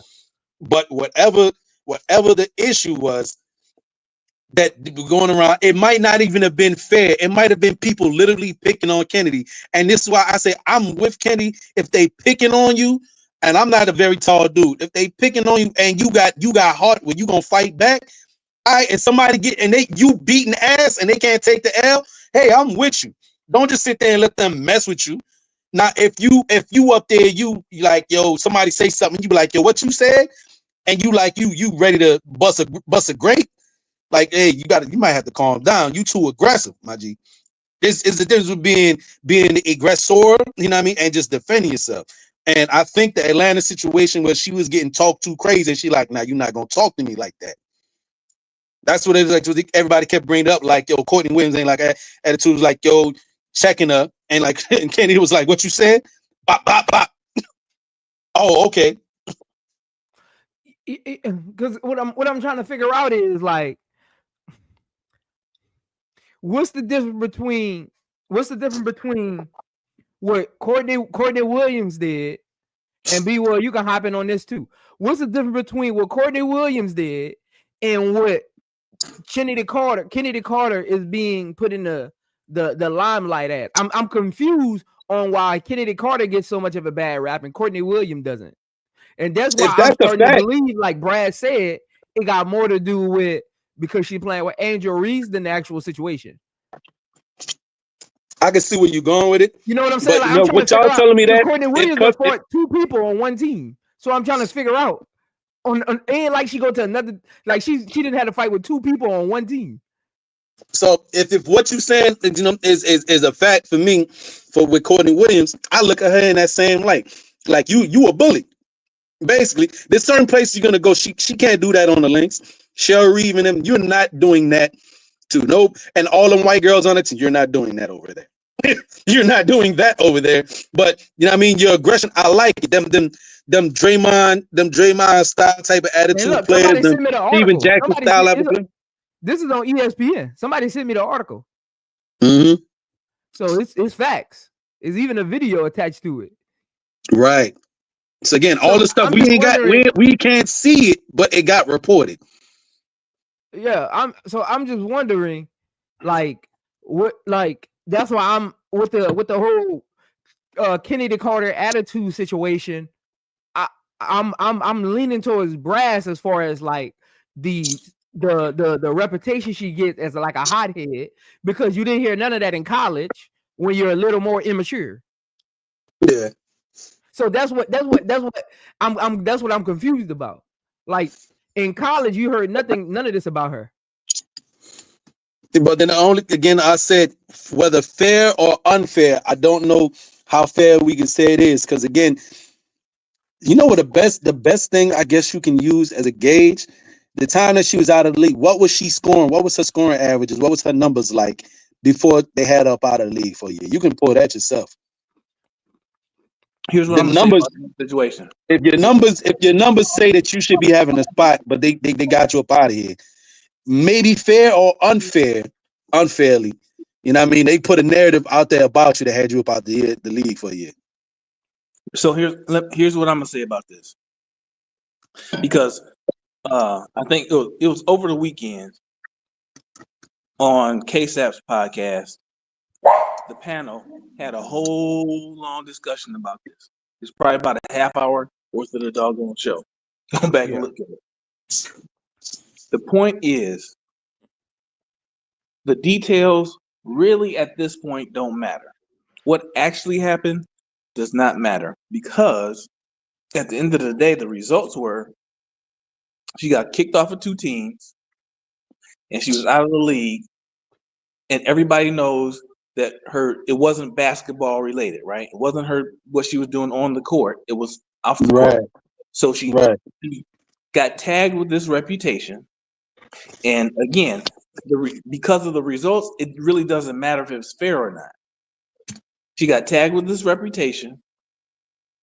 She knows it. And just like anybody else, as you mature, you realize, the things that you could do differently. Whatever happened, you're the one suffering the results. And you go back and you look at it, and in hindsight, you realize things that you could do and should have done differently, and you work to improve and be a better person going forward, right? Yeah, absolutely. But the fact that happened, she knows more than anybody that she has that reputation. And so it's just something that's going to carry with her until she overcomes it, until she does enough to overcome it. And we all know how people are, how fans are, how, the media is, how the internet is, it's gonna take a long time for that memory to fade, right? You know how it fades though, B Will? When you win the championship, then they like to say you redeemed yourself. That's the world we live in. When you win Yep, something, you're right. now you on the redemption arc all of a sudden. Yep, Which is weird to me. But a championship clears your record. But to what Brass was saying, and Brass, here's the thing, Brass was actually on that live the whole time that we had that conversation. It was, I mean, again, and most of us felt the same way. It at some point, we all don't believe that Kennedy Carter was a cancer in the Chicago Sky locker room, so that shouldn't be an issue. But maybe with Jeff, it is, and for sure, if he don't bring her back, of course, I guarantee you he's gonna cite something like that.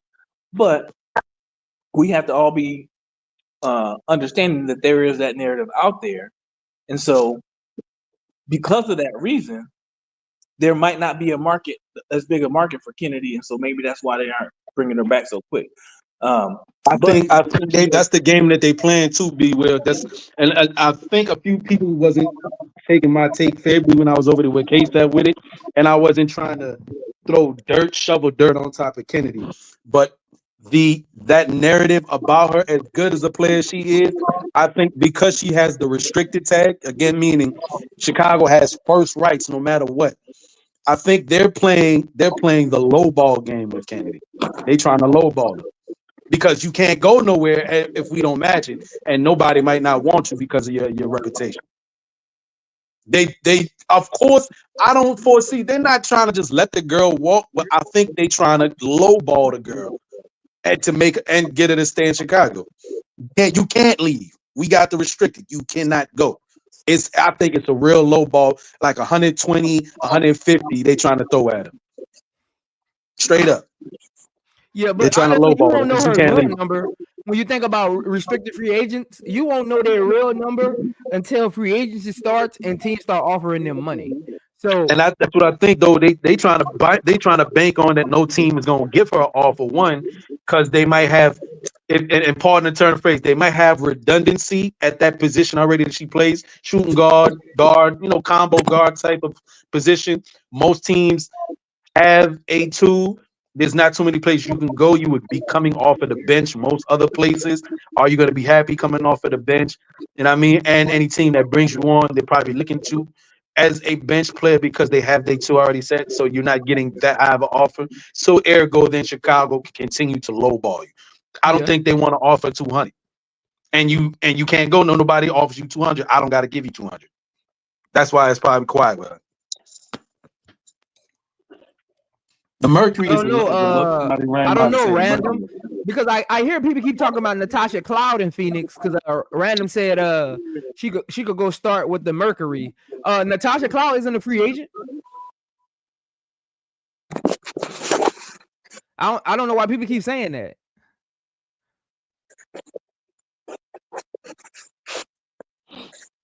Natasha Cloud's a point guard too. Yeah, Natasha Cloud's not a free agent. She could run the two. And this again, I'm just, mind you, I'm reading, like them old folks like to say, reading the tea leaves. I'm just paying attention to what's being said out there. Then Kennedy herself throwing it out there, jokingly or not, which team would y'all like to see me with? And when they're talking about the future and players that they're continually mentioning, right? I have yet to hear them say the word Kennedy Carter. Now I know she just signed a new agent. I know she just signed with a new agent. Yeah. This is my thing. I think Kennedy Carter is doing herself a disservice by doing all this tweeting. Let your agent work behind the scenes and you could tweet with your fans, have fun, but I'm talking about like just her on her free agency and stuff like that, like what she wants, like just when you're a free agent, you don't get involved with that with like just social media because they could take it to places that are hurt the bag at the end of the day. Like, let your agent deal with all of that. You could talk with other things about your fans. And again, I'm not saying it's right or wrong. It's just an approach I would take. I would let her agent deal with that. I know she just signed to a new agency. Let them deal with all of that. and you take care of everything. You finish playing your ball overseas, come home, have a good training camp, good off season, and go from there. Right. And and in y'all opinion, the numbers that she put up, is that worthy of a $200K contract? Let me pull. I gotta pull up. Let me pull up her numbers. Yes, and I'm gonna tell you why I think yes. You can say that while I pull this up, B. Will. I got you. I think yes because her numbers, a lot of it was based on her not starting, and so have kind of coming in having having her role kind of changed somewhat. So yes, the numbers are worth it because you got to look at the potential upside to those numbers. You with more minutes and playing the right system, those numbers are going to increase. And for me, I think the number that's going to increase the most significantly, or that you'll see on the stat line, is she'll average more points, but I think she's going to average more assists too, whether she's a point guard or not. Honestly, because she's a good playmaker. She averaged about the same amount of points this season that she did in her rookie season, right? Which is crazy. 17.5 this season. She did 17.4 in her rookie, 14.2 in her second season. Got 8.9 in her third season, right? Still all solid, like. And 2023 was out of the league after doing 8. Now the 8 points, okay, 8 points, played less games. You out of the league in 2023. Yeah, for her to play 24 games that season, is that the season she was beefing with Liz? That's allegedly what happened. But still, regardless of the fact, and even in her first season, she showed proficiency shooting the three. She was 37% from three in her rookie season. So she showed even the ability to do it. So by all intents and purposes, by the numbers, you can't tell me the girl can't ball, right? So, but again, it's like I don't want to make this like this is a pile on Kennedy type of thing. Well, I'm like saying the girl got issues, whatever the case may be. This is what I'm saying. I'm reading the tea leaves. If you're about a 17 point, let's say she's for most intents and purposes, she's a 17 point a game player, right? Is that a $200K contract by comparison to the rest of the league? Yeah, that's a $200K contract. And I think Jeff is trying to lowball the girl. They paid a 7. If it's not $200K, it's a lowball. No, I think they're intentionally trying to lowball the girl. I think they're intentionally trying to lowball the girl. You're not paying Angel Reese and Camilla right now. And then you got to remember, Tita baby, the cap goes up in 2026. So that $200K, that's gonna be nothing come 2026. Right. That's gonna be a role player contract in 2026. Mm-hmm. That's what I'm from reading everything, reading it in my mind. Okay, and it might be wrong at the end of the day, but because you're not talking about it, and because you got the restricted tag on it, that's the key holding point. No matter what happens, they got the first right to match it. And if somebody throws a max at Kennedy, I'm sorry, they're going to let her. In my opinion, they're probably going to let her go. You think they're gonna let her go? If somebody offers Kennedy a max, Jeff probably just be like, you know what, y'all got it. But I don't think nobody's gonna go that crazy. I think it depends on free agency. Everybody in free agency. Everybody. Like, let's say he can put Kennedy Carter in a signing trade, even if he can't match it. Let's say I think he would put in a signing trade before not matching it. I don't think he would just let her walk. Because if he lets her walk, like he gets nothing in like they need draft picks, they need players. Yeah, that is a fact. Jeff would be a horrible GM if he lets Kennedy Carter just walk. That would be a horrible move by a GM. If you let one of your top 3 players just walk out the door when they're a restricted free agent, I'm signing and trading if anything. If I don't want her, I'm at least doing a signing trade. I had to pull it up just to see what and it's should I keep it at guard, or I mean should you add forward when you're looking at free agents? Because I pulled up all guard free agents right now. I mean, I know they got some hybrid forwards that play guard. You can leave it at guard because she's a combo guard. I would like. I don't see a team trading a forward for Kennedy because a lot of the teams are pretty much set at point guard and shooting guard coming this free agency, and they got some shooting guards and small forwards in this draft. So I don't see anybody trading a forward for Kennedy. It would have to be because I would say like. Even though this is just, and I'm using her as an example because she fits the bill, like a Kai Copper, which is technically a guard forward, right? She fit that. That's why I said, and thinking under that, along those lines of some of those forwards, because some forwards out here is 6'1", 6'2", and I mean, yeah, they can play shooting guard. You know, shit, hell, Leone Feed 6'4" and play shooting guard. So, but from what I see, I mean, we know Kelsey Mitchell won. Like, they ain't going nowhere, but we got Kelsey Plum, Vandersloot, Sammy Wickham, who's at on 140K contract for Seattle. Kia Nurse, 140. Tiffany Mitchell, 130. Natasha Heidemann, 120. Diamond DeShields is probably getting rid of her. 100K contract and she's unrestricted. They probably letting her go. Shatori Walker, Diamond DeShields, yeah, she gone. 96 for Shatara Walker Kimbrough, Tiffany Hayes, 88. Sydney Colson and Kennedy Carter falls in right next, but she's restricted. She got the restricted tag. I'm looking most at them unrestricted, those people that can like walk, get up and walk. Kennedy Burke. Kennedy Burke is unrestricted, 76K. Right? Victoria Vivian's unrestricted, 76K. So, and there's some out there.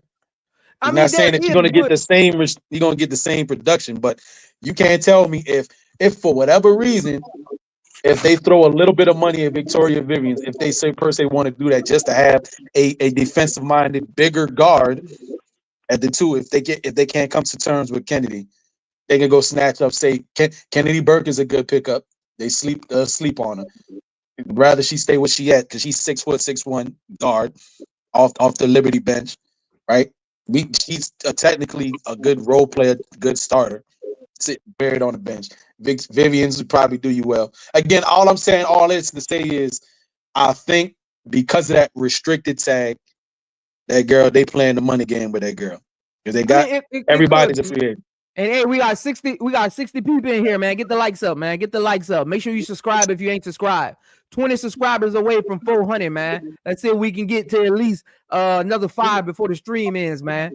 If you ain't subscribed, make sure you subscribe. We 20 subscribers away from 400. Appreciate all the love, support. Make sure y'all get the likes up, though. Let's see if I get at least 5 more subscribers before we end this stream. But Tita Baby, like, there's nobody and B Will, tell me your opinion, B Will. Like, there's nobody in free agency. Like the reason I say Jeff is not a good GM if he's just let her walk without at least doing a sign-in trade if you don't want to bring her back, because there's nobody in free agency that would justify you not paying her or doing a sign-in trade, because none of those players is worth a $200 grand contract. Nobody. So that's what I'm saying. She got to come back or she got to be in a signing trade. We not letting her walk. The people that about it. People think he got. What I think is, and a lot of people, they ain't really hipped on free agency. The WNBA is about to get like the NBA. So if you don't really know how NBA free agency works, if I was you, I would do some research to see how the GMs and the players and the agents go back and forth, how it drags on and drags on. They start visiting teams. The WNBA is about to get like that. And a lot of people, they not used to that, so they think it's a lot of personal vendettas, but it's just business. So I want y'all to get used to that. They about to get this money about to start. It's about to become more business than anything. And it might feel personal. It's not personal. It's about to become business, because when you start doing these $1 million contracts, it becomes business. And all I can say, as far as like who's out there and available, right? Dana Evans also one of those restricted contracts they got, but that would be dumb. Again, I believe like you're right with that. You can't let Kennedy Carter go for nothing. So yeah, sign and trade. I didn't take that in consideration. She ain't gonna be gone for nothing. What I do also see out there, Farlington. Let me keep it a stack. Chicago holds the controlling deck. whatever they want to do with this girl future. You know what I mean? Is it all up on do other teams want her? And at what price? Because right now, the people who are making 200 at the guard position, that's free agents, some are reasonable, like say Kelsey Mitchell and Kelsey Plum, right? Makes sense. Then you had Erica Wheeler. Okay, you know that was a hookup. Erica Wheeler making more than Kelsey Plum and Kelsey Mitchell. Yeah, that was a hookup. It's Definitely was a hookup. it's because of how the contracts work. They get paid by seniority, like how long they've been. A lot of that has to do with it. Because I mean, I think Breonna Turner was making 150. What's she doing? Yeah, she was making 195, I think. Yeah, something Staying stupid. on the bench. And then you got Vandersloot now about to be 36. Was almost making 200. I don't think she'll demand that. She might still make around the same she's making now and go be a backup guard somewhere. And Sammy Wickham, also 36, making about 140. She probably can go snag 150, 160 somewhere if she don't stay where she at. You know what I mean? And then, you know, younger Kia Nurse, who still really, how many opportunities has been there for Kia Nurse to really shine? I don't know. But I don't think Kia Nurse will ever shine because she's one of those plug and play players. They don't never they just do their role and go home. So like when I look at players like Kia Nurse, I don't expect big numbers because they're those plug and play type of players like Laney Hamilton, those type of players. Like I don't expect them to go out there and average 15, 16 a game. Like they just play their role. They make winning plays. They do the little things, the dirty work. They don't show up on the stat sheet. Kennedy Burke luckily got the unrestricted tag. Now, again, I don't want her staying, but now she may be able to demand a lot more money, and she's a solid player. And she may go out there and go get it back. You got to remember, though, Tita, baby, the contracts are about to go up. They're about to touch $1 million. So these players who are making 200, they trying to get out of them contracts. That's what a lot of people ain't talking about right now. They trying to get out of them contracts. They trying to turn those into a 1+1 right now. Mm-hmm. So you got to remember that. Just because we bragging on 195 or 200K, them players trying to get out of them contracts at this moment. Yeah, they know they smart. They smart. They say just keep doing the LeBron James 1 year in it, Yeah. and waiting for the CBA to come. Like Satu is the free agent. I guarantee you, Satu about to do a 1+1. Mm-hmm. Whoever a free agent, they ain't about to sign no big contracts unless they want to like those rotation players that probably ain't gonna get that big of a bag. They might sign a 2-3 year deal, but these top trying to free stick agents, somewhere. If you a top 10 free agent this year, you ain't signing no +2.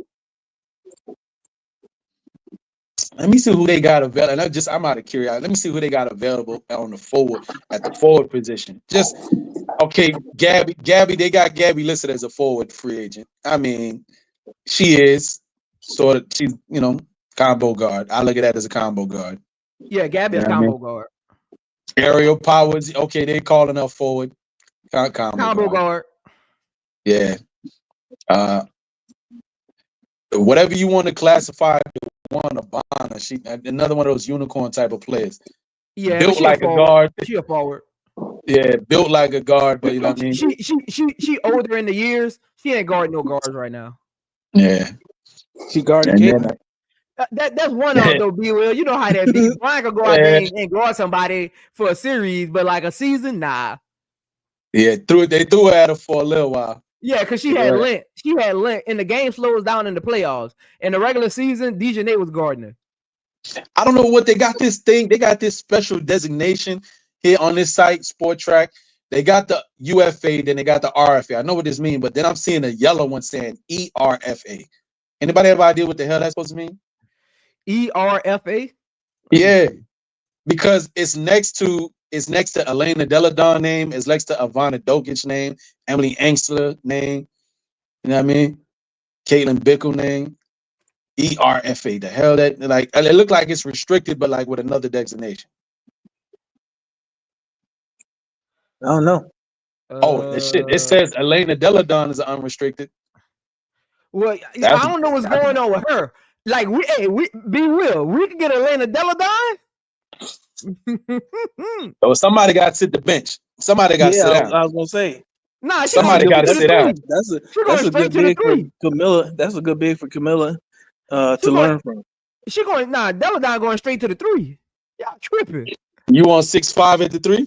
Yeah, 6'5" and 35 years old. man, she going straight to the three. She going straight to the three. And you know what I Look, say? You know what I say?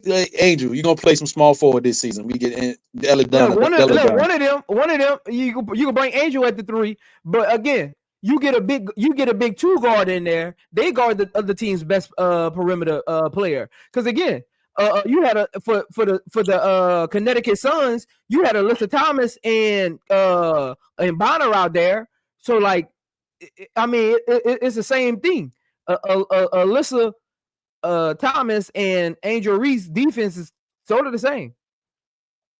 When you think about how they guard on the perimeter, they move sort of the same. I mean, he can make it work. You said that term means exclusive restricted free agent. I really would like to know what that means. So it's like basically the only person you can sign with is me, because we got Ivana Dokic, who's on the bench for My Liberty too, who's a great guard overseas in the EuroLeague. She a great guard overseas. She'd be solid for anybody. 5'11", decent size, and solid guard, real solid, right? I don't think she'll be leaving the Liberty. I don't think they're gonna let her go, especially seeing as Vanessa will probably out the door, and Kennedy Burke will have an opportunity to go, command her own market. So I don't know. Yeah, HD. I had read that a while back during the season because I was like, "Where's Deladon?" The Mystics kept putting that core on her, and she didn't want to play under that core because with that core, your contract was minimal. They weren't trying to give her that $200K contract, that max. So yeah, they kept trying to core. So she decided to sit out. Yeah. So shout out to HD for that. But yeah, I had read that. Yeah, the Mystics was messed up for that. And I don't know why the Mystics kept putting on the core, because they ain't got no big contracts. Because how much is what you call them making? Let me see. Who that? For the Mystics. Let me see. The highest paid player? Yeah, who the highest paid? Howard? The Mystics? No, I don't know if I'm thinking about time. I mean, not Howard. Sykes.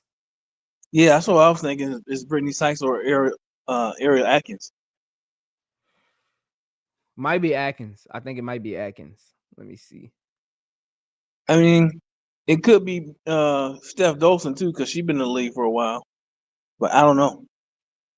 Because a lot of, like I said, it's funny how the contracts work and how the money works, because it goes up every, by year in the league. Every year you play in the league, it goes up. So the way that it's looking to me, dog, if Deladon is willing to sit out a whole year forego her money, it look like she don't need the money. Whatever you're gonna throw at her. Yeah, so if they not playing right, they not playing right. She like, hey, I got what I need, and that not to be racist or nothing like that, but that's that white girl luxury. She like, yeah, I can do that. So B Will Sykes is the highest paid player. She on a 3-year $575,000 contract. She making $191 a year, but Ariel Atkins is making the most per year. Sykes just on a bigger contract. She's making the $200K. So she's making like 9K more than Sykes, Ariel Atkins. That makes sense to me. Yeah. But a lot of their free agents up this next summer though. Sykes is on an expiring deal. Atkins is on an expiring deal. Stephanie Dolson on an expiring deal. Carly on an expiring deal. Shakira Austin on an expiring deal. Shatoria free agent. Julia free agent. Emily Ingolster a free agent, and Sugg Sutton a free agent. That whole team about to get tore apart because those pieces.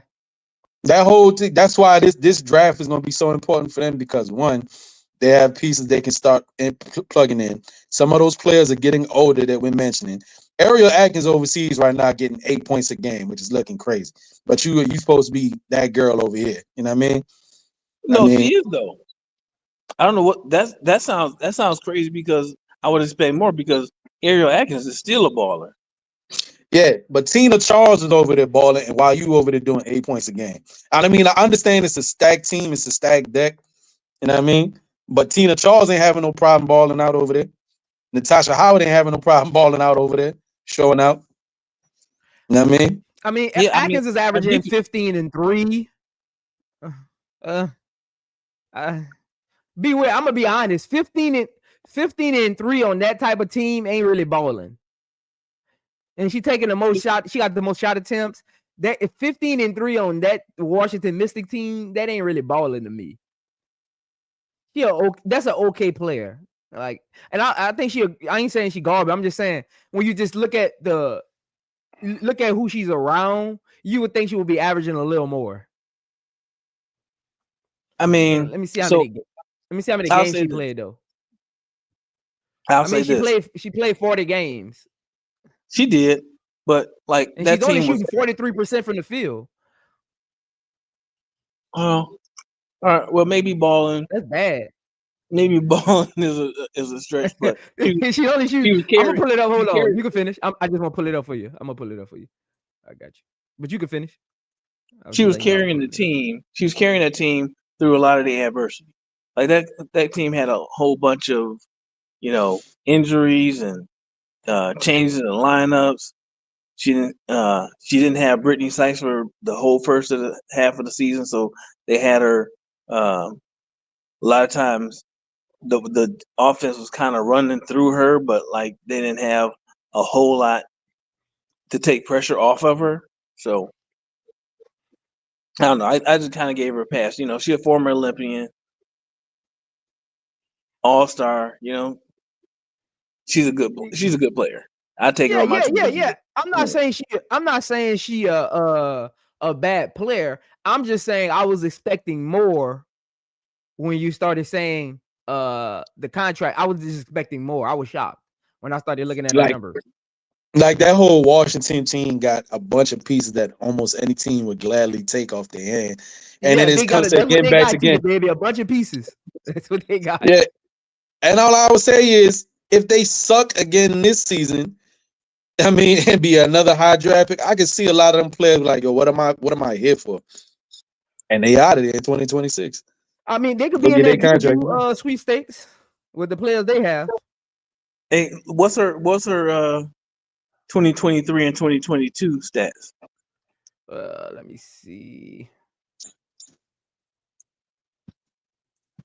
A lot of that Washington team about to be up out of there next. Not wishing it, but they not a playoff team with all them pieces they got. If they not a playoff team, a lot of them women is up out of there. Oh yeah. A lot of them. And like you said, TD baby, a lot of teams will gladly take them because they're a bunch of pieces that are just plug and play. They just that's not a team. That's not a team to me. It's just a bunch of pieces that will work well on other teams. That's not a team to me. That's the Washington Mystics. I watched them all that. That's not a team. They got to leave Edwards under contract though. They got to leave Edwards under contract for a minute. So if Shakira Austin could stay healthy, she might be one of the few that might not be able to go nowhere because if you keep getting hurt, then nobody gonna really mess with you because like you seem like you got a problem. But Atkins would get an offer. Angela would get an offer. Shakira Austin. Atkins would get an offer. Atkins would definitely get an offer. She's still young. Angela would get an offer. She's still young. Sika Kone probably would get an offer. Brittany Sykes definitely. Yeah, Carly Samuelson maybe. So there's like 4 or 5 pieces on your team. Yeah. Other teams will gladly scrape off. And then let's not even talk about what they about to lose this year in the expansion draft. Right. I wonder who they're protecting. Well, we can automatically assume we know 4. Like Brittany Sykes. Let me pull up their roster again. Hold on. Let me pull up their roster. Hold on. So y'all can see let me pull up the free agent roster so y'all can see who all on the team and who not. They're gonna think they're keeping? Who y'all think they're keeping? For sure. I got 4 in mind for certain, like Atkins, Edwards, Sykes, Dawson, then I mean, you want to still ride this ride hope out with Shakira Austin, okay? Then you got 5 right there. Of course, Emily Ainsley is worthy of keeping because she's a great player, so versatile. So then now you're 6. That's I would assume it had been Carly Sampson.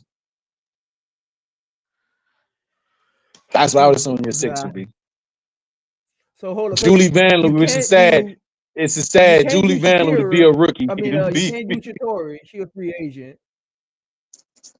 So I'm thinking Sykes, Atkins. I don't know if they want to protect Dawson.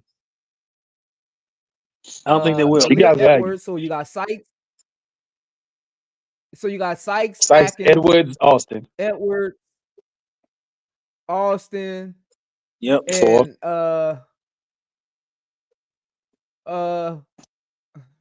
yeah, it might be Dawson. Dawson might be that fifth.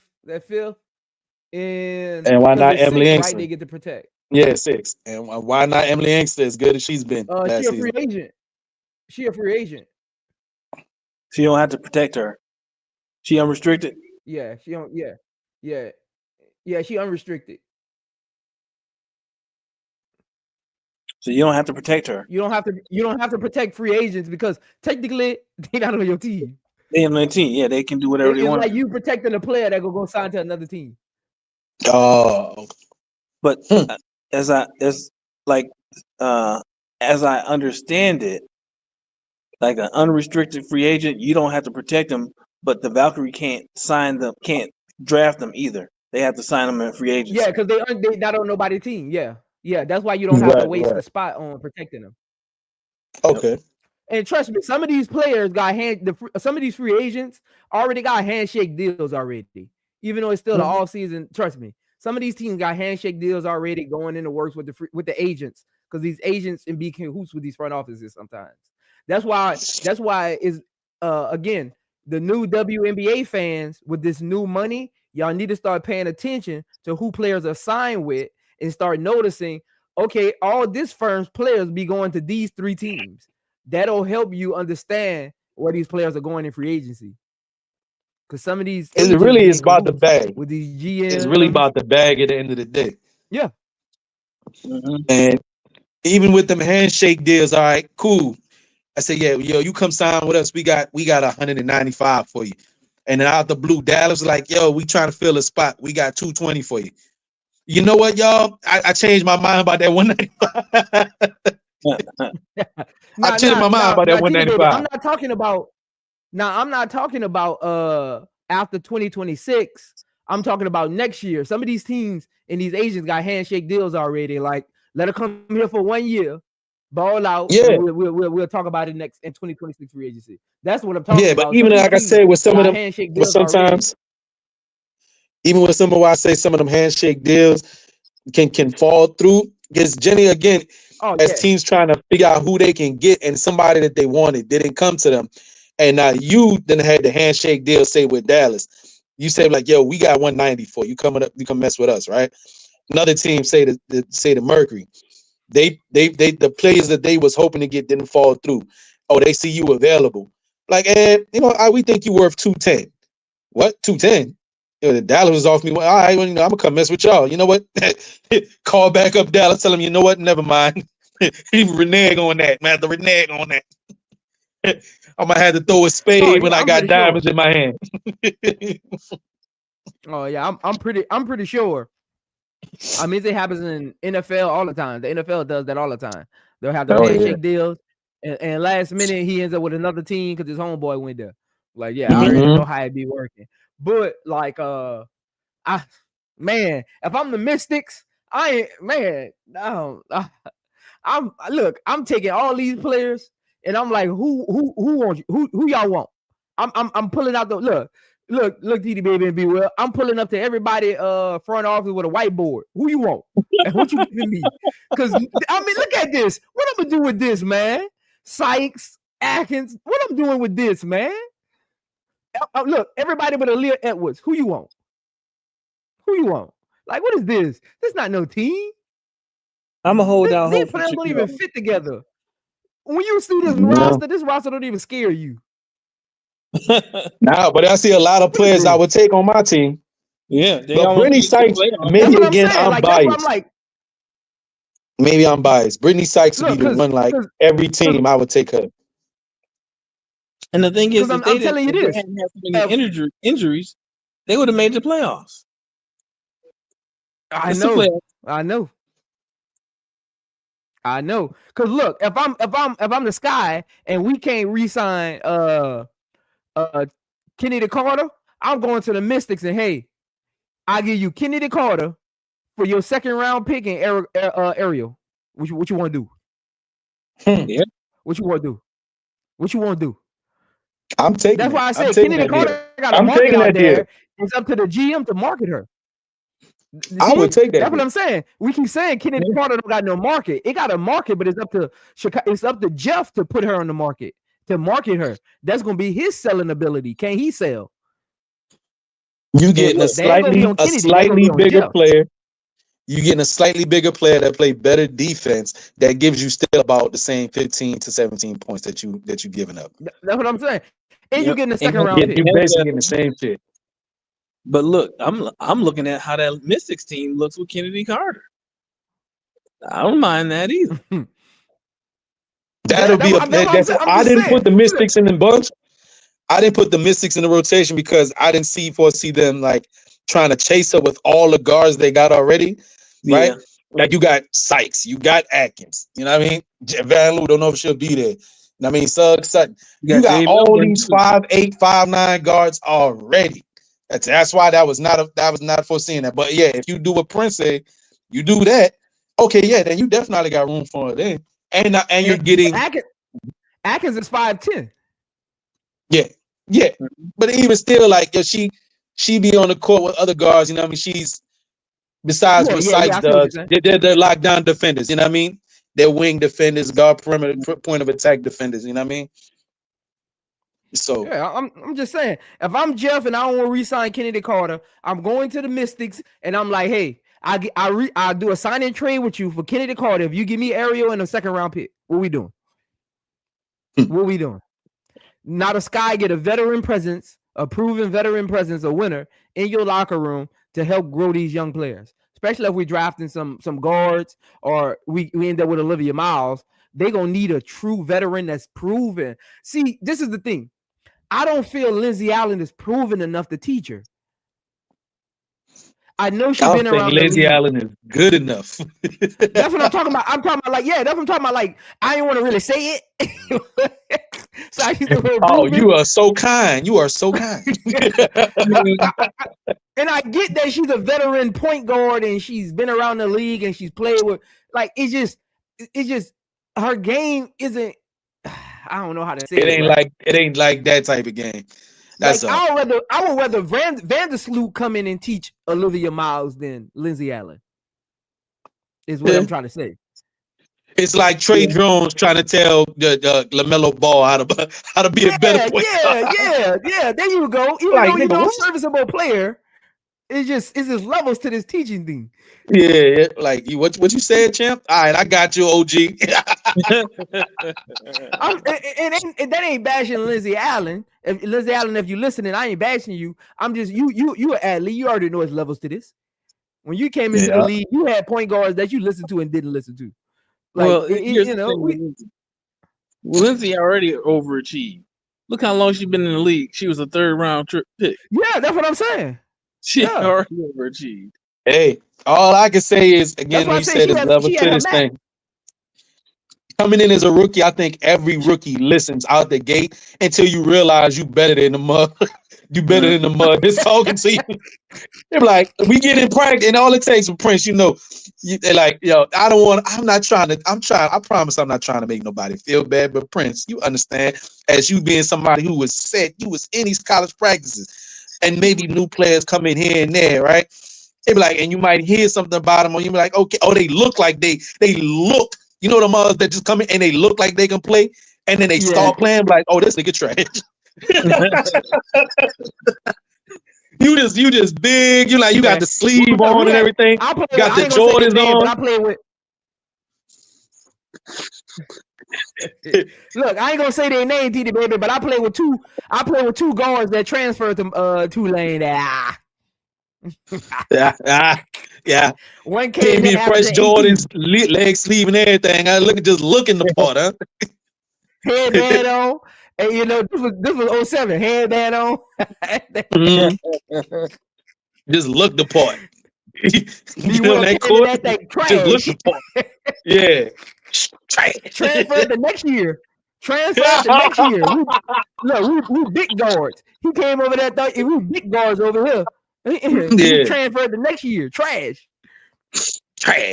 Like Bubba Dub say, trash. Look, didn't even make it overseas. Trash. Hey, that's why I be telling people, man, if you make it overseas, you good. Only 1% make it to the NBA. People be trashing like people be looking like overseas ain't no ballers. Only 1% make it to the NBA. If you make it to overseas to a legit team, you legit. I think people don't understand. You can play. You know how many players there are in college? I don't think people realize that because they follow their team, so they don't realize like it's a lot of players. Oh yeah. And that's why what I love being able to sometimes, like say you go just watch a random team and somebody pops off the screen to you and you see them get in the league. You're like, I wonder if they'll get the opportunity. Can they shake out? And sometimes you felt like you was part of finding or seeing some of those hidden gem type players. Hell, there's a lot of those type of players that's overseas that's just not going to get the opportunity because there's not enough spots. There's not enough opportunity. That's what it really is. It's just opportunity. You gotta have to make it to the NBA. Once you get to college, you gotta have a brand behind you. If you don't got a brand behind you, you're not making it. That's one, or you could just be, and then just usually that's reserved for a certain type of players, or you could just be just so otherworldly good that you made the name for yourself. You know what I mean? You the dude in the nation doing 30 points a game, and you like 6'5". You're gonna get a brand. Like somebody some corporation, some agent, some top agent gonna take a chance on you. Like that's what I mean by the brand. Like some players get drafted according to the agent they with. Yeah. Like I seen a lot of ballers go overseas because they just didn't have the right agent. And I'm telling you, look. People be like, talent, NBA.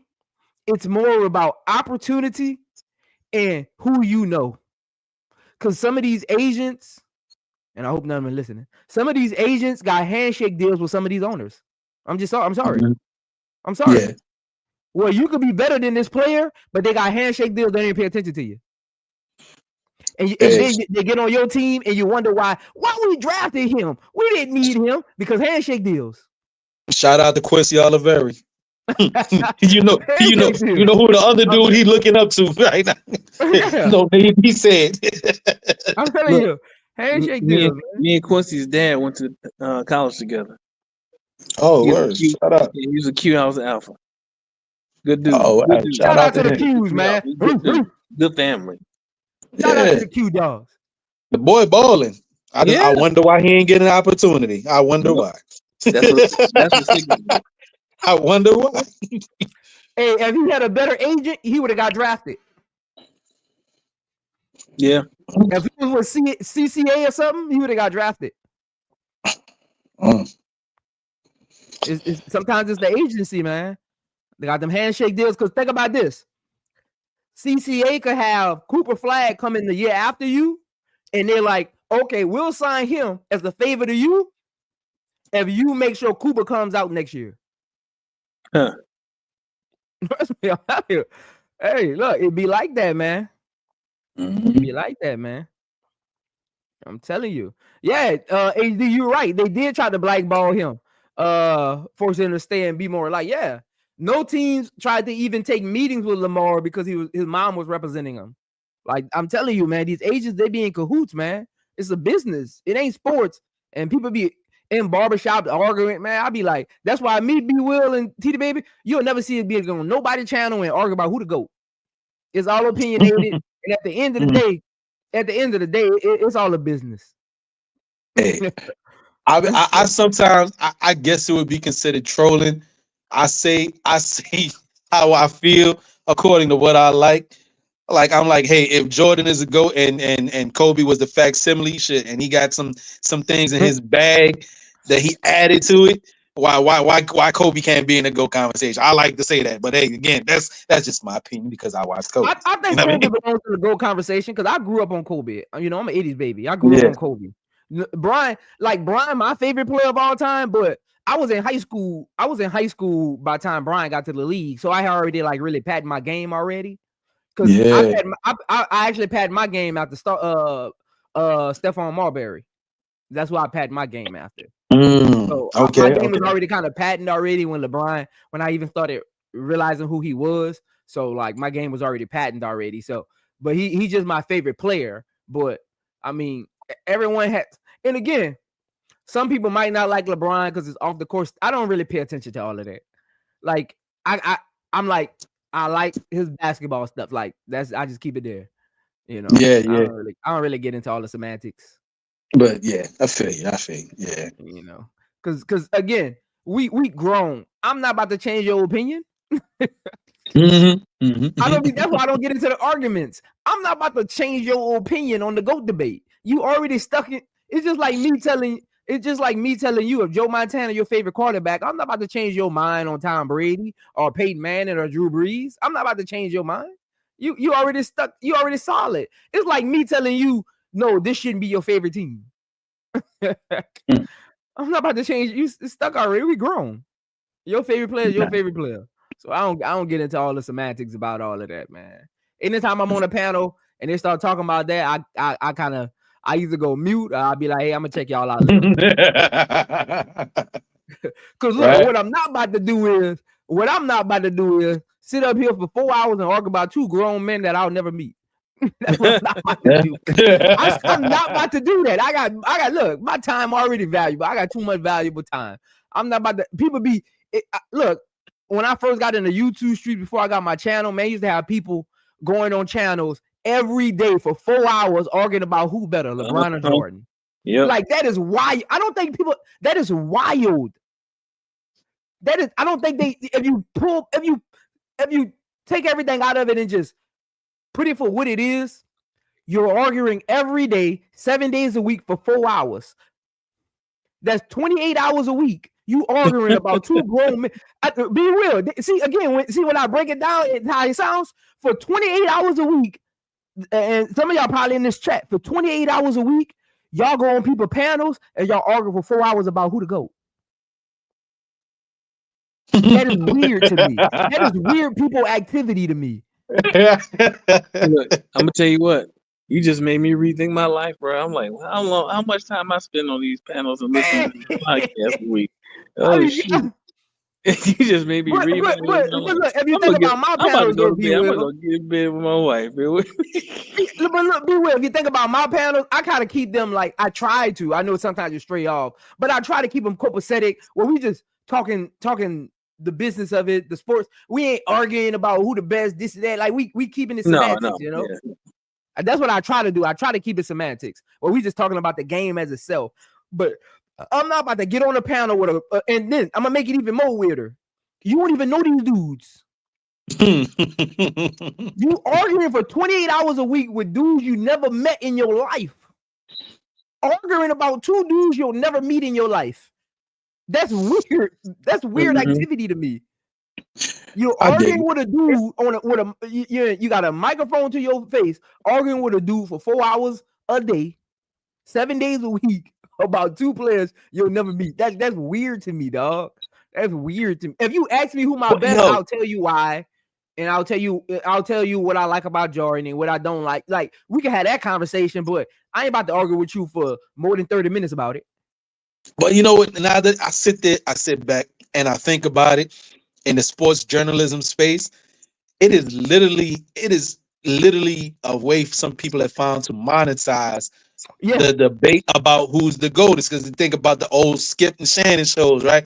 You know what I mean? It literally is it's a weird world we live in. You literally can get paid. A little mug can get paid just up there debating and beefing on the fact of why Jordan is better or why LeBron is better. It can literally be a thing, and they got eyeballs. And I think it sometimes got to do with the personality of the person relaying it. You know what I mean? Maybe the passion in which they delivering it, or maybe just like, hey, it brings some entertaining points. But like, hey, the reason why Jordan is the GOAT, which y'all not even paying attention to, Jordan golf swing got extra nice in 1993 when he was out the league. LeBron don't even play golf. That's why he the GOAT. LeBron ain't a two-sport athlete. That's why he not the GOAT. Jordan playing two sports. Tootie baby, it ain't no knock on them though. I'm just saying, to me, it just, and when you sit down and really think about it, like really break it down, it's very, very weird. Mm-hmm. Like, and I'm not talking about having the conversation. I'm talking about the time spent. Yeah. Like if we touch on it, like let's say we having a stream and we touch on it for like 30 minutes every other stream, that's okay. It's touch on it is crazy. It involves sports, and you're talking about touch on it is wow. But they got some channels that they literally got thousands of subscribers because every stream is about that. Mm-hmm. They just turn their stream on, put that as the thumbnail, and they know people about to come on their chat and go crazy. Mm-hmm. Just like all these Caitlin Clark channels. Oof. Yeah, that's all very weird to me, man. Oh man, hey, Muslim popped up and got 10K subs just talking about CC and Angel and basically, the dub it. I ain't mad at it in no form or fashion. Yeah, right. That's what it makes me wonder. It makes me wonder, did I miss a boat right there? So I would more so, if I think I was coming at it to even to dabble in women's sports creation, I would be doing like breakdowns, like, hey, y'all probably didn't see this hidden gem. This would probably be a great draft pick for your team. Y'all ain't hearing about Michaela Timpson from Florida. Yo, check out these clips I got here. Look at how she moved. Look how she moved on the court. That's how I probably would come from it. You know what I mean? Maybe I missed the boat there, but maybe not. Maybe still could do it. But hey, niggas literally popped up and got 10K subs off talking about CC. You actually talking about basketball. You actually talking about the sport. It's gonna be hard 10K off of that. That's because that's actually intelligent. But I gotta enjoy what I'm doing. Like I don't got the energy to fake it. I don't got the energy to fake it about something I don't care about. That's why. That's why I am the baby. That's why I can't do it, because I need to. As y'all see, I'm very interactive with the chat. I'm very interactive with my streams. I love the breakdowns. Like I wouldn't be able to be me. Y'all wouldn't even know how deep I get into basketball and the nuances of it if I did channels like that. Y'all wouldn't really understand the intelligence I have when looking at film, the experience, because it would just be a lot of hate and meritocracy going on. Yeah, that's a lot of energy, since the way that you look at film, I would love your expert eye looking at that Janelle Salome, what you could find on her, and tell me what you noticed, because they saying all those things that they said from they'll write up the strengths and so on and so forth. Do you see it? Because from what I seen, they said 3-level scorer. I have not really seen that at the rim, that game at the rim. Maybe I haven't seen that game yet. I've not seen her get to the basket like that. Just for you though, since you asked, because and the everybody knows this, B Will knows this. I don't really do like actual videos. I do more live streams so people I can interact with my fans more, my subscribers more. I don't want to say fans, like subscribers more. So I like to do lives, but just for you, I'm gonna go pull up her footage, put together some of her games, not her highlights. I'm gonna go look at her actual games, do some clipping, put it together, and I'm gonna drop like probably a 10-minute breakdown analysis on her. Oh, you mean I've never did like an overseas player before. So I would say again, on YouTube, the EuroLeague official channel that all their games are on, you will get every game she played this season. That's how I say that's your best source. And she played for Sochi. I mean, it's information how to find. It's the EuroLeague channel. Channel's not as big as I thought it would be, but 4 games and 4 game highlights is on there. Yeah, I'll go look at it, and I'll try to do it this weekend because I don't really got much going on outside of Thanksgiving Day. Well, I got a wedding thing to go to on Saturday, but outside of that, like Friday, I don't really got nothing going on. So I'll try to do it. I'll try to look at some film tomorrow and Friday and see how quick I could put some splices together and look at her film. That's what I'll do, and I'll create like a little. I'll put like a scouting report comp thing on there too. Mm-hmm. I'll do like a little quick 10-minute video on her. You're gonna get her signed. You're gonna get her a big contract. You don't need to cut you the check. Cut your boy 5%. 5%. Your boy about to get you signed. So about to get you signed, I agree. I'll do a 5-minute, video on her. See what she talking about. See what she talking about. Mm-hmm. See what she talking about, man. Hey, better prospect than Nalissa Smith right now. I don't know if that sounds like hate, but right, Nalissa don't got no J. Better prospect than Nalissa Smith right now. Nalissa don't got no jumper. Not like that. She not like that. What Nalissa Smith? What other Nalissa Smith? Besides the Indiana Fever, Nalissa Smith. Boy, you lying. that slow wind up, that thing looked like a creative jump shot on 2K. You talking about jumper? Yeah, I heard that jumper looks like it's better. Yeah, that slow wind up creative jump shot from 2K and Nalissa Smith got, boy. Yeah, look like she put Kevin Duckworth in a jumper base. I thought you were talking about overall player.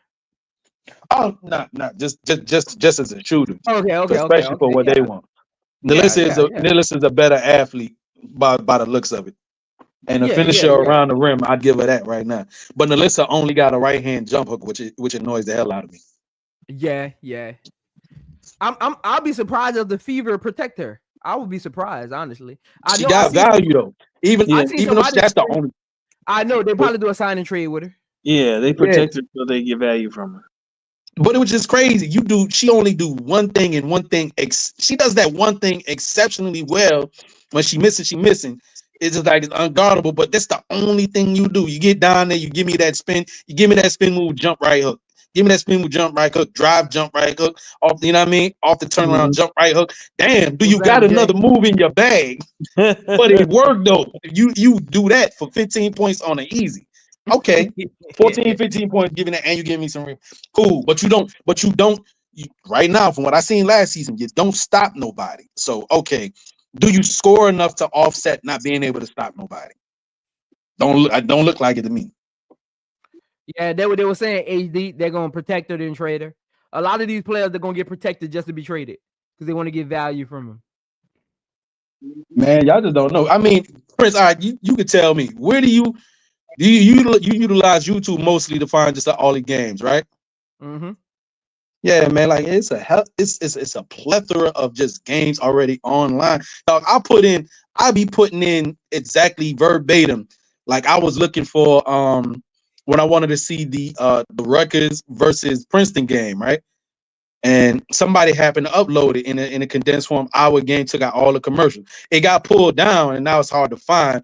But I was saying, like, yo, I ain't seen Destiny Adams yet, so I went typed it in the YouTube search bar. Exactly, it was whoever was the away team versus such and such and such, right? NCAA team versus whoever's home team and such, right? Boom, popped up. Somebody posted it. Got a chance to watch it. And got a chance to see some good ball and see, really from my hand myself firsthand. It did get pulled down, but man, that's how I find it. And then again, the EuroLeague games, like I said, they got their own channel. And for Mike was there in the chat. The ACC conference, the ACC already uploads all their games for replay, so you'll get the Notre Dames, the Floridas, Syracuse, so on and so forth for all that. Yeah, there's actually a channel. I don't want to say it on here because might get flagged or something, but there's actually a website where you can go watch all the games, like old college games, championship games, football, basketball, old NFL games back from the Laboratory days. Like it's a website.